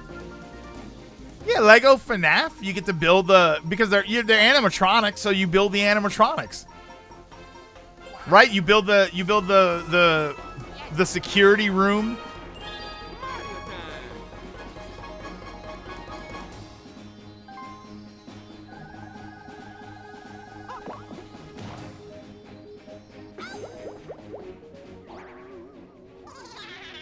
Anybody see the other 5-head play here?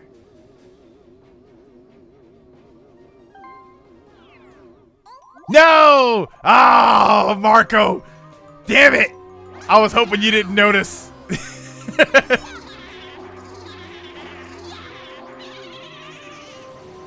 I was hoping you didn't see that. Ugh.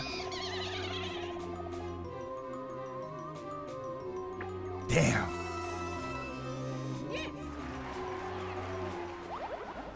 That's what you get. All right, I have to low roll. Low roll. Low roll. What do I need?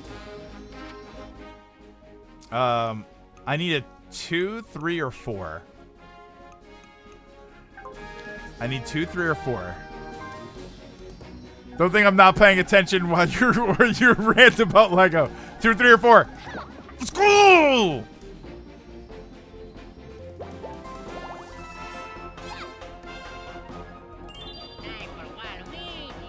Let's go!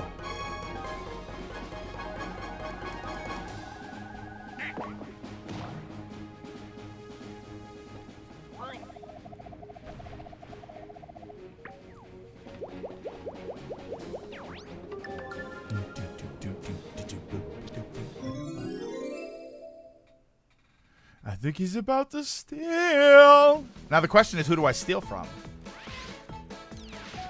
Start. Let's see what happens. Let's see if anybody presents themselves as a thievery target.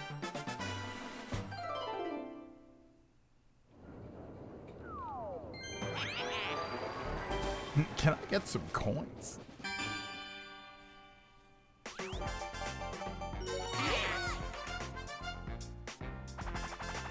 Puddle paddle. There you go. There you go, Shadow. You got some coins just for you. Puddle paddle. Coin mini game.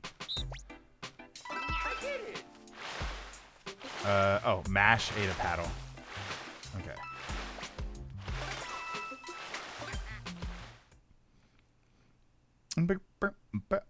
Start. Oh no! Oh, we're gonna miss it. Damn. Oh, come on. Why are they getting all the bags?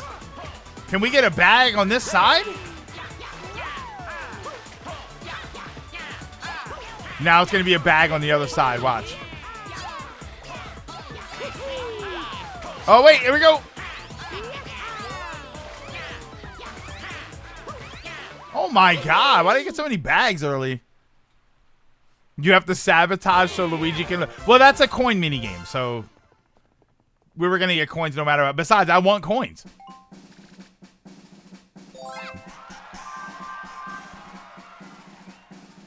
Can I get some Gonzalesu?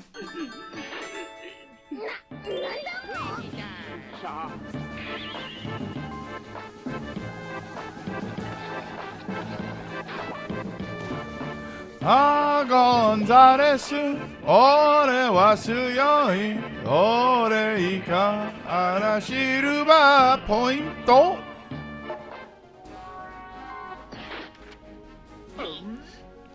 Mario's like, what happened?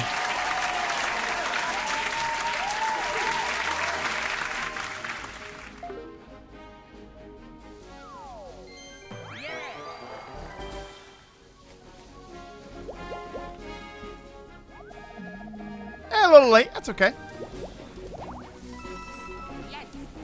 Yes. Mario time.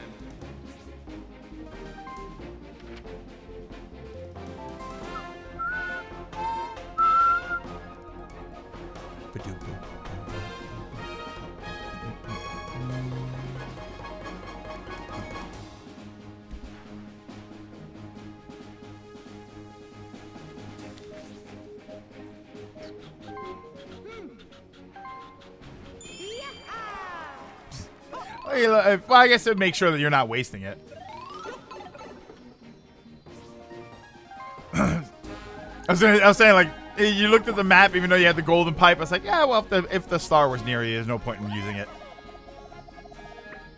If Mario gets the hidden block star, he could potentially win.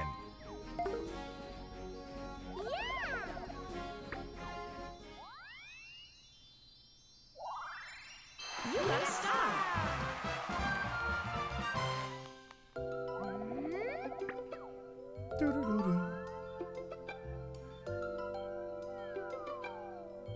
I don't know who that's close enough to.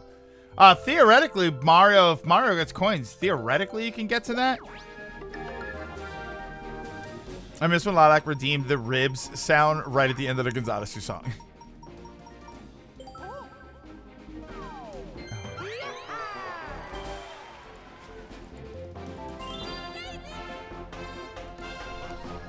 All right, so let me take a look at this here. Let's see what I can do. I have no items. That's what's crazy. All right, I have to do this. So, big roll, baby. All right. Everybody has 3 stars. I can do this randomly. Theoretically, I should take it from Av because Av has the most coins, but I'm going to do it randomly. That works better.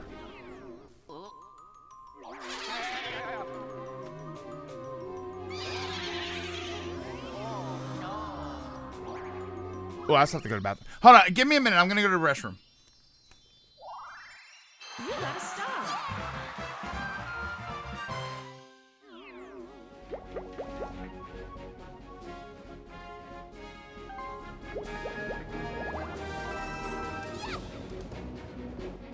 Time for Waluigi.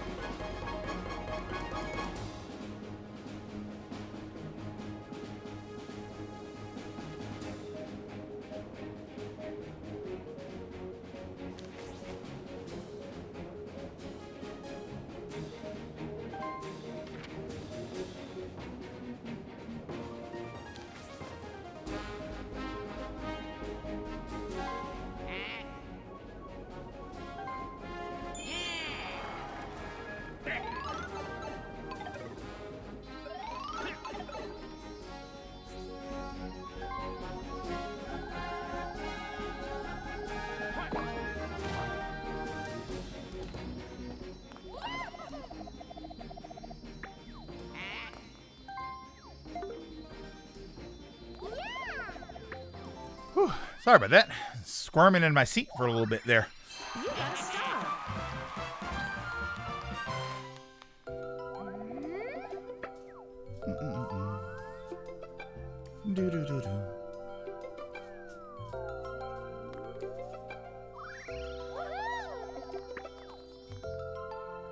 All right. Oh, okay. Wait. I think I can get to a star. Did I wash my hands? I did. I did wash my hands. I give him a quick sudsy rinse. Right. Hit a little soap. Hit a little rinse. I mean, I'm also here by myself, so it doesn't matter if I did or not. Yeah, Greg's not evil. Aren't you going to wash your hands? No. 'Cause I'm evil. Right, what's this? You can use the triggers for this too. It still matters. No, I do though. Start.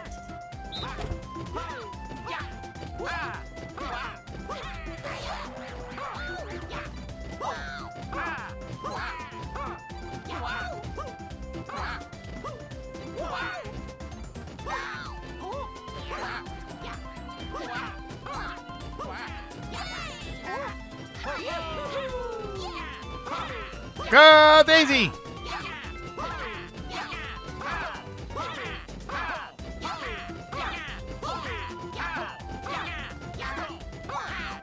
Now, Daisy! Yes! Yes, everybody! No, wait, I wasn't paying attention! No! No! No! I wasn't paying attention. I was laughing at the fact that everybody hit the bad carrot.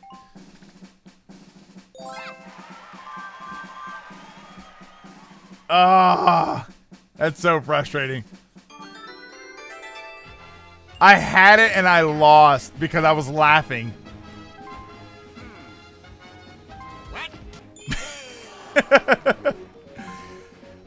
There's nothing like a bad carrot to ruin your day.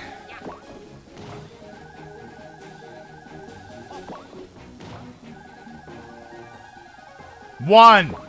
Oh my god. Alright, everybody sit back and watch as Av runs the board here.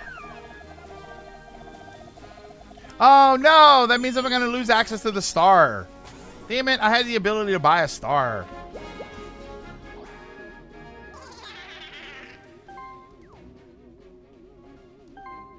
This is just like button mashing me. No!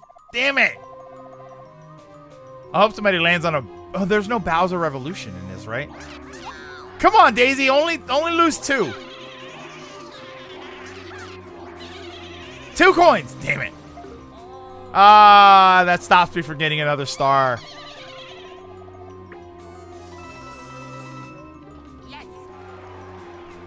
Stealing a star would have been the better play. Are you sure? Because this way you stop me from getting a star, and then you still get a star. Or like Av still gets a star. If they stole a star, that would have been it.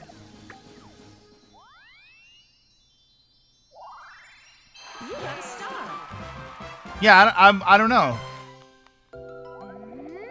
Yeah, this way they stop me from getting a star, and then they get one of their own. And, I guess it didn't work out that way. Theoretically, it could have... Because they've rolled so many, if the star would have appeared at the top, they would have had enough room to buy another star. Like, let's say, after they bought that, it appeared up here. They would have been able to buy another star. Hell, probably... Oh my god, they might even be... They have a key, too. They might even be able to loop around. Oh, no, you wouldn't be able to loop back to down where it is.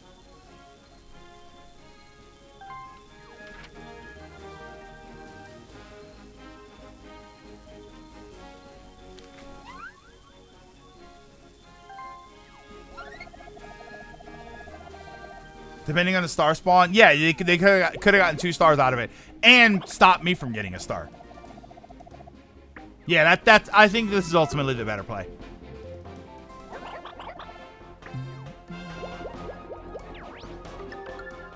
Yeah, brother.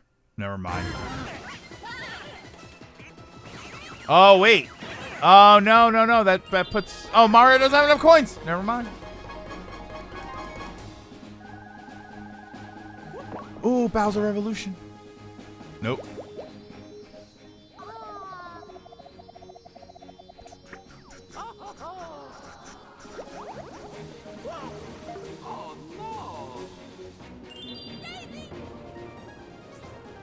All right. I haven't had items for most of this game. It's too. I mean, where are you going? What?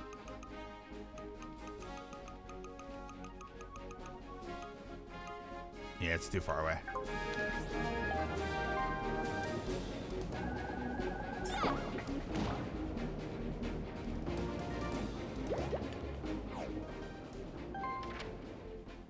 I mean, great. I can go down and get items.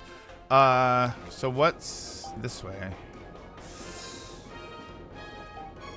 No.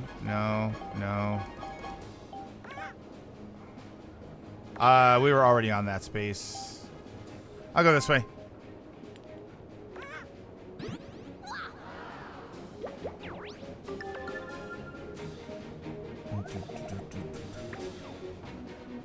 Can I just get some coins?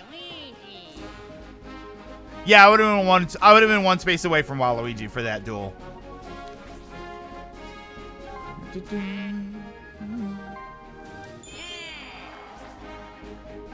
All right, you need the big luck here. You need the big luck.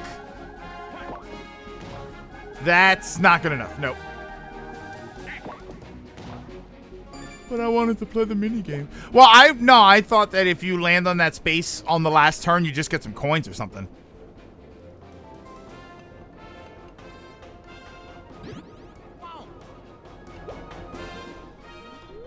Oh wait, is that gonna work?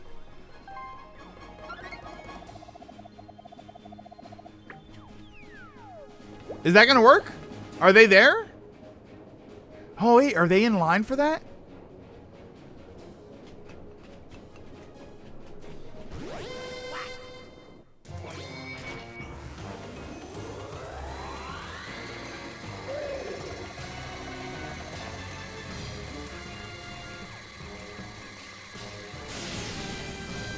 Because this is, I mean, it's just going to take coins at this point, right? Are they? Oh, he is. He was right. He was in the last possible space for it. Ah, what a, that's just like an FU. There wasn't even any reason for that. There wasn't even a reason for that.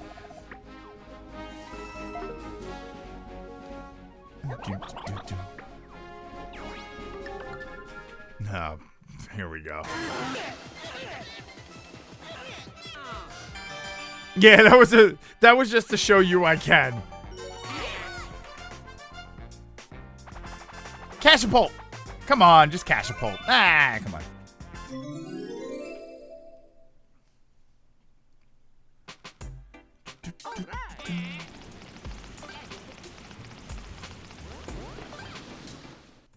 This one, I don't know how I ever feel about this one.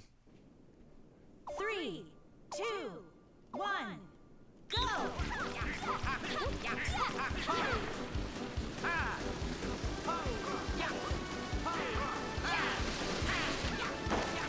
Yeah, this was not too bad.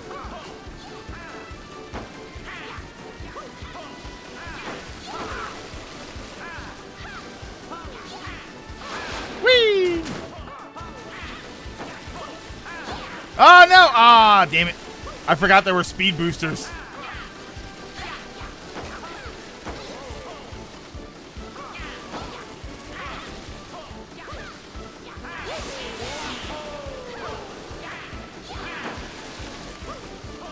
Oh no! Oh!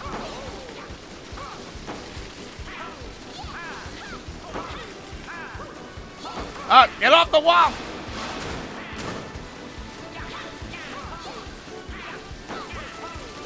No! Oh, come on, man. That's me. This is all me. I'm sorry. Ah. A new record. Whoever wins the minigame wins the match? How do you figure?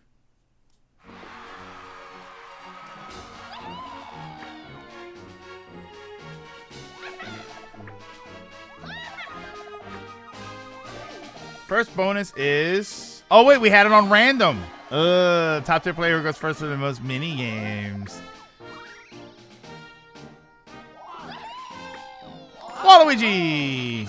Oh, coins. Eventful bonus. Ah, brother. Whose fault is this? All right, this is who to blame. This is the blame star. Oh, my God. Yeah, you forgot about the ones at the end.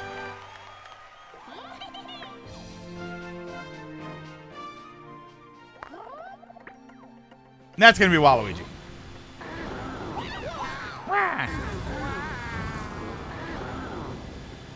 Hey, Daisy, on brand twice today. 2 games, 2 second place finishes. Woohoo!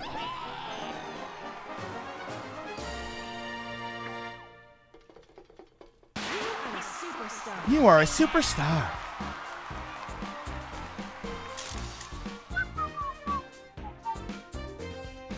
Game started so rotten that I thought I didn't have a chance. And that's how Mario Party works.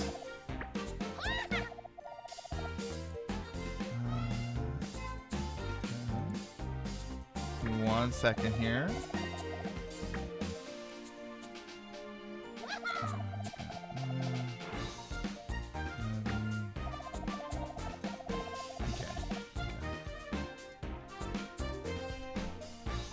Boop-a-doo-doo-boo.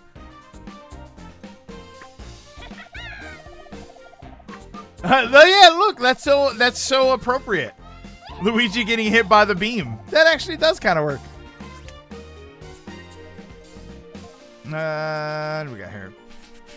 Wow. Too bad it wasn't the coin star. Mario and I would have each gotten a star.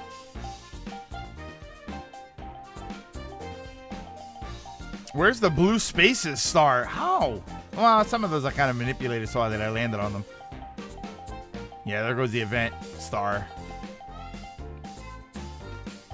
Lucky star. Okay.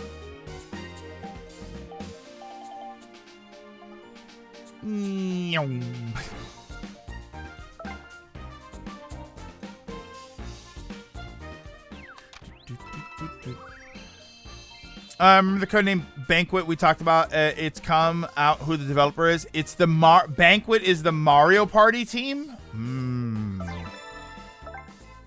Maybe it's DLC. I don't know if there'd be a name for it, but all right.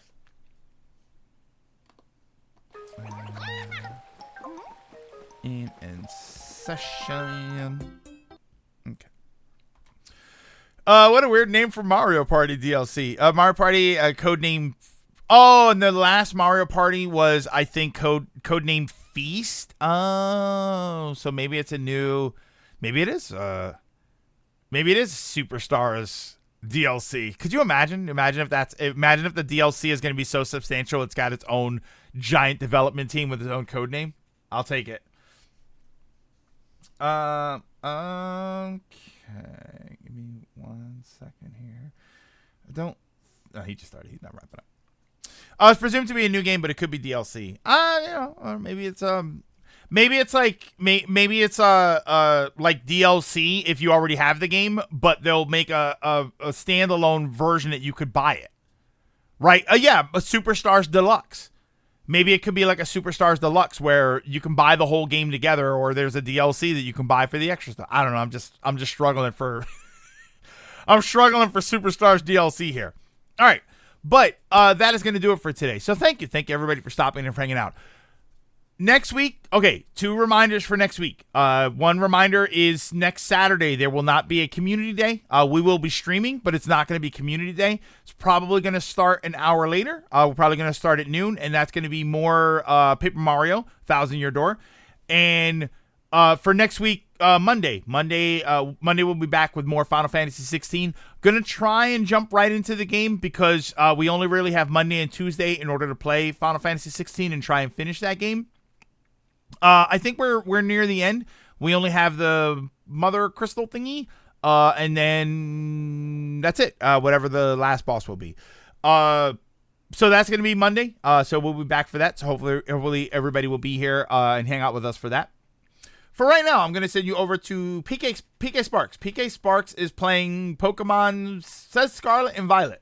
So stick around after the credits, and I will send you over there to hang out and represent us very well. What's this?